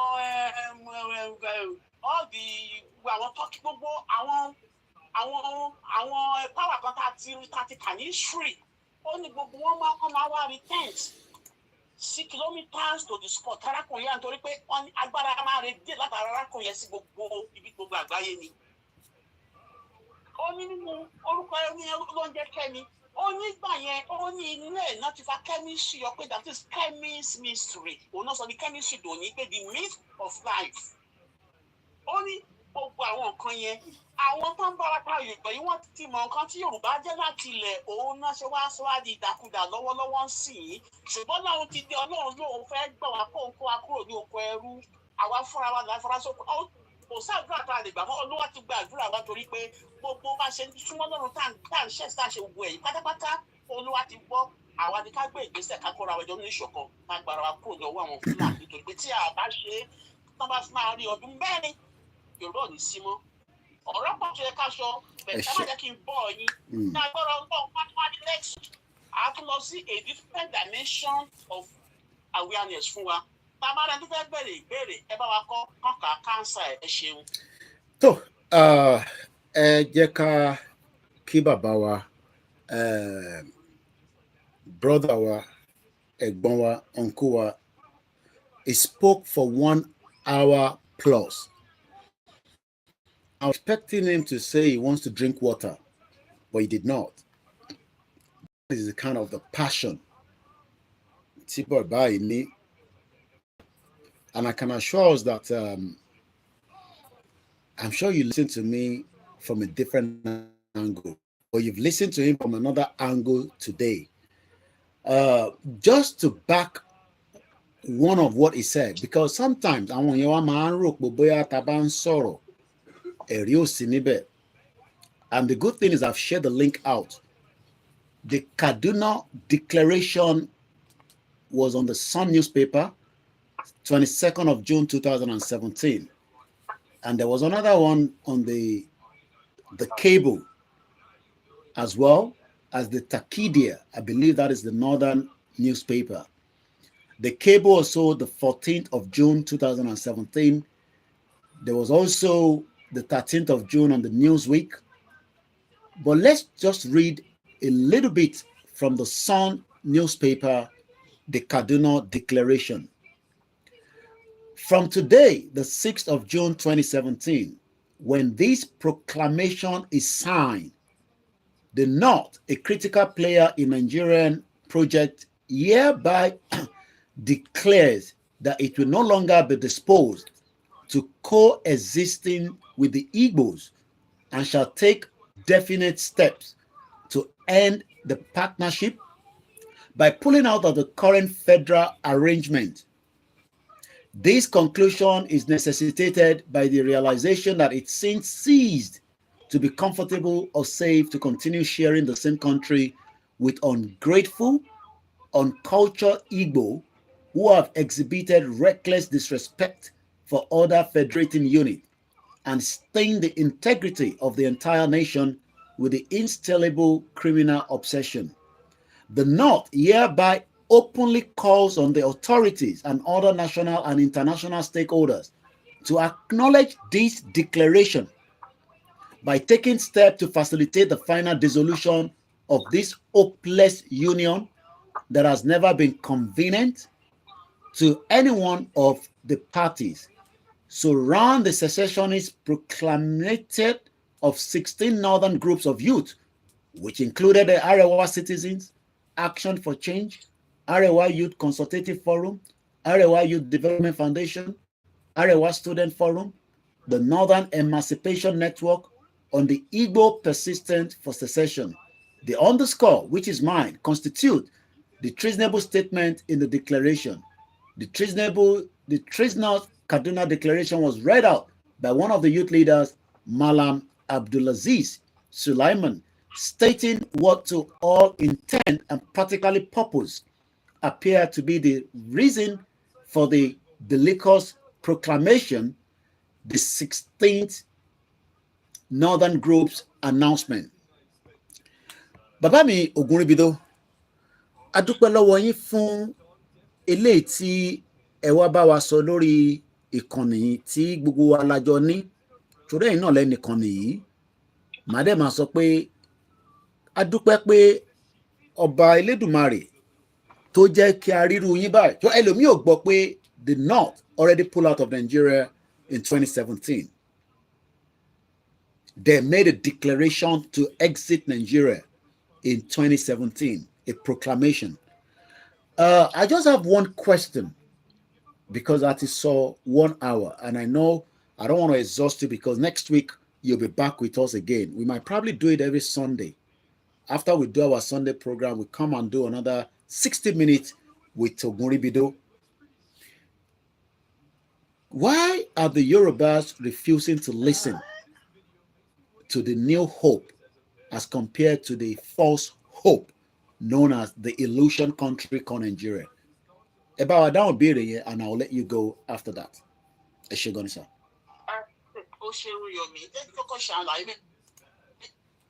Tí ẹ bá listen sí clip tí bàbá yẹn ó gbé jáde, mò ń wo gèlè ọdún 1991 tó ṣàlàyé kan pé Kemet bàbá yẹn ṣe àlàyé ó ní àwọn òyìnbó ó ní wọ́n fi di sáìsì kíní àwọn pè ní Kemet ó ní bẹ̀tí kẹ́mi ni ó ní Yorùbá lẹ́ni yẹn ó ní kẹ́mi ó ní ní ẹ̀nà nípa chemistry ọ̀pẹ chemistry should be called the myth then.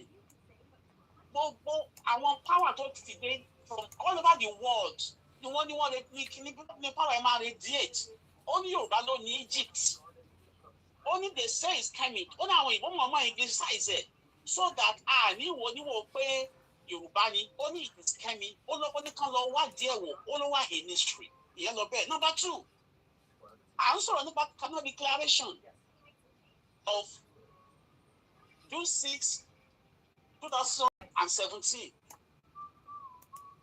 I think April 2020.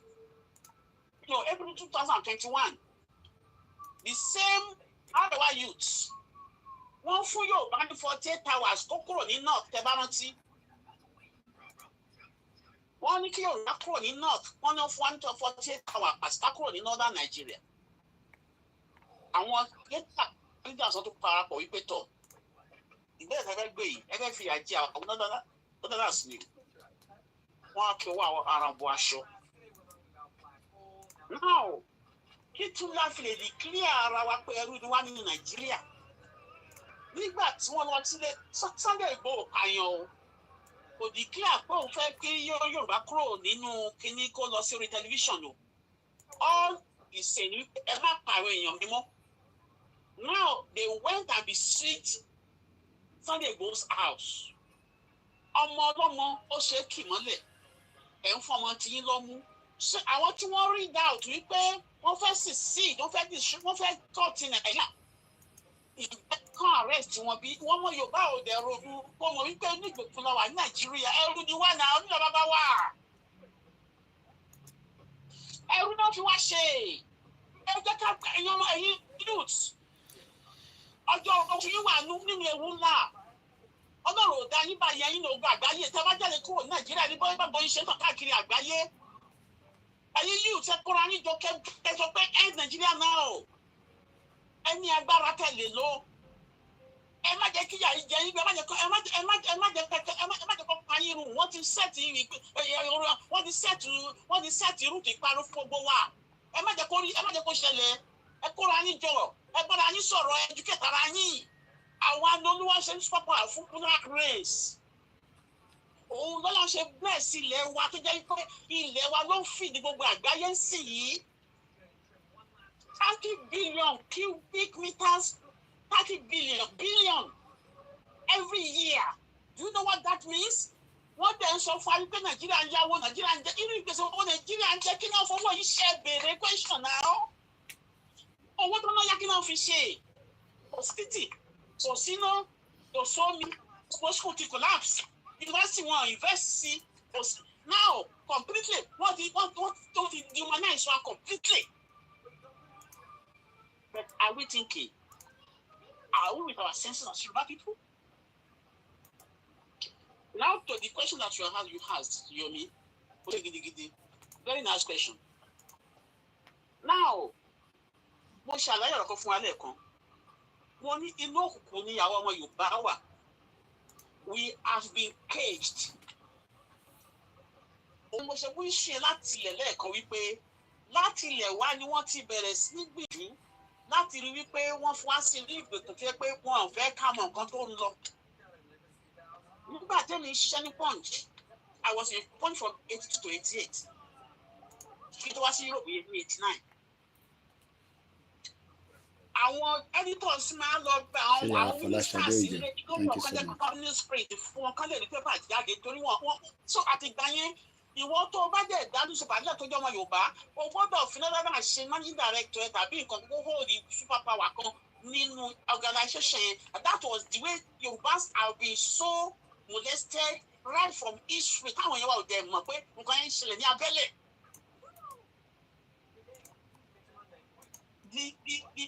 The destruction of Yoruba race started long ago.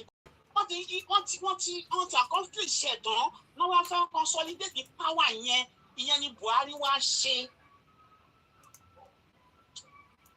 Lack of information nítorí pé àwọn èèyàn wọn ò rí òótọ́ dì mú wọn ò rí nǹkan tó yẹ kán fi tán kó àwọn motivating news wọn ò ń rí. Ṣé bí kan mo sọ ń sìn yìí àwọn tó ń gbé owó story ṣe bí foreign power foreign media ló gbé náà gbogbo ìlú tí gáàsì ẹgbà kọjá tó máa àwọn ló gbé story náà àwọn Morocco news àwọn gas news tó jẹ́ àwọn ló gbé Nigeria media gbé náà wọ́n gbé pé wọ́n kàn lè ọ̀rá sọ wá sọ gbé ẹni pé kékeré kan ni we are talking of a huge lẹ́yìn ìgbà tí Russia ti cut the gas supplies fún wọn through Germany ni wọ́n ti so Nigeria ni wọ́n á rí the same Nigeria ló jẹ gbèsè the same Nigeria ni wọ́n wíìlì gbèsè so they are mortgaging our life ẹ jẹ́ ká jáde ká lè wá organize nǹkan tó ń pè ní tọrọ government ilẹ̀ Yorùbá ìjọ̀wọ́ àwọn náà wọ́n ti fi àwọn nǹkan yóò ti fi lélẹ̀ fún wa láti ilẹ̀ wá àti ní model àti template tá a máa fi rú Nàìjíríà in prophecies gbogbo nǹkan wọ́n ti rẹ́dì àtọwọ́ wa ni àti bá ṣe máa àti provinces bá ṣe máa distribute ara wa ni gbogbo ẹ ti wà ní ìdàgbàsókè fẹsílẹ kankan. Ẹ jẹ́ ká gbára wa kúrò ní ọwọ́ Nàìjíríà ká lè we are the super power of the black race. Nǹkan tí iṣẹ́ tó lọ gbélé wa lọ́wọ́ látòdì ọ̀run ni as Yoruba people. Wọ́n dá àwọn ṣe máa create àwọn mega rich people láàrin wa láti máa ká lè máa wò wọ́n àsìwò dẹ́s àwọn náà bí agbára lé wọn lọ́wọ́ náà.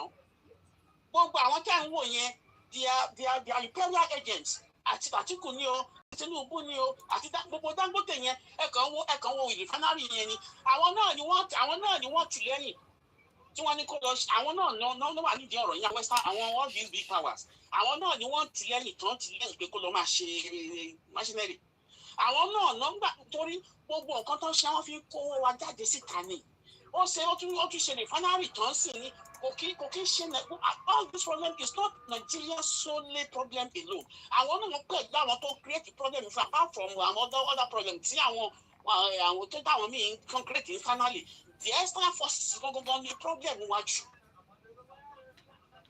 Ẹgbẹ́ tó kàn lé lórí ẹ̀ lásán lórí sọ́wọ́ àwọn ọmọ Tinubu rí sọ́wọ́ àwọn kẹta láwọn náà ń ní refinery síta gbogbo wọ́n fẹ́ ní wíyá Nigeria hard read more than 89% of it are controlled by northerners.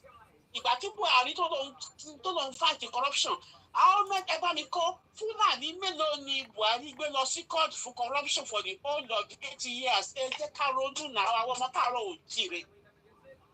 How many Fulani still Buhari gbé lọ sí court? Apart from àwọn Christians in the Christians in Southern Kaduna, how many? So we are slaves on our own land. Àlejò àjáyò. Àfi tá a bá papọ̀ tá a bá gbára wa kúrò lọ́wọ́ Nàìjíríà la fi lè gbọ́ ní oko ẹrú. So àwọn èèyàn wa ń torí pé wọn ò rí information gbọ́. Nǹkan tí ìjọba dẹ̀ fẹ́ gbọ́ òun làwọn newspaper wa òun náà dà ní wọn lọ́wọ́. Òun lè ṣe tó jẹ́ pé gbogbo nǹkan tó yẹ kó là wá lójú kò sí. Ẹ wo they overrated the data sales in Nigeria. Wọ́n mọ̀ ọmọ má jẹ́ ká nínú so that ní parí ní ìgbọ́. Wọ́n mọ̀ ọmọ jẹ́ kí data wọn so that all these things are conspiracies against the Yorubas. Ẹ bí ìgbà bẹ̀rẹ̀ ìjọba kẹwàá wo nǹkan tó pè ní model government in the entire world. Ẹ ṣe. Ẹ ṣé gan ni bàbá wa, ibi tí a máa fi bàbá sílẹ̀, bàbá wa ẹ̀gbọ́n wa tí wọ́n darapọ̀ mọ́ wa lórí ìkànnì wa lénìí, tó bá tún di ọ̀sẹ̀ tó ń bọ̀ àtúndì yín bá sọ̀rọ̀. Ẹ bá wa kí gbogbo àwọn aráalé kí ẹ tó dágbére. Kò ń ṣe pé ẹ̀ ń dágbére kú fún wa, ẹ̀ ń dágbére pé tó bá tún di ọ̀sẹ̀ tó ń bọ̀ o, mo tún ń bọ̀ láti wá ṣe àwọn àlàyé lórí ìkànnì fún wa. Ẹ bá kí gbogbo àwọn èèyàn wa wọ́n ti ń gbọ́ yín. Àwọn kì yóò kan bí kò ṣe yíyọ káàdì wọn jẹ́rìí sí agbára Ọlọ́run. Ó kí gan ni ẹ̀yin èèyàn mi. Ẹ ṣé gan ni. Tó bá tó pariwo ẹ má bínú nítorí pé ìyà tó ń jẹ wá ti pọ̀ jù. Àwa tó lọ ń dẹ̀ fún Yorùbá fẹ́ láti mọ àwọn nǹkan yìí. Àwọn ẹ̀yin tiwa tí ò tí ì yé ara ń tara pé kò yé yín nítorí pé tó bá pèèyàn ní àbí fún àràrà pa ìfun ẹ̀ mọ́. Wọ́n ti fi àwọn ìyà yìí lọ̀ wá. Wọ́n ti self-franchise wa. Wọ́n ti sọ wá di ilẹ̀ pátápátá. Ẹ jẹ́ ká ronú, ẹ jẹ́ ká gbára wa kúrò ká lè lọ káwa náà ká lọ jẹ́ we are the pride of the entire black world. Àwa ní ìmọ́lẹ̀ ògo adúláwọ̀. Wọ́n sọ pé àwa ní ìmọ́lẹ̀ ògo Yorùbá o. Ògo adúláwọ̀, the entire black race of the world. We are the light, we are the glory. Mo dúpẹ́ lọ́wọ́ yín gidigidi ni ẹ ṣeun gidigidi. Thank you so much. And that is Mr. Fatai. 1 hour 15 minutes. What a very great discussion there. We're back here. Should we open the phone line? Moki, Alaja Queen. But before we do that, let's remind you of what is happening in October when our own hero will be coming to London. Let's listen to this. lọ́jọ́ tó ń sọjọ́ ìgbé ọmọ aládìkún lóye Sunday Adéyẹmọ Májàsọ́lá Àdìsá aka Ìgbòho Òòṣà nípa bí gbogbo àwọn ọmọ ẹgbẹ́ ìfẹ́ lọ́dọ̀ àpapọ̀ Yorùbá àti gbogbo ẹgbẹ́ ọmọ Yorùbá lápapọ̀ lábẹ́ ààrẹ wa Ọmọọba Adédayọ̀ Fáládé àti igbákejì ààrẹ Ọmọkẹ́hìndé Àbẹ̀bí tí ń ṣe ìrọ́kẹ̀kẹ̀ ìgbáradì níbàámu pẹ̀lú ìfẹ́ àti ẹ̀mí ìforihàn àgbékalẹ̀ àyẹ́sí ọjọ́ ìbí Ìgbòho fún tọdún yìí pẹ̀lú àkọlé Dinner with Ìgbòho. Bákan náà làwọn ọmọ gba ọba Ògbóni àgbáyé lálejò Tajudeen Ọlárẹ̀wájú Àjàlá láti wá ṣe àyẹ́sí fún olóyè Ìgbòho lọ́jọ́ náà tí ó wáyé nínú gbọ̀ngàn ńlá ní London Kensington 179-199 Holland Park Avenue London U11 4UL United Kingdom. Bẹ̀rẹ̀ látago méje ìrọ̀lẹ́ ilẹ̀ ìdago méjìlá òru. Bákan náà láti kí wa kú ìmúrasílẹ̀ ìwọ́de làmìlaka tẹgbẹ̀lẹ́gbẹ̀ ènìyàn tí ó wáyé nílùú ọba 1 million rally in London lọ́jọ́ kejìlá oṣù kẹwàá ó jẹ́ ọjọ́ kẹtàdínlá pẹ̀lú Ìgbòho léyìí tọ́láyọmí Koikimedia àti kan lára rẹ̀ ó máa ṣàkóso rẹ̀ pẹ̀lú ọ̀kan ọ̀jọ̀kan àwọn àlàkalẹ̀ ìrọ̀rùn nípa bá a ṣe máa fi ọkọ̀ àjàgbé ńlá ní London route bus gbé àwọn àgbààgbà àti àwọn abarapá gbogbo láti BBC in Oxford Street títí tí ìwọ́de fi parí sí Paris Trafalgar Square tó bá wá di ọjọ́ kẹtàlá ọjọ́ kẹrin Dinner with Ìgbòho láwọn máa ṣàbẹ̀wò lọ sí ìlú Manchester gan fún ẹ̀kúnrẹ́rẹ́ àlàyé síwájú sí i tàbí láti dá sí ètò ìfọlọ́ntìlì ẹ lè pè tàbí kẹ́ WhatsApp Ọláyọmí Kóìkì lórí +447-594-050-979 Jàdùbí lórí +447-570-320-030 Tóyìn Ọláoyè lórí +447-896-018-764 lápapọ̀ ọmọ Yorùbá àgbáyé pátápátá ní àwọn ẹgbẹ́ ìfọlọ́dọ̀ àpapọ̀ ọmọ Yorùbá ṣe kí ọmọ aládìgún wípé ẹ kú ọdún ẹ kú ìyèdún a sì ń ṣàmọ́dún sẹ́ẹ̀mí ìtayà tọmọ. Yorùbá World Media ló ń kéde lórúkọ gbogbo ọmọ Yorùbá pátápátá. Mo kí olórí ẹbí gbogbo wa tí a mọ̀ sí Wàlátà. Mo kí brother mi, mo kí àwọn àlejò tó ń bẹ lọ́dọ̀ ẹ̀ náà tí wọ́n máa ń wò mí, mo kí wọn, mo kí ẹ̀yin tí ẹ ń bẹ ní Ìkòròdú. Ọ̀pọ̀lọpọ̀ á máa pẹ́ àbí Kóìkì ta mọ̀ nígbà yẹn kọ́ lélẹ̀ nígbà yẹn nìyẹn ìjàngbara là ń jà lọ́wọ́lọ́wọ́. Ṣe é rí pé ẹ̀gbọ́n tèmi àwọn wà quiet, mi wà quiet because ọ̀rọ̀ tó wà ńlẹ̀ ọ̀rọ̀ gbàs òun ni. Bàbá wa ìyá wa Mofolúwakẹ́ni, how can this your lecture be spread to wider coverage? How can we shout out to expose our gas that is being piped? Lórí ọ̀rọ̀ gas yẹn, I watched a full clip of analysis that Simon Ekpa did on it. Oh my God. Sherry, shout out to those of you watching me about 81. Please share the program and let's keep the number growing again. Moke Abraham Abbas, Moki Bilo for real. Otojo meta.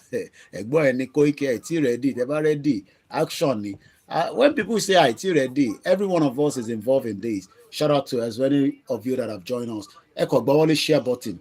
Also to support. Let me first answer the question, Mumiwa.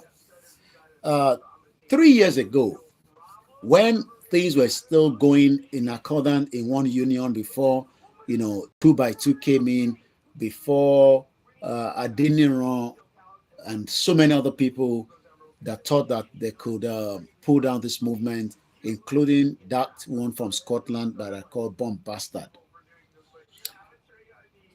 We were doing a lot on this platform because you were all supporting the platform.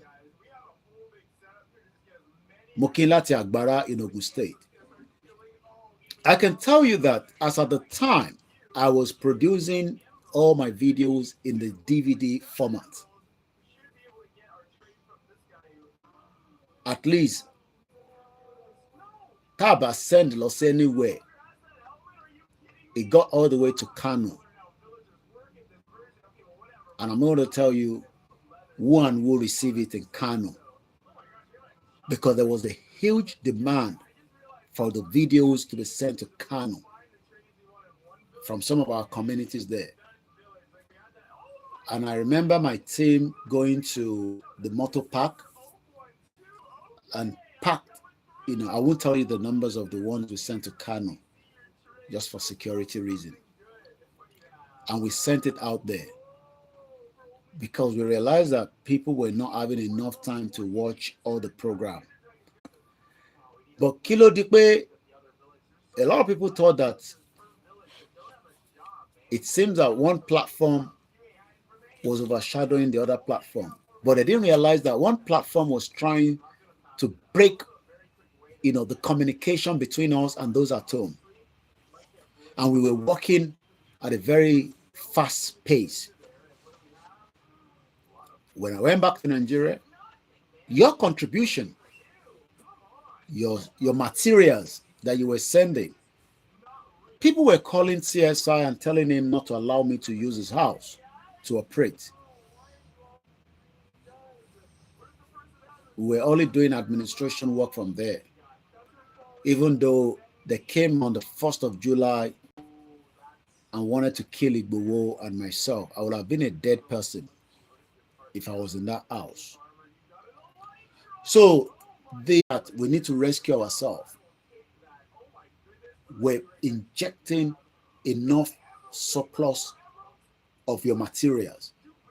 Koda, Elomi tí mo fún ní kankan nísìn ní 3 years ago, what should keep it? That is how they value a lot of what we were giving them. People still come and say, Mr. Koiki, a kàn dúró fún ìpè yín àti tolóyè Ìgbòho ẹ ṣé gan Alhaja Ara Sanfast TV. And whenever that time comes, gbogbo àwọn materials tẹ́ fún wa nígbà yẹn, kódà àwọn èèyàn ṣì ní pamphlet, leaflet that we've given away 3 years ago. But I am surprised that after the whole attack on this platform, not just from UN, because the little resources that was coming from the revenue of the YouTube, I was making sure that percentage of that, as at the time, I was pumping it straight into the movement. But Lai Mohammed thought he could bring it down. So he told Google that my platform should be brought down because that platform was instigating what they call a collapse of a messed up country. And Google reached out to me. I will not go into all the further details. But they removed the monetization because 2 or 3 videos were pulled down. Those were very strong videos. I've kept those videos. And I don't plan to repeat them on YouTube again. But one thing is that kilo de ti paper Louis. She gone it about like outfits here. OLAYOMI culture on IG, and you will find multiple of what they've done to people abroad and in Nigeria and across. Koda, CSI, non-low, I want to sorry. So in Toba give from CSI, no, I never get it now. So in the work that we have done so far, how do we continue that progress? A call came in from one European country during that time and said, Koiki, we have in one African country, the only thing is you only pay for materials. But print now. And I took that offer and we started doing a lot of what we called printing. I'll give you the total of what we printed. But what we printed between the period of time I was in Nigeria for that 6 months, and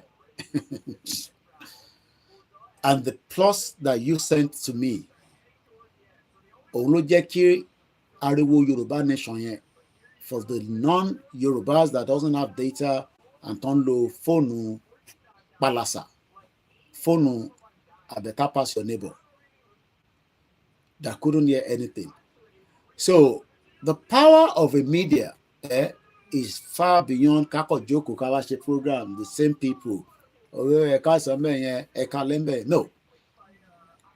We started working, pushing things into it. And at the end of the day, all that have stopped for the last 2 years because of the infiltration of the media through the proxy coming from 2x2, the bomb bastard, Adeniran, and many of them.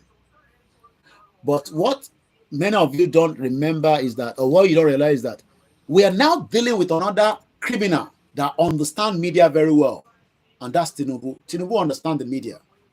He knows the power of the media.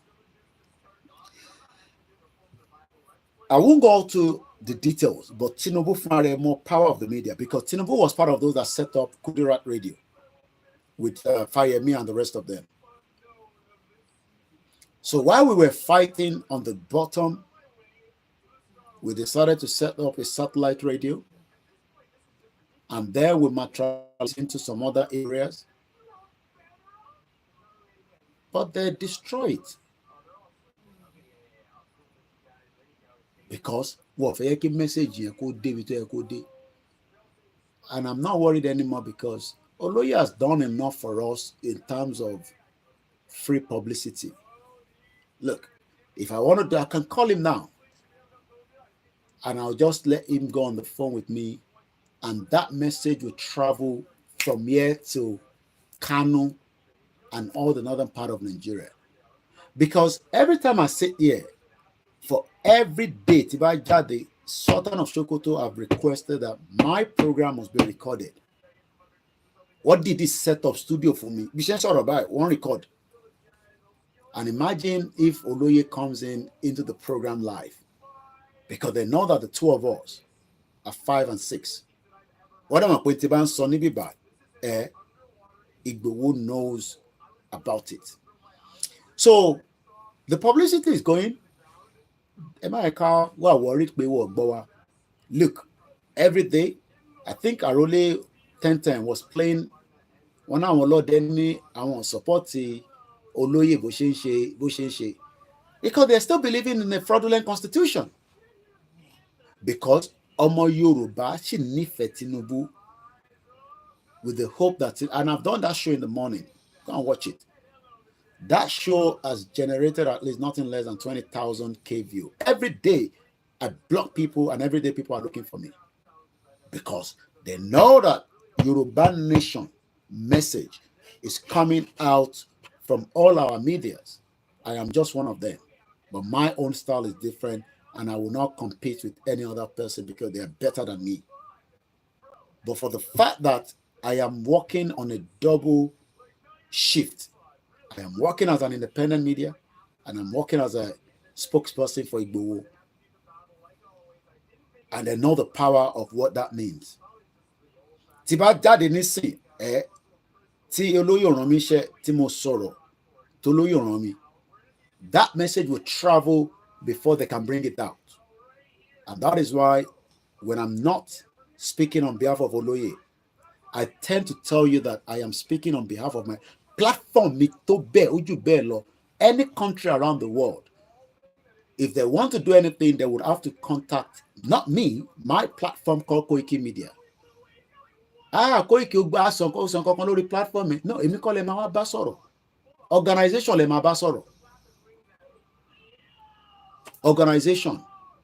So some of you don't know the power of what I am holding on to. As a, you might say, okay, but it's an organization.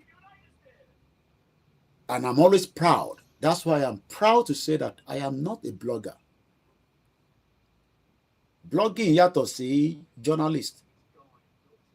And I'm not Jekureje journalist. Because mo ṣiṣẹ́ débẹ̀ ni. So in terms of pé ṣọgbọ́wọ́gbọ́, olóyè ti ṣe yẹ fún wa, ẹ má yẹ ká waste owó mọ́. Ibi tó kù sí nísìn, òun ni kólúkálukú wa ká prepare mind wa pé it will be painful before we exit Nigeria. Àfi tá bá ń parọ́. Kò má jáde ní Nigeria, it will be painful. Some of you want to support, but you're holding back. So kí ni mo ṣe máa support it? Look, it does not matter. Whether you support or not, Oloye àti Baba Kitoye, the two of them have told us and showcased that they are what to emulate as leaders. And that is why in October, 150 tickets. I don't know, many local níbẹ̀ nísìn, àfi tí bá ṣe béèrè lọ́wọ́ àwọn committee to organize it. But I can tell you that 150 ticket will go like that at £100. If you want that ticket, just to come and have a dinner with him. Bí mo ṣe wà ní bíbá nísìn, tó bá pè pé kí wọ́n á jẹ dinner pẹ̀lú Obama at £2,000, I will call 5 people, and I know the 5 I will call, and I'll raise that money. Màá dé lọ jẹ dinner yẹn. Kò ń ṣe dinner kan mo fẹ́ lọ jẹ. Mo fẹ́ gbé ọ̀rọ̀ Yoruba Nation lọ bá wọn nínú ibẹ̀ yẹn. But do you know that £2,000 of a dinner, I would not be invited? Can I have the remote? Bele.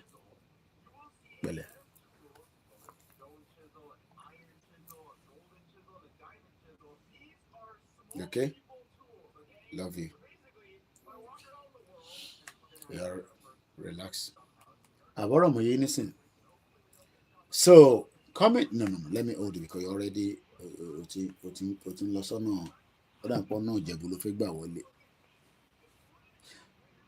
so tábà ní kẹ́ wá darapọ̀ mọ́ olóyè pé 150.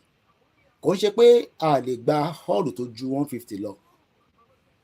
We just want to make it like a special day for him when he's in London in October.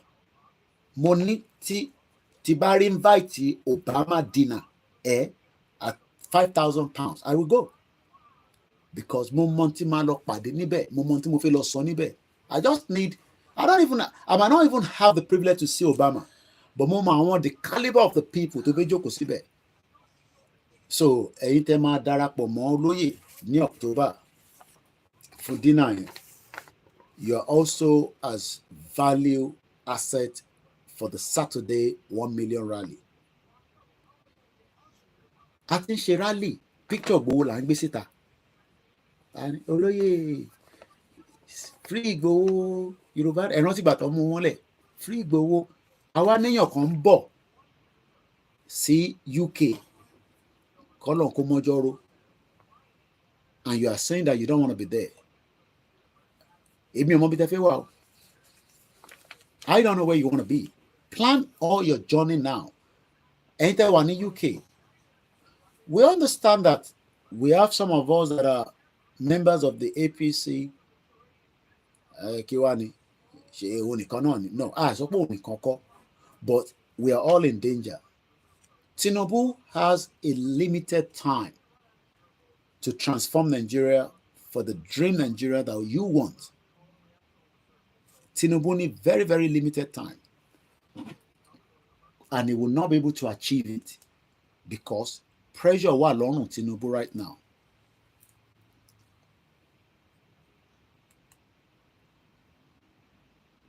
Pressure wà lọ́rùn Jagaban. That one. Pressure wà lọ́rùn ẹ̀. So they transfer. Báwo ṣe ń ṣe anything? You get it. I stop messing around.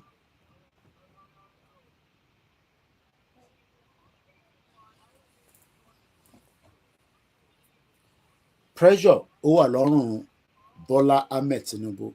Some of you might think that we hate Tinubu. No, we don't hate Tinubu. We love him. Koda, we love. Be careful. Be careful. Cause stop messing around. You're tired. Sleep.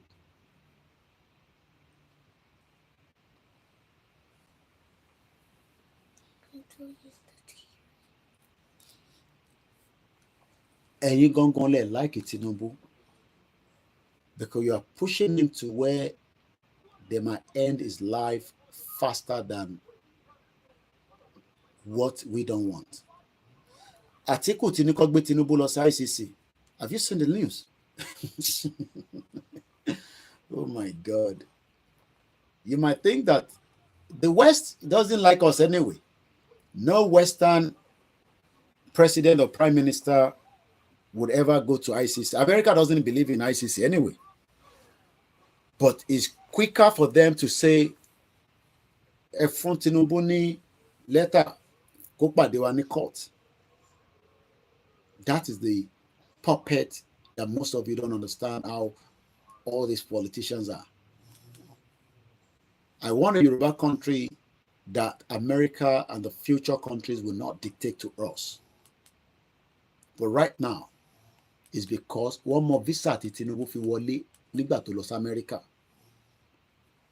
One more Tinubu, as some of you have even said that Tinubu might also be one of them as a spy, just like OBJ. I don't have evidence to that.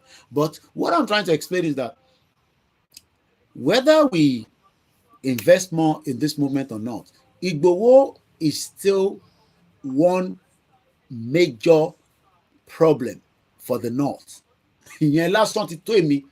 Ṣé rí gbogbo tàwọn ọmọ Yorùbá yẹn ẹ ṣe fi sentiment tó máa tán after tí Tinubu bá parí ìjọba tó bá jẹ́ kó rí ṣe.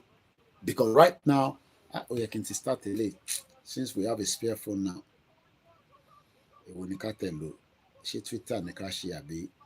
Náà jẹ́ ká. Ó ń gbóná ní UK. Hey! Àwọn English Defence League yẹn mo rírú ẹ̀rí àtàwọn ọmọ Asian yẹn ọlọ́mọ ẹ̀kọ́ para wọn sílùú yìí. UK ń gbóná. Mo ṣe wọ́n rántí prophecy tí bàbá kan sọ pé UK ẹ̀yin parent ìbí náà sọ fáwọn tèmi nílé o. When you go out, be very careful. UK is getting very, very hot. 10 years lóyìnbó yẹn sọ fún mi.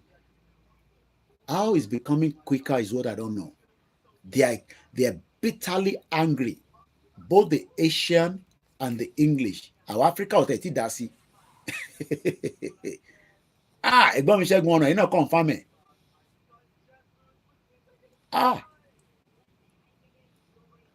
Bishop Adesina clear, so they are playing what was played during the Buhari. They are suing Tinubu just as we sue ICC. If I go look at it, UK ti lana. Mo bẹ̀yẹ̀ yín tẹ́ bá ní ọmọkùnrin nínú ilé ẹ má ẹ̀kọ́ dárin mọ́. Especially in tẹ́ ń gbé ní gbogbo up north yẹn. Ó ń gbóná. Ó ń eruku. Wọ́n ní Manchester gbogbo ẹ̀ hot. Ó hot lénìí. Àwọn tó ń gbé ní Manchester. Ìjáyà ṣó wà ń bẹ̀, brother mi.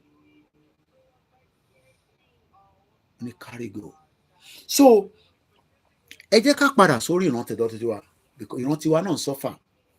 Ẹ̀gbọ́n mi Bílò, mo rí question ni, you asked if Mayegun is a betrayer. Mo ní olórí burúkú bomb bastard ni. Mo fẹ́ sọ̀rọ̀ ẹ̀ mọ́ lálẹ́. But just maybe gbọ́ mi láti jọ́ tí mo ti ń sọ̀rọ̀, and I'm sure you've watched my video. Ọmọ àlè bomb bastard ni. He's a betrayer. And olórí burúkú ni. And I won't say anything more than that. And I'm not here for anybody that watching to agree with me. I care less. Mọ̀ mi rí, èmi náà mọ̀ yín rí. Mo kí ẹ Ìjáyà. Ṣé jẹ́ kí n lọ live lórí ká lọ live lórí Facebook o, the other one. Àmọ́ tó software yẹn ó crash. Kò jẹ́ kí n gbádùn software yẹn. Ṣé jẹ́ kí n run ilé. So ká tún ilé. So bó ṣe jẹ́ nìyẹn lórí tí ọmọ àlè Scotland yẹn. Olórí burúkú bomb bastard. So ẹ̀yin yan wa, Olóyè Ìgbòho ti ṣe iṣẹ́ tó pọ̀ fún wa. Àwa ni káwa má wa give up níbi tọ́rọ̀ kù sí nísìn. I need the other one. Chief tó ń pè ní Ìgbòho ṣá irúmọlẹ̀ tí Ọlọ́run fi kẹwàá ní sáà yìí, because if you think that you will get somebody else anytime soon, for now, àìtí mọ̀, but àìtí rí any signal that there will be somebody else soon that will come and help Yoruba people. You'll have to, Emma, sorry, I'm not going into all that again. So most of you have missed the back part, sorry, YouTube channel. You will find what he has done. We don't want him to concentrate our focus. Energy me is to be for Yoruba Nation, and I don't want, to be distracted. But sorry, YouTube, you will find everything with the report and everything. Right now, I was sent one of the recording that we had with Yaya Bello. I'm not going to put it in the public. Because I made the recording.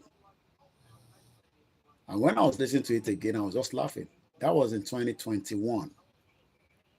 Yaya Bello fúnra rẹ̀ gan ti kúrò lórí ìjọba, but is still a staunch, strong member of the Northern Caliphate. And this was when things were hot. Tẹ́ bá rántí nígbà tí wọ́n máa gbóúnjẹ wá sí Ìbàdàn, wọ́n ní gbóúnjẹ wá, they were all concerned and all that.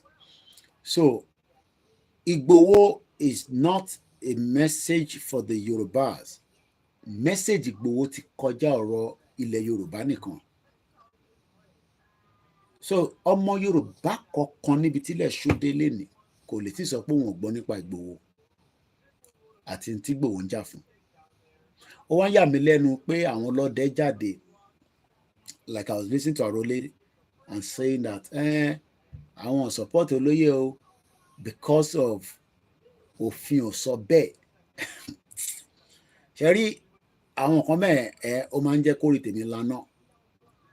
But I understand. Mo kí grandma Comfort Ológunjà. Bẹ́ẹ̀ ni mo fẹ́ yẹn mo ṣe tètè mẹ́nu kúrò máa fẹ́ kí àwa ti move on. Sẹ́ni tó bá fẹ́ gbọ́ yẹn kẹ́ lọ sí ìta ti ṣe tẹ́lẹ̀ kẹ́ lọ gbọ́ yẹn. There's a lot of things on the ground right now. Our people are suffering. 50 people have been killed by Tinubu so far in this protest. because the bulk of the message of who and who has been killed is for Tinubu. The question tonight, from what we've listened and heard from Baba Uguribido, and as we continue our campaign and our quest for a peaceful dissolution out of a country called Nigeria, is who and who wants to come on board from the current politicians that will say, yes, I believe in Tenshi and it has to be done now. But we want to slow it down until Tinubu gives them the go-ahead. And we cannot wait for that. Lè dúró bó dìgbà tí Tinubu bá satisfy conscience ẹ̀ ká tó take the bull by the horn. And that is the reason why we are out on a daily basis trying to explain things in as much as basic. Thank you so much. Peter Pan said the karma is slow, but it's sure. Okay, how do we want to fix a country that has multiple phases of problems? Níbo la fẹ́ gbà fix it? Okay, kí la fẹ́ fix nínú Nigeria? Níbo la ma ti fix it? Give me the option. Where do we start? Okay, we change the electoral system. Okay. Oh, you change the constitution. They're not going to do all that. They are amending a constitution that nobody wrote, apart from what was given to them by the West. The whole direction of Nigeria today is not longer an internal problem. It's more of an external problem as well. Muki Baba mi waris Jinodu. I decided to bring my notes closer to me. Èmi náà lówó díẹ̀. 200 naira. Who controls the central bank? Mokidadiwa Moses Olaniran. All these traitors both in the past and now will surely regret. But the problem is, tó bá dọjọ́ wájú nísìnyí wọ́n máa bẹ̀bẹ̀. Wọ́n ní ká má bínú. Àwọn ọmọ pé bó ṣe fẹ́ rí nìyẹn. Mark Stevens said Nigeria can be fixed. There's no solution. Who controls the central bank of Nigeria? Muki Baba mi Adeyemi Adeniran Aderemi. Mukenyi Ojogbon. And I know that there are Ojogbons that listen to this platform. In as much as, you know, this platform is extremely hot. Who controls the Central Bank of Nigeria? Hello, control. Who controls the Central Bank?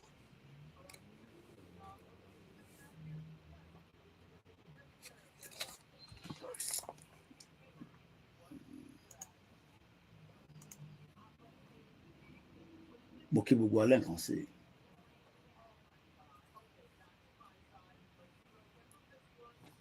been a lot of comments.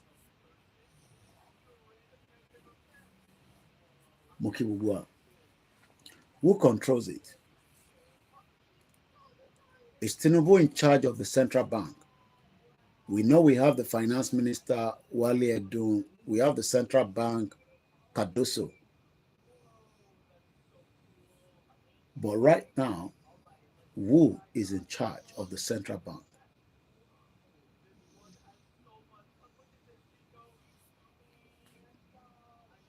Why is Tinubu under pressure from the IMF? Bishop was talking about something that I have listened to before, the gas. Since the war broke out in Ukraine, the West have already drafted very quickly where to tap the gas from. And that is in the southwest and the east of Nigeria. What they did not plan is that Niger would lose their friendship America thinks they are very strong and powerful, but they've left Niger military base with one of the biggest, if not in Africa, the biggest drone facilities ever been built at a huge cost. The whole Niger was to be used as a route to take resources and pull it from one end of Africa, known as the Southwest Africa in Nigeria, back to Europe. They are not our friends. Many people think that these individuals we are friends. They are not our friends, and they can never be our friends.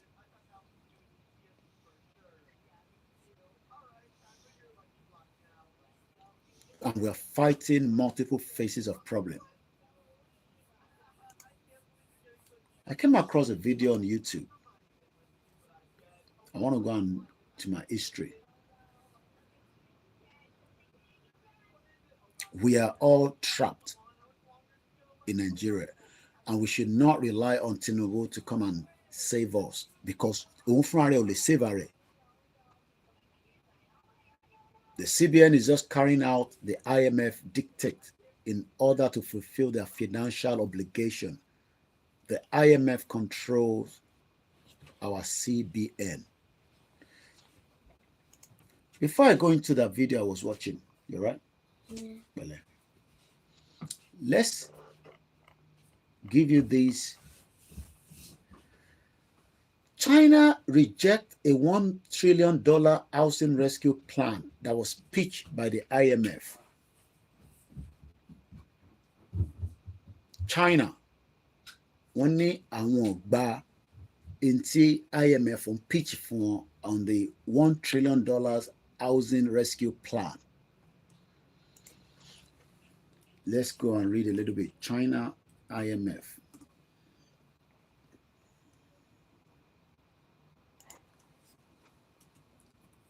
Rescue plan.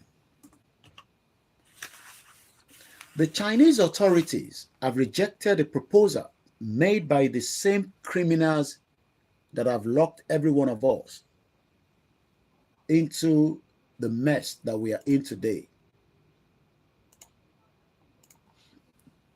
known as Nigeria. Tinubu ṣe gba $2.5 billion US. How many people is aware of that? Remember, I told you that I would ask you all next year if the money that was given to Tinubu by the World Bank, Boya, happy Sunday. How many people remember that I said that? Oshi the next year, Kintobe Lawa Tinubu. That is if subject to whatever Nigeria is right now.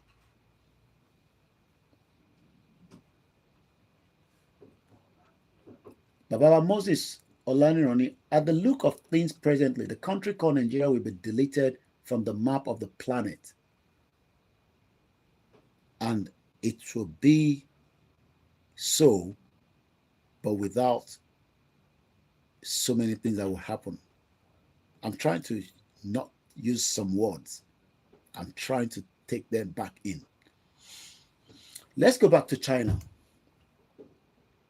The Chinese authorities have rejected a proposal made by the International Monetary Fund to use the central government funds to complete unfinished housing, dealing a blow to hopes for more forceful support to an industry that had been a major drag. So let's go to the economics times. China reject the IMF $1 trillion housing rescue plan. I'm sure Nigeria Tinubu will just endorse it and accept it. The invisible and visible power brokers are in charge. The people that we don't see. But they're looking at me and you. And they're saying, hey, rescue Yoruba. You think that we are just fighting just ordinary people. Some of you think that, oh, because we are sitting here, we're fighting a lot of people that are known as stakeholders in Nigeria. But tó yàtọ̀ ni pé wọ́n mọ̀ pé in tó nílẹ̀ Yorùbá gangan are also out in their forces. And that is why people like us, you know, some of people will be wondering, how lè ṣe ní courage tó tó yìí? Ẹ kò jáde, ẹ kò máa sọ̀rọ̀ anyhow. Hey, love you, sweet dream. Have a blessed night. Love you. Good night. Some of you will be asking, báwo làwọn ọmọ yìí ṣe ní àyà? Kò ń ṣàwámọ̀. Àwọn tó nílẹ̀ wọn náà wọ́n fẹ́ gbalẹ̀. Wọ́n kò fi àwa ṣe vehicle tó ń drive ẹ̀. Ìyẹn la ṣe dúpẹ́ fún Olóyè Ìgbòho. Because kò sí bá ṣe fẹ́ ṣe tá ní dúpẹ́ fún. I wish Iba Gani Adams could stand firm and not stand behind. Because ọba tó máa pàṣẹ fún wọn gan nísìnyí ti wàjà. So we are already trapped. Road tí ó yẹ kí bá máa play. Tí ó yẹ ká máa wò níwájú pé yes, ká tẹ̀lé wọn lẹ́yìn. Kò ń ṣe mọ́ ẹgbẹ́ OPC nìkan ló máa tẹ̀lé wọn, gbogbo ọmọ Yorùbá ló máa tẹ̀lé wọn. But he's more interested in ọ̀rọ̀ à ń lọ òde kọ́ ló kàn nísìn. We should sit down and think about the future of who we want to fight. Because we're going to fight different forces. Igbo wà lára wọn tó fẹ́ bá wa jà. Whether we like it or not. Hausa wà lára wọn, Fulani wà lára wọn, Chinese wà lára wọn, Asian country wà lára wọn, àwọn West wà lára wọn. But because in narrative tó ń play fẹ́yìn ni pé ṣẹ́ra àwọn yẹn gangan ni bẹ́ẹ̀ ni kẹ́kẹ́ kùs àwa lọ́wọ́ ń pè ní public enemy against the àwọn because they are very powerful. Like I said in the broadcast this morning, Tinubu is tired, but it is too late.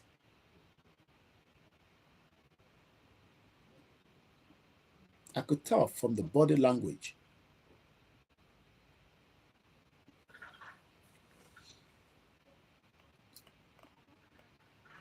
The IMF called on China to deploy one-off fiscal resources to complete and deliver pre-sold properties or compensate home buyers.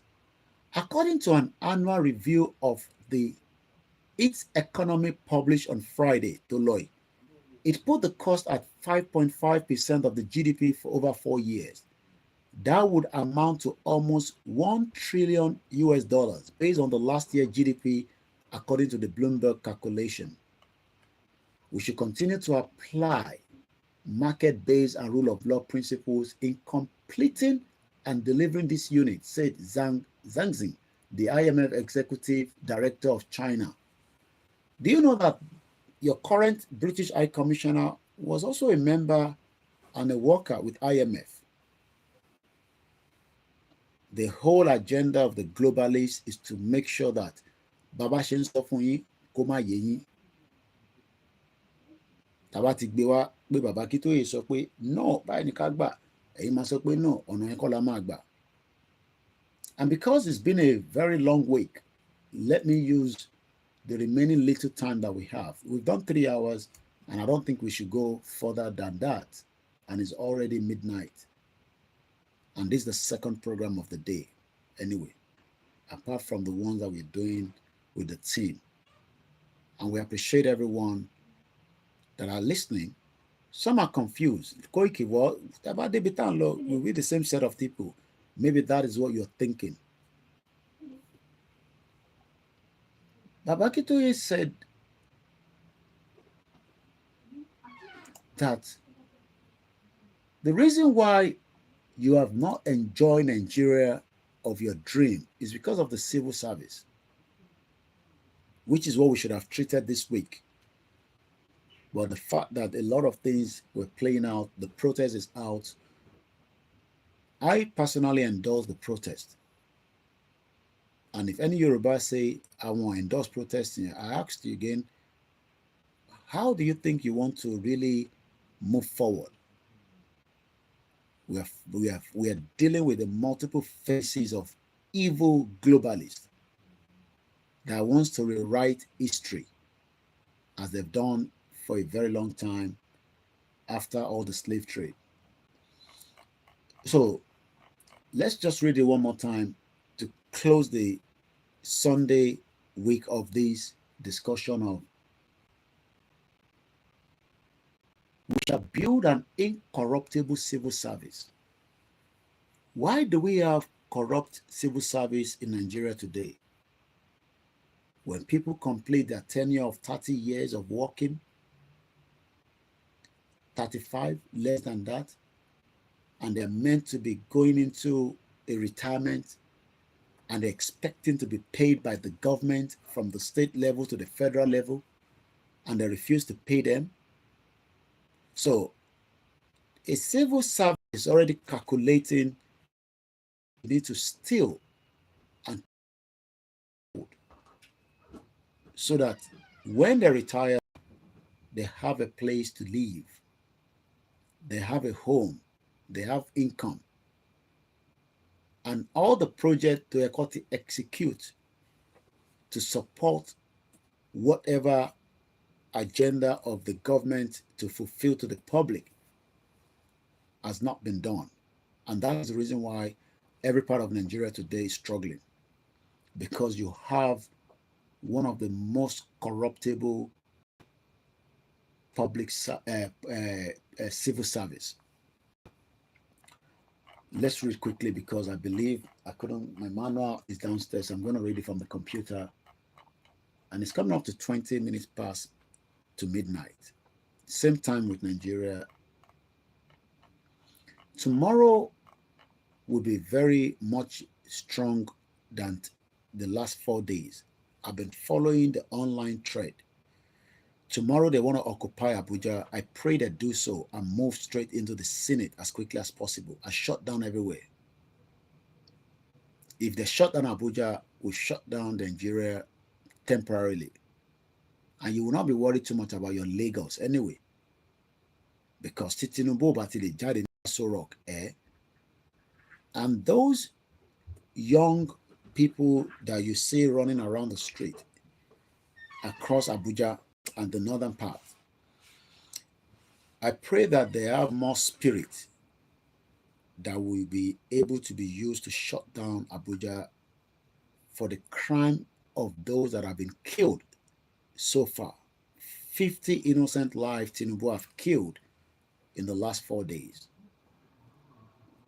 And don't come and defend him, because you will not win the case of Tinubu.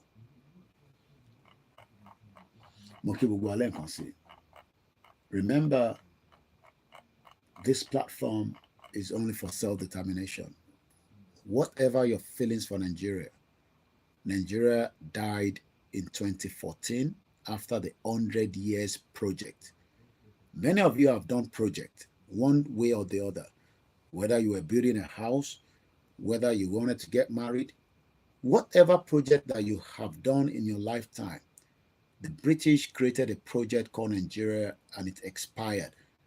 But the gullible Nigerians want to renew the project and then force the indigenous people that have now come out and say, okay, you want Nigeria, but Nigeria was a project. The British government and the British monarchy system cannot tell lies. Was Nigeria meant to have gone over 100 years? She won in Nigeria but 100 years. Why then do we want to save something that died in 2014? It still baffles some of us. It was a project. The project expired. This project failed every single one of us, from top to bottom, from the sport to the economy, to the security, to the welfare. Latibu. Oh, okay, sorry. Adverts.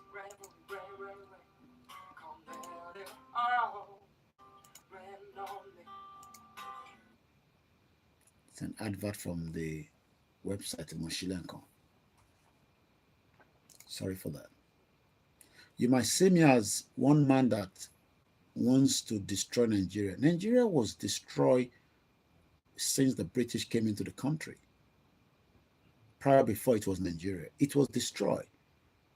Because why? They stole our true identity. So don't come and defend what is not defendable. You might not like the way we present it, maybe because it's not your taste bud.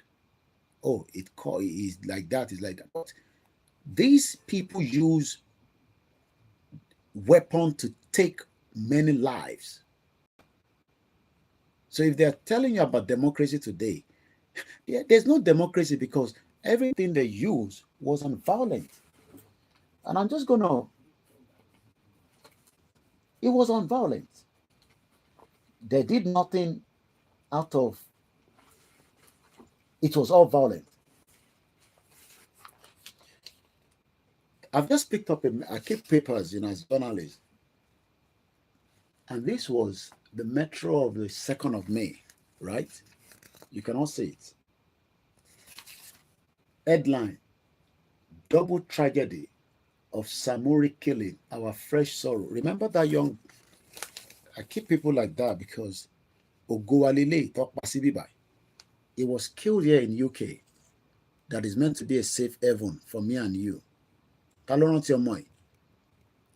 sure some of us have forgotten, but the mother will not because ìyá tó bí ò lè rántí, kò lè gbàgbé.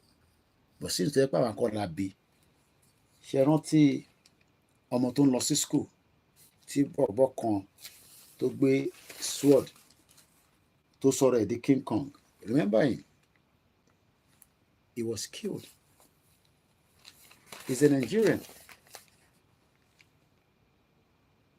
So nowhere is safe. But what we are saying is that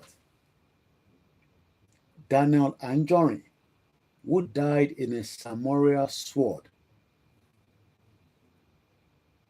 we are living in a very, very tough time. And our heart must be strong to survive and cross the hurdles. If not, we're going nowhere. You will enjoy the program because I'm shouting. You will enjoy others. But the true picture is that we must not say to the people on the street of Abuja, Kano, Jigawa, if they want to do anything to survive within the next few days to bring down the government, so be it. Everyone has been tortured, and they have the right under the fraudulent constitution to protest, and nothing like free, peaceful protest. Protest will turn to anarchy.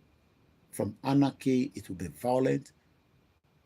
But it is up to the police in Europe not to release a live ammunition. What I've witnessed in the UK in the last couple of days, no one has died so far. Why? Oh, they are civilized than us. No, they are not civilized. That is the kind of training given to the police in Europe. But the police in Africa, they are not giving them that kind of training. They are trained to kill. And that's exactly what they've done in the last 4 days, where innocent Nigerians have been killed. And you want me to come and sit here and say, oh, because Tinubu is a Yoruba man, they're going to bring down his government. So be it.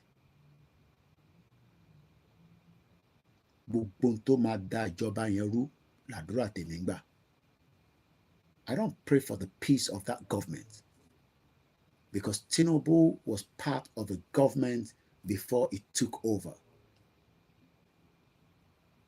So don't come and make Tinubu as a mini god. Loriwa.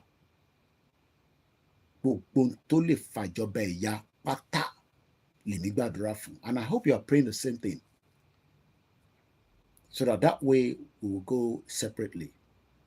Koiki did not say the military will take over.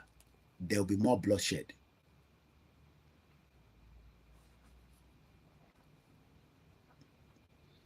But why do we love blood? Konshawala love blood. These evil globalists want blood to spill more in Africa than in Europe. The only blood I saw so far is somebody was punched in the nose and blood was gushing out. I have not seen the police in the UK release one ammunition. Kí ló wá dé tó jẹ́ pé lọ́dọ̀ tiwa wọ́n ti pa 50 innocent Nigerians, and you want me, because Tinubu is a Yoruba man, you are all born bastard, like I always say, for supporting that mad druggie, don't put it Tinubu, because he knew that there was nothing to offer us. So he wants us to be dragged with him with the sinking ship, like I said this morning, because we're still Sunday, the 4th of August, 2024. My name is OLAYOMI KOIKI. Igboho is not the public enemy. Babakito is not the public enemy. Gbogbo Yoruba, we are not the public enemy. The real public enemy is those institutions that amalgamated Nigeria. Why should I listen to all these old men in the Senate of America because Nigeria must break? Báwo ni tí wọ́n ṣe jẹ́? Ta làwọn? Oh, ta làwọn? Àwọn ló ní ilẹ̀ yẹn ni. Oh, go and talk to one old man in the Senate as a Republican that we want to break away from Nigeria. Ta làwọn? Who are they? How did somebody in the Senate in America knows that Ijebu-Ode is not America? We are only doing all that because it's just part of what the nonsense globalists created in the first place. All these old men, some of them doesn't even know where my own village is in my own local government, but we want to go and talk to them because they're part of the globalist. And you know why? They think they own every one of us. Who gave America the power to be a police around the world, including Yoruba land? Ta ló fún wọn ní power yẹn? Ṣáwọn rómọlẹ̀ ló gbé agbára lé wọn lọ́wọ́ pé ẹ̀yin lẹ máa bá wa pólíìsì ilẹ̀ Yorùbá?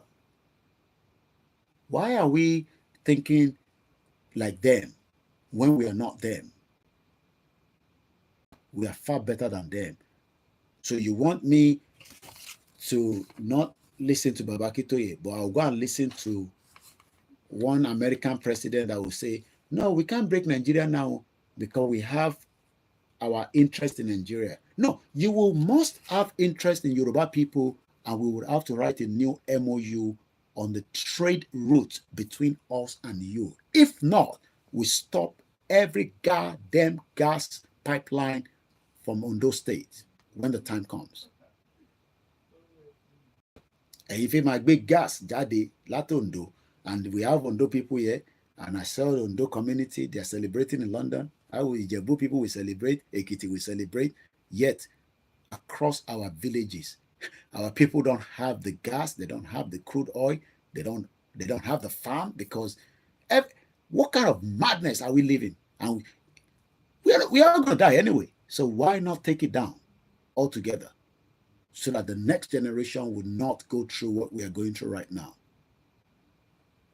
But a lot of you have sentiment with Tinubu because why? This is not what I really want to talk. Let me go to the history of May 2nd, which was almost a day before I was celebrating my dad's anniversary as well. And this is today in history. Let's just read and see what that day was like in the history. 1519, 1519. You see Yoruba, educated, illiterate. That's why you are criminals that want to remain in Nigeria and still under the civil service, which is what I'm still looking for here. Ẹ fi máa fi civil service, ẹ fi máa fi tàn àwọn ọmọ Yorùbá kí gbogbo wa lè máa suffer so that I can be sending about 10,000. Yeah, you know, you send money to people, they'll be praying as if you give them 1 million. But the real people that steal millions cannot even release. I told all the criminal politicians from Fayose, Fayemi, Saraki, all this, and don't stop telling me, oh, stop cursing them. I'm not cursing Nigerians anymore, like my mom said. But all your politicians are bomb bastard. Oh, if you come to Nigeria, they will take you. No, by the time I come to Nigeria, there will be no more Nigeria, okay? Because the North are destroying Nigeria on our head while the Yorubas are sleeping because we're all stupid and idiots. You think the North cares about Nigeria? Koikimedia damage Lagos, so at least it's not Lagos they're damaging right now. Take everything down into the North.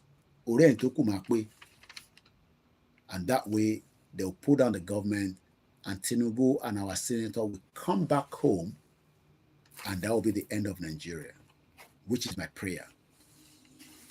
Chase every one of them out of Abuja and take over your Abuja and cut off out the West, the Southwest rather. Cut her out completely. We don't want to be part of your mess, your rubbish country you want to call Nigeria. Just cut us out. But don't think, hey, Koiki, shut up. You can't stay there. The military will do. There will be guerrilla warfare. Nobody in the history of the world have defeated people that are fighting guerrilla warfare to defend the territory that doesn't belong to them. They can kill themselves in the north, but we will protect our loved ones in the southwest. It will be brutal. It will be painful. But the stupid globalists, that is exactly what they want to play out. And this is what we're saying to our politician. Must he get to that stage? And if you think that, hey, you're all just talking on the social media, it has already started already. Can't you see that the northern youth are running? They are breaking the whole street and removing stones out of it, like David and Goliath. Yoruba needs to understand and do research on the globalist agenda. One needs to research, but they want to find out how much Koiki is making on Yoruba Nation. Idiot. 1519, 1519. Do we have Nigeria in 1519? Yes, we have it. No, we don't have it. I want to read the comment. 1519. Do we have the word, that word, Nigeria, that was written, proclaimed on us, and we accepted that nonsense and that jagbajantis?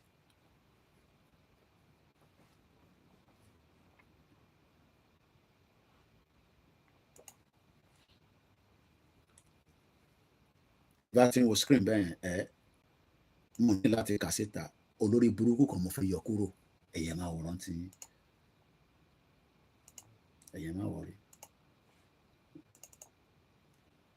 tí bá ti ń ranjú wo screen bẹ́ẹ̀ yẹn ẹ̀yìn mo fẹ́ yọ èèyàn kan kúrò ní olórí burúkú tí kò jẹ́ kó wà láàrin wọn lòṣì tí bàbá ò ní ṣoríire ìwọ ló máa prevail Nigeria bomb bastard àwọn tó bí ò ní jèrè ẹ̀. Igbo ni ẹni, Yorùbá ni ẹni, Hausa ni ẹni, Fúlàní ni ẹni, Ṣèkírì ni ẹni, Christian ni ẹni, Muslim ni ẹni, babaláwo ò ní ṣoríire tó fi sọ pé Nigeria will prevail. Tribalism has failed, bomb bastard. It will not prevail. It's going down. We will end Nigeria by fire, by force educating Nigerians.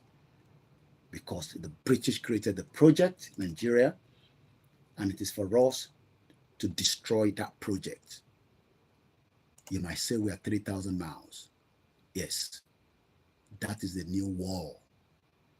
People are sitting somewhere and they are hacking the UK government. They don't have to come here.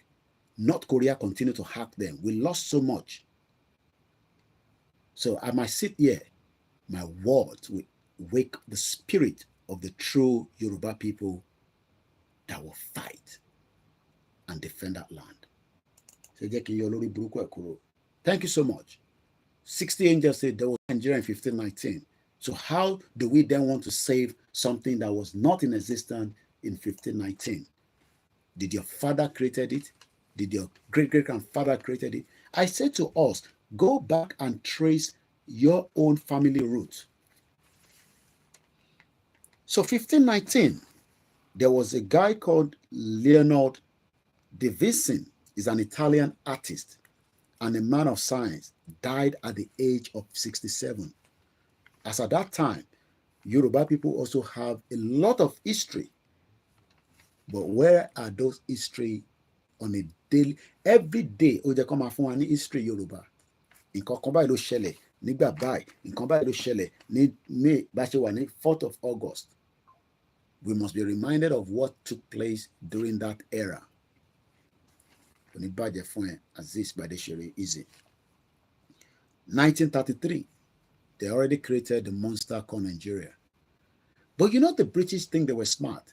They created Nigeria and they did not hand over Nigeria to us. So they were still managing Nigeria for about 40 years plus before the fraudulent fake independence. We were given regional government. Who told you that? How do you know that? The one you read in the paper. So when they were given and handing over, did they hand over to Babalawo? Or did they hand over to Zik? She will hand over Nigeria, or they just gave it to the Northerners and tell them, make sure you control the military, which is exactly what is playing out today. 1933, the Loch Ness Monster legend was born as an Inverness courier reported an enormous animal rolling and plunging on the surface. 1953, just about 7 years before the fake independence in 1960. Sir Stanley Matthew, at the age of 38, won his first FA Cup winners medal as Blackpool beat Bolton. I'm sure Yoruba team play football in that era as well. Where is all our shooting star, all our beautiful sport? We still have 1 or 2 of them, but Ekokoloma Shogun get to join any sport. How can you want to go to be part of a country sporting men or women? Ekokolo sort of babalawo. It's because we have been merged into multiple countries. So you want to compete with the Igbos, the Hausas, and the rest, when we should be competing with each other. And the best will be taken for the Olympic. And every sport, Yoruba in Olympic.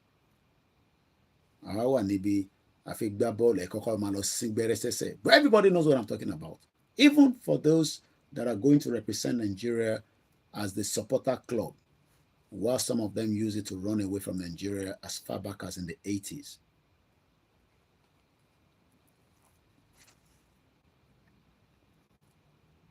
I know I will find one of the history where every day they tell you something that leads to fighting. There has been war ever since mankind has been born. Ogun la ma ja ta ma fi ku. Ogun ni yo ma ja. Ogun wa poríṣiríṣi. Ilé ayé gan ilé ogun ni. Ọlọ́run ní jà ogun, ìbẹ̀rẹ̀ ogun la mọ̀. Ogun dẹ̀ lẹ̀ ń jà lójoojúmọ́, and many of you, your pocket continue to get dry. You don't know the reason why you are poor, especially with the diaspora. Ogun ló ń bá wa jà ní. Àwọn diaspora, ogun ló ń bá wa jà nílé. We should live life to the fullest because nobody knows when that life will go. But rather, we're fighting. Ẹlòmíì sá ogun sẹ́yìn lòmíì tí kò mọ̀ pé kò níwèé. òun dẹ̀ wà lórí ilẹ̀ tó ní nǹkan tó jẹ́ mùdùmúdùn, ẹni tó wà lábúròdò mọ̀, ẹni tó wà nílé ò mọ̀, àwa sọnù bí òkò, àwa ń wá tó sọnù. We are all lost. And that's why we have to revive who we are, because we are lost.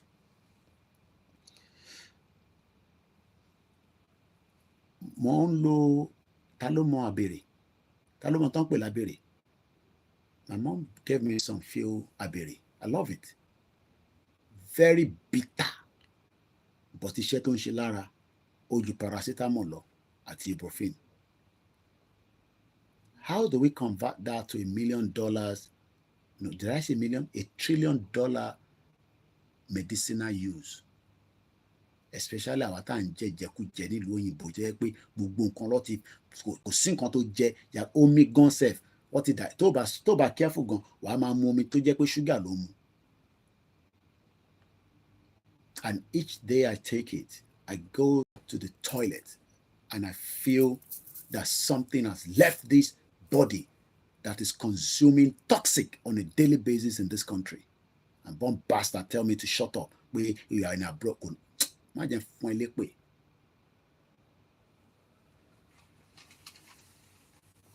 Idiot all over the place. But that is son. Ṣèbí tí ẹni tó bá mọ rẹ̀ ló máa sọ pé èèyàn báyìí ni wá. Lost generation all over the place. Tẹ́ bá mọ̀ tán pè lábèrè ẹ ránṣẹ́ sílé pé kó bá yín send ẹ̀ wá ẹ̀yin diaspora. Kẹ́ máa mú díẹ̀ ẹ̀ríṣẹ́ tó máa toxic máa jáde lára yín. Àkànjẹ́ oríṣiríṣi jẹ́ that àmọ́ tó fi produce ẹ̀. Ọlọ́mọ yẹn kọ́ para wọn dànù tó ń ṣàwà. Wọ́n wá gbé GMO wá sí Africa. Wọ́n wá jù sí South West. Tinubu wá dákẹ́. Èèyàn kan wá ní ká endorse Tinubu. Orí yóò pè. Ṣé èèyàn mọ̀ pé Tinubu àti Dangote àti Microsoft lọ́jọ́ ṣe ọ̀rọ̀ GMO tí wọ́n kó wọlé nísìn? Àgbàdo GMO. Kìíní kan GMO. And Yoruba people are excited all over the place. And ebi ń pa wá o. We have a Greek institution across Ibadan. Abandoned. No money to support it. Research center, mi mọ̀ pé tó bá wọnú ẹ̀, ó yẹ kó máa tutù, kó máa wà conducive. Many things we should be protecting for the next 1,000 years. Preserve. Eléyìí, kó má ba go into, nílé tọ́jú ẹ̀ seed yẹn, lock ẹ̀ pa. Tó bá wà flooded ìwé ẹ̀ gan, á wà lock. Gbogbo yẹn àṣẹ yẹn, àṣìwà níbi, àwà níbi jàgbàyàtì, yògbòyògbò. Gbogbo research center completely destroyed because the North cares less about whether you save your life or you don't save your life. That is why they're going to take down Nigeria if we refuse to take it down. Wọ́n máa gbá Nigeria wálẹ̀. Occupy Abuja from tomorrow. Go out and occupy Abuja. They will shoot guns. There's no doubt. They almost killed very dark man. Gbogbo wọn yẹn ṣì ń ṣe kíni. Wọ́n ṣì ń ṣe ọmọlúwàbí ni. I can imagine people like Darkman, the Darinyoju, when they're off the camera, what they are discussing is worse than what I am saying here. If you require I am live, that's why you are, look at this boy. He wants to look, many Nigerians, waiting that they talk when they are off no camera is worse than what I am saying here. But I know that is the end game. They're watching. Everybody knows. Everybody just the palm. They make something. Don't tell me they're going to shut up. I saw English people. No shame. They say they are fighting foreigners. That they go inside people's shop, they steal. English people. You know, not see the video. You guys say, Koiki, they're going to steal. Oh, I don't want them to break our shop. Oh. Okay. They play. English people. Oyinbo people. Oyinbo pepe, luku. You remember that song? Oyinbo pepe, luku pepe. If you go London, let me greet my mama where they sell a cup. Is that the patriotism of what they are meant to be doing? Stealing from the people? They're calling people pakis, but they're going into their shop and stealing from them. And you say there's no war coming here. Almost everywhere go hot as the world energy is changing. The only difference is the Africa one will be worst. 7 days non-stop, the police are completely stretched out. Spread across every part of Abuja and spread them out. They don't have the resources. Let the soldier come out, they don't have the resources. The whole soldier in Nigeria is 500,000. Let the whole 36 states go very hot. They cannot control anything. The people controls it. Abiri seed is known as Ontario umbellata. Very good. If you take her, look, before I go to bed now, I go still go downstairs, put a little bit in my mouth, go to bed. Tomorrow morning, I go toilet, all the thing where I don't eat, where dissolve everything. We have all these, but Oyinbo will now say, no, don't take Abiri. No, don't take Abiri. Whatever you need, we have it. No, we own it. We have them. Now, 1982, British and Argentina almost went to war. If not war said, don't happen. How many people remember Falkland? You don't go know now. Falkland Island. You know now. Ṣé ká lọ sórí Google ká mú research rẹ̀. Mo ní ogun nìyẹn máa ń jà láti fi gbára ẹlẹ́. Ogun là ń jà lọ́wọ́lọ́wọ́ báyìí. Ogun àkọlùbọ́n níbí báyìí ni. À ń lo ẹnu wa. Ẹ̀yin comment, èmi ń sọ̀rọ̀. Ẹ̀yin náà ń wò pé Koiki ó yá bó ṣe ń lọ yẹn. Ó yá jù síbẹ̀ yẹn kébì náà gbà sí padà. But Yoruba people think, Ọlọ́run, ẹ̀yin ṣe lọ ń gbàdúrà ogun, Ọlọ́run má jà ogun ìdílé o, ogun àkóbá àdábá, a ṣe ń gbàdúrà yẹn. So ẹ̀yin ò mọ̀ pé ogun wà. We are at war. Bẹ́ẹ̀ni, this man, Falkland agent, it was Margaret Thatcher that was in the power then. Where is Margaret Thatcher today?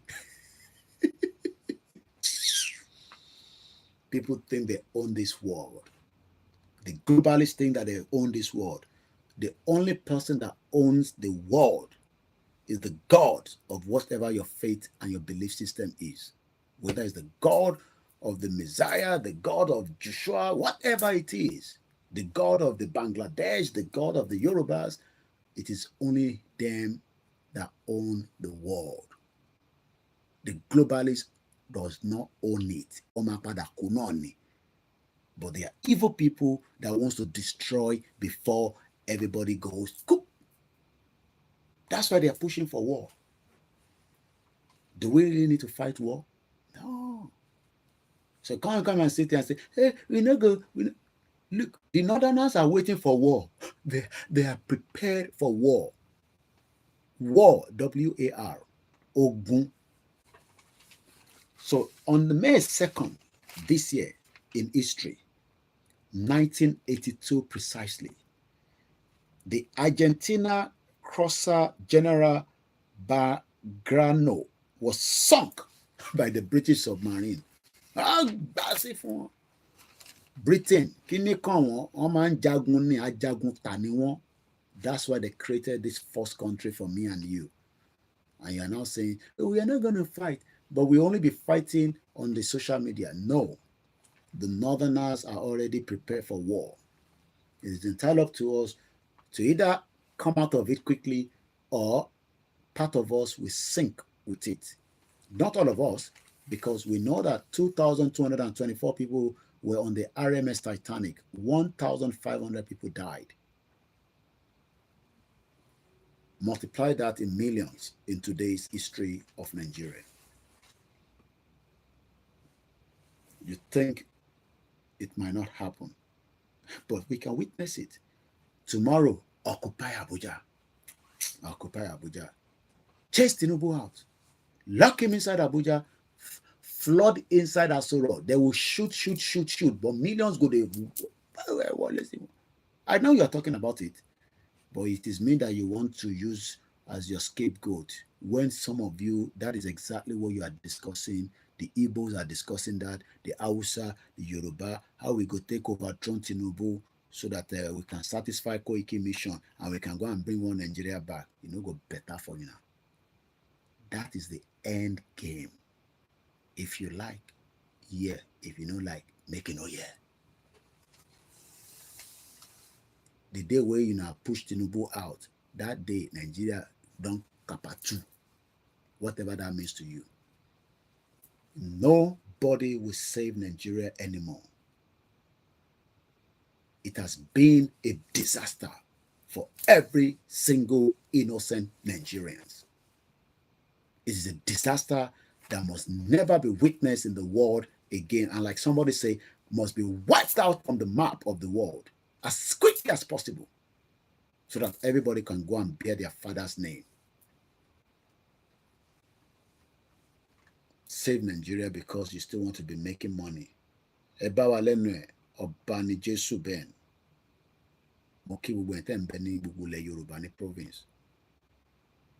Kò sí ìjayà. Mo ní America Margaret Thatcher daleni. Shekusheye. Where is Margaret Thatcher today? People will go and come. A new breed of generation is who we are. And that's why you can't compare us, with anybody, because we are just a new breed of generation that we don't go agree. So the British, the Argentina cruiser general Belgrano, Belgrano, was sunk by the British submarine. They push him, massive. Oh, why won't know me? You know how many people go and die inside that ship? Nothing concern Britain. Now war. In war, you close your eyes and you attack your enemies. Enemy, they come. Fulani, they attack us. You say, hey, yeah, do video. And send it Koikimedia. Let Koiki talk about it. The enemies, they attack you now. They wait for Tinubu no get anything to offer anybody. Tinubu. When I see him in London, I will tell him the same thing. Break up Nigeria, Mr. President. It will be for your own interest now. If not, they will kill you. I will tell him that to his face. I'm waiting for his official visit to UK anytime soon. I will tell him that. I told Boris Johnson. And remember that my interview with Boris Johnson. Where is Boris Johnson today now?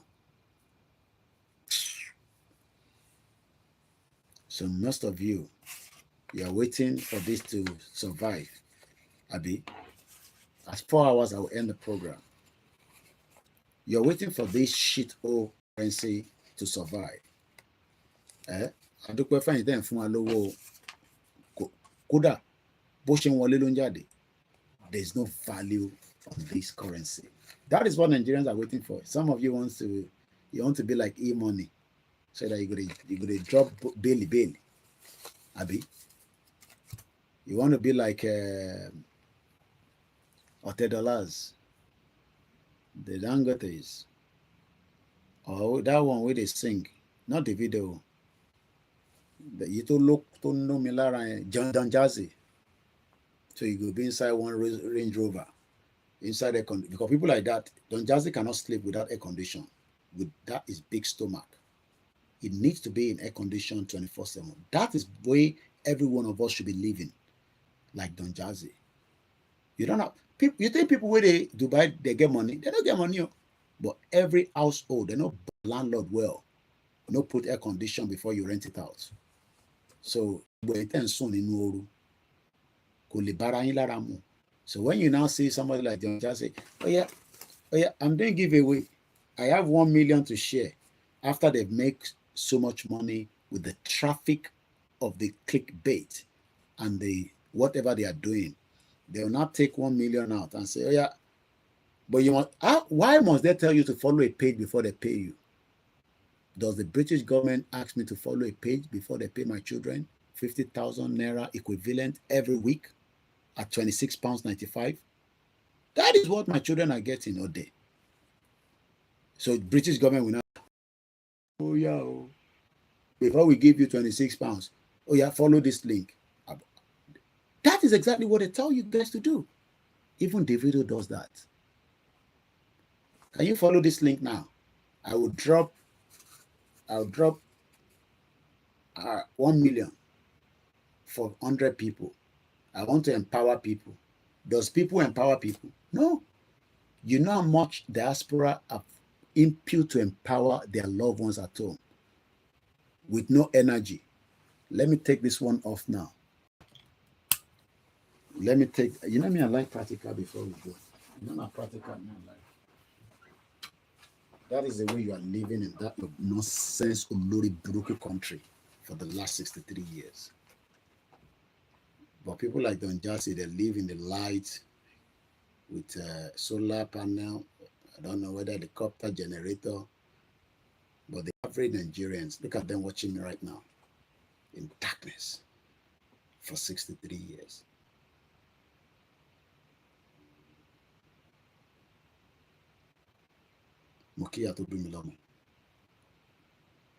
That is how you are living.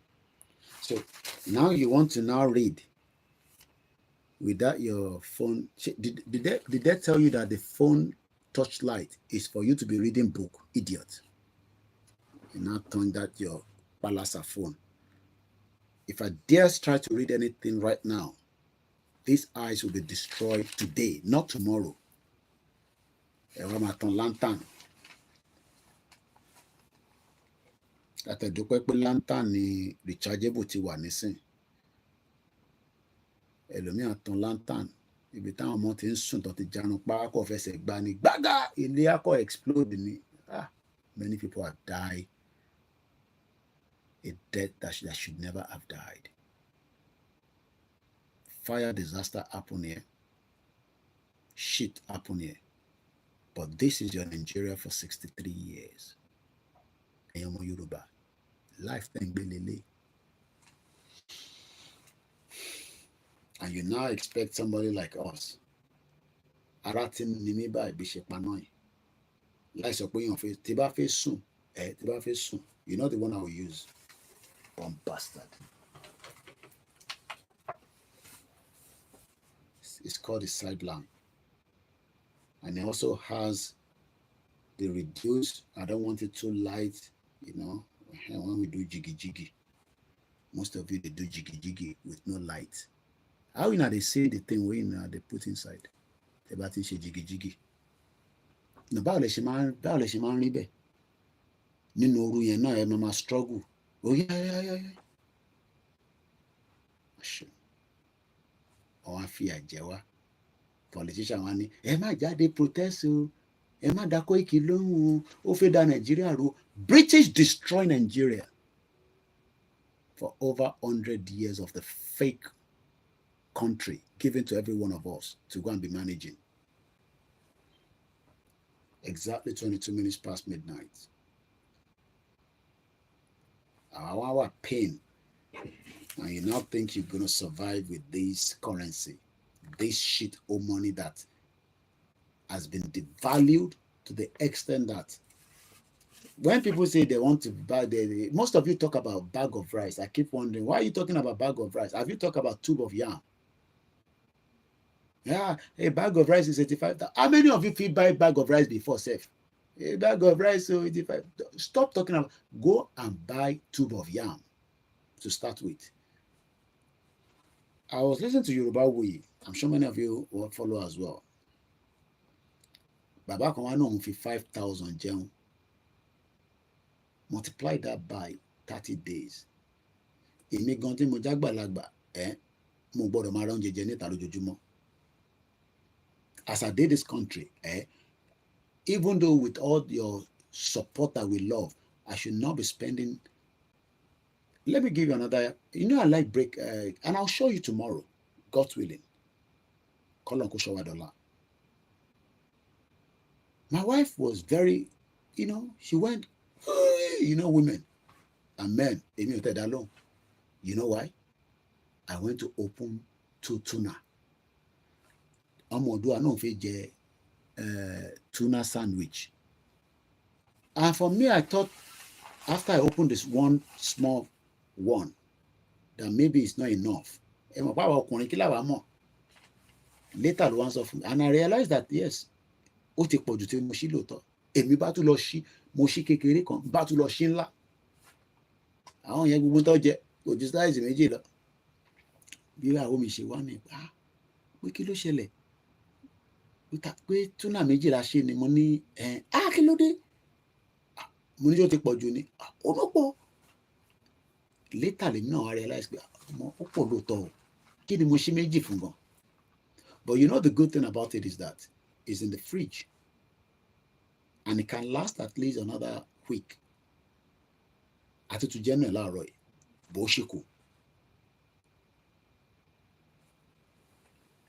Ondo State ló mi, mọ́mí mi wà níbí báyìí nísìnyí, ìyá mi Comfort Ológunjà àti gbogbo àwọn ọmọ Ondo.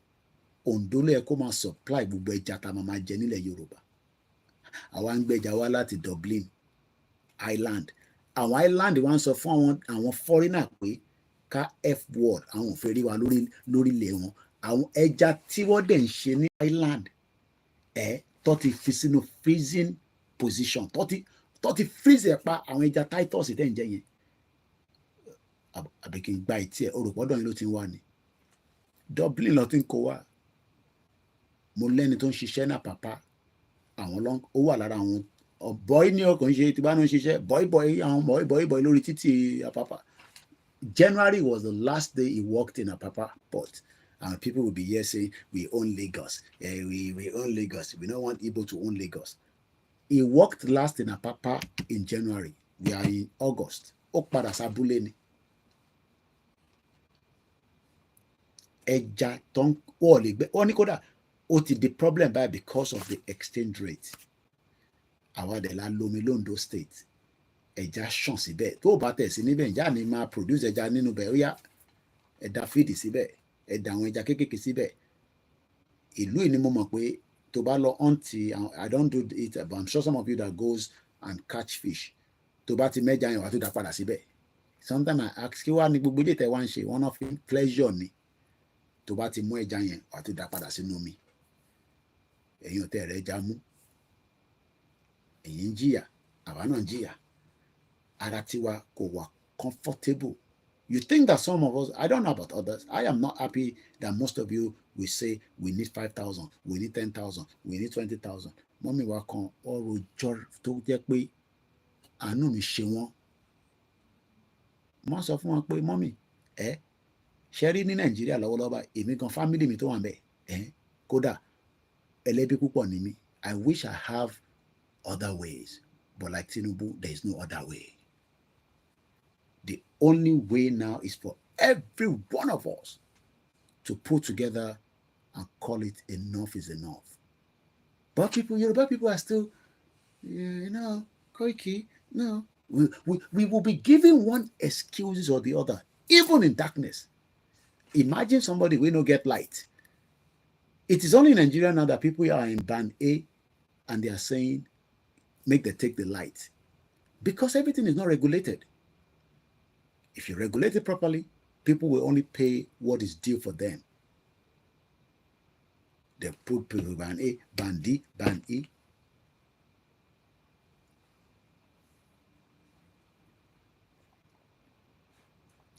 A very nonsense, jagbajantis country. In Nigeria. And it is coming to an end.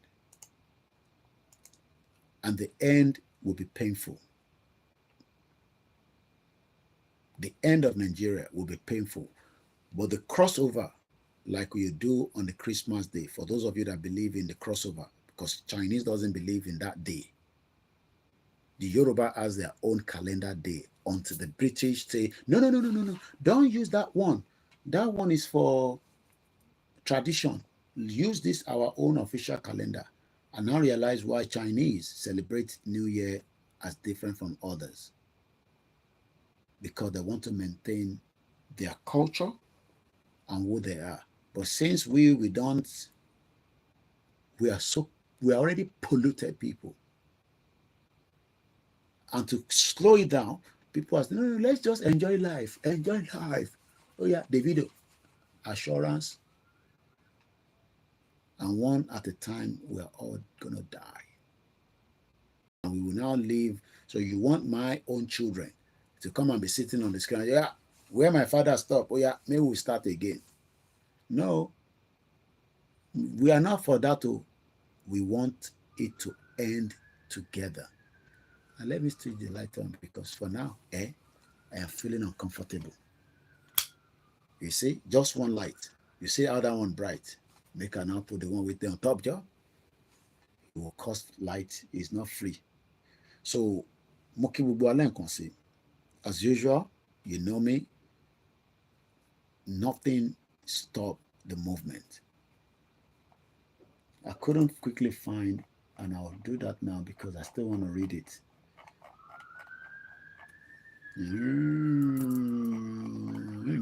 That's a rich man. They're taking it to the airport.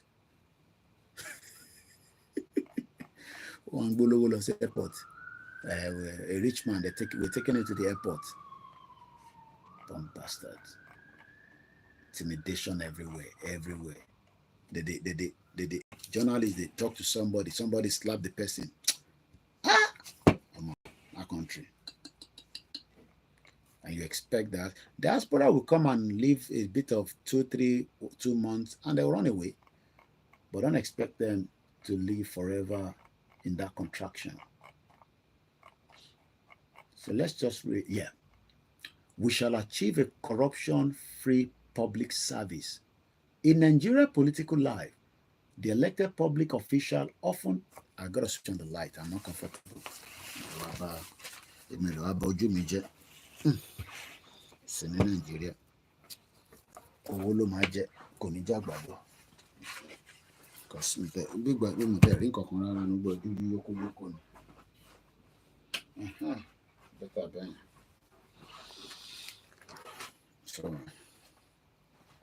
In Nigeria political life, the elected official often regards and holds his elective office as his personal property.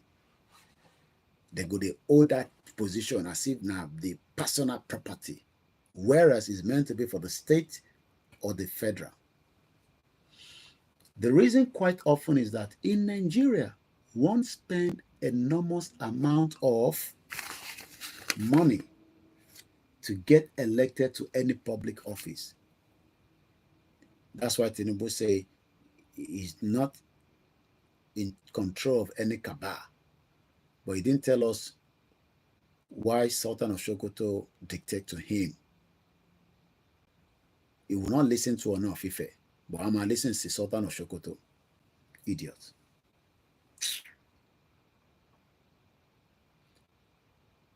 It is money, money, money.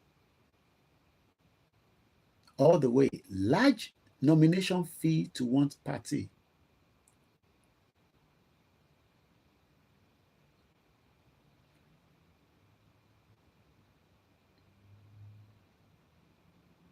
I'll take that again. It is money, money, money all the way. Large nomination fees to one's party, large bribes to one's leaders, competitive bribes for buying voters at the nomination caucus, Atiku, criminal, P.O.B., Bombasta, they're all the same. It's not much different between them. Other security agency officials deployed to election duties, anticipatory bribes to election tribunal judges, and then some large bags of money from which one's closest associates will buy the voters, which you are one of them. They better not take Barry. National cake in it.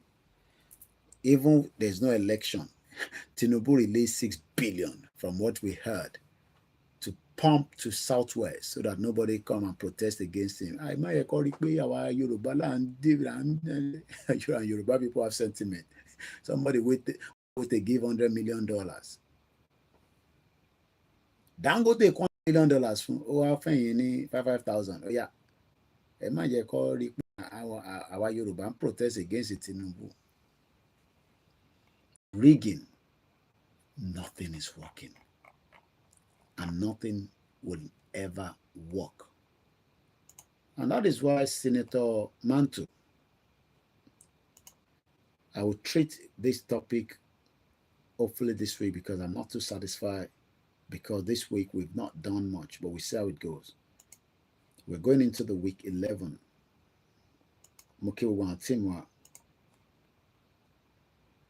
That is why Senator Mantu said here to Maokwe, we give bribe. Enter our Facebook and Igbo into Mofe Play, but the rest of the broadcast will listen to it.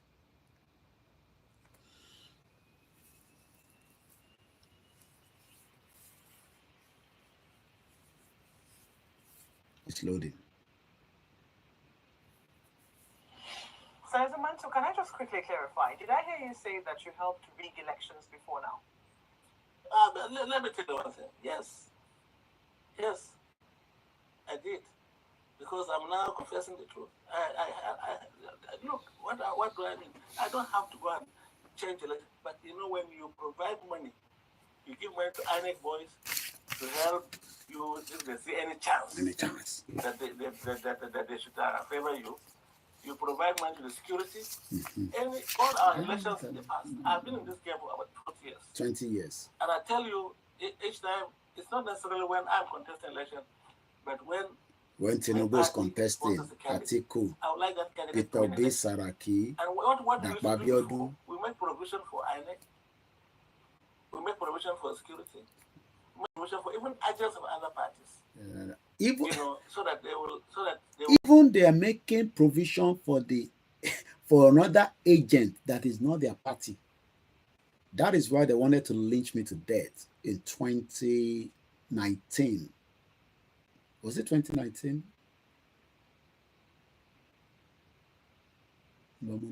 Election. I think 2015. I remember now. 15, 16, 17, 18. 2018.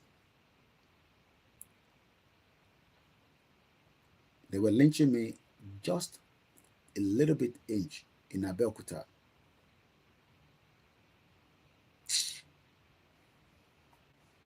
Because they were already doing mago. And I'm thinking, and I was just going live. And they were wondering why I'm recording. They are always skeptical about the mobile phone. I be a bit gone, but it's very good, yeah. I have a full pack in the house that my mom gave me, very fresh. And I try to take it at least every other day. Muki, our beauty, shout out to everyone. We're going to end the program in a minute. But I'm boss, Senator Mantuto. The moment they see you with a phone, why are you recording?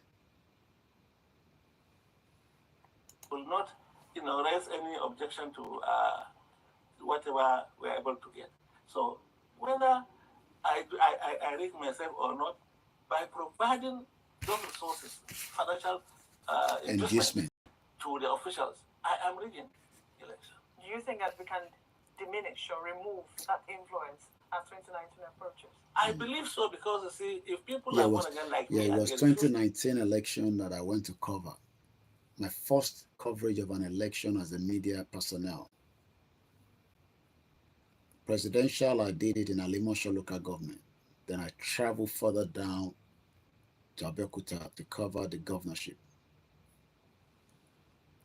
Complete mess. And before you start saying anything, now my own money I take travel come. My house rent, buy tickets. My brother Megushala omo issue ni gbogbo awadela issue. Prince Adedamolani, those king collect money now. Tinubu is good at that. Tinubu is good at that. That is why that bomb bastard thinks that, Oloyegbowo is as corrupt as many of them, including him. Idiot. The players, unless we give before somebody will take. Give. Right? Yeah, so give. Don't give. And then we're not going to take. Tinubu continue to give. Tinubu na giver. Oman give ni. The most, why you don't even ask me why am I taking this? Onima ọpẹ o tẹ bí mi pé kí ló dé tí mo ṣe ń sọ bẹ́ẹ̀. Ẹni tẹ́ wà níbí báyìí. It's almost at 4 hours. It's not easy, so I gotta end this program now. Look, I am tired. Of being seen as a criminal in the streets of the world because we are in Nigeria. You assume that everybody is an innocent human being until it's proven otherwise. But once you are in Nigeria, outside this country, with a green passport, consider you are a Nigerian, even if you are a pastor or you are an imam, they will assume that you are criminally minded or you have criminal tendencies just because of where you come from. That must change. I am tired of living in poverty in the midst of plenty. I cannot, even no matter how much you have, every day you see people coming to you, relations, friends, and every day. My wife has given birth. Is that not the same problem that we are facing? Every blessed day of the week, somebody must reach out to you through the DM, WhatsApp, Instagram, phone call, and sometimes you just want to do it voluntarily without looking. My man is a hospital, this and that, every day. But if everybody had enough to take care of himself or her. If everybody has enough to take care of himself, you will not need that. So Mokibugwa, Uni Innovate, thank you so much. Thank you all for joining me. And I hope we've learned a lot from the 1 hour of the presentation from our guest. We look forward to our guest next week, God's willing. As I leave us tonight, be rest assured that we'll be out again if we can. And if we cannot, there's nothing for us to be worried about. The Yoruba people will be free, and you will be free. I will be free. Thank you so much. Mokiba Bami Oluwaloki, Olayere. Am I being from volume here? I will work out, before next week to make sure that either we get a new speaker or it appears with the phone, or we tell Baba Ogunribido to call me through the studio line, which is already paired with the speaker. My name is OLAYOMI KOIKI. I'm just one out of many Yorubas that prefer that we exit Nigeria before Nigeria will sink every one of us. Yoruba Nation, no going back. Don't let anybody fool you that they play on social media. This is the new generation, and social media is the tools that will be used to enlighten and wake up the spirit of the Nigerians to know that they are not Nigerians. We are true Yorubas, Biafra, Arewa, and the rest as well. Nigeria will divide to as many countries as it wishes to, but the Yoruba will be free. And like I always say, we are not the most special people outside Nigeria. We're all together, regardless of who you are in any part of Nigeria. It is the globalists and your puppet politicians that have kept everybody below par. Good night and God bless. To all my Biafrans, we love you. And like I always say, respect me, I will respect you. Disrespect us, we will do the same thing, vice versa. And if you're just one of those that are saying, it's not going to happen, the North are already showing us how it's going to happen. Tomorrow is another day. We look forward to the Woto Woto. Occupy Abuja. Move in to the Senate and let's shut it down.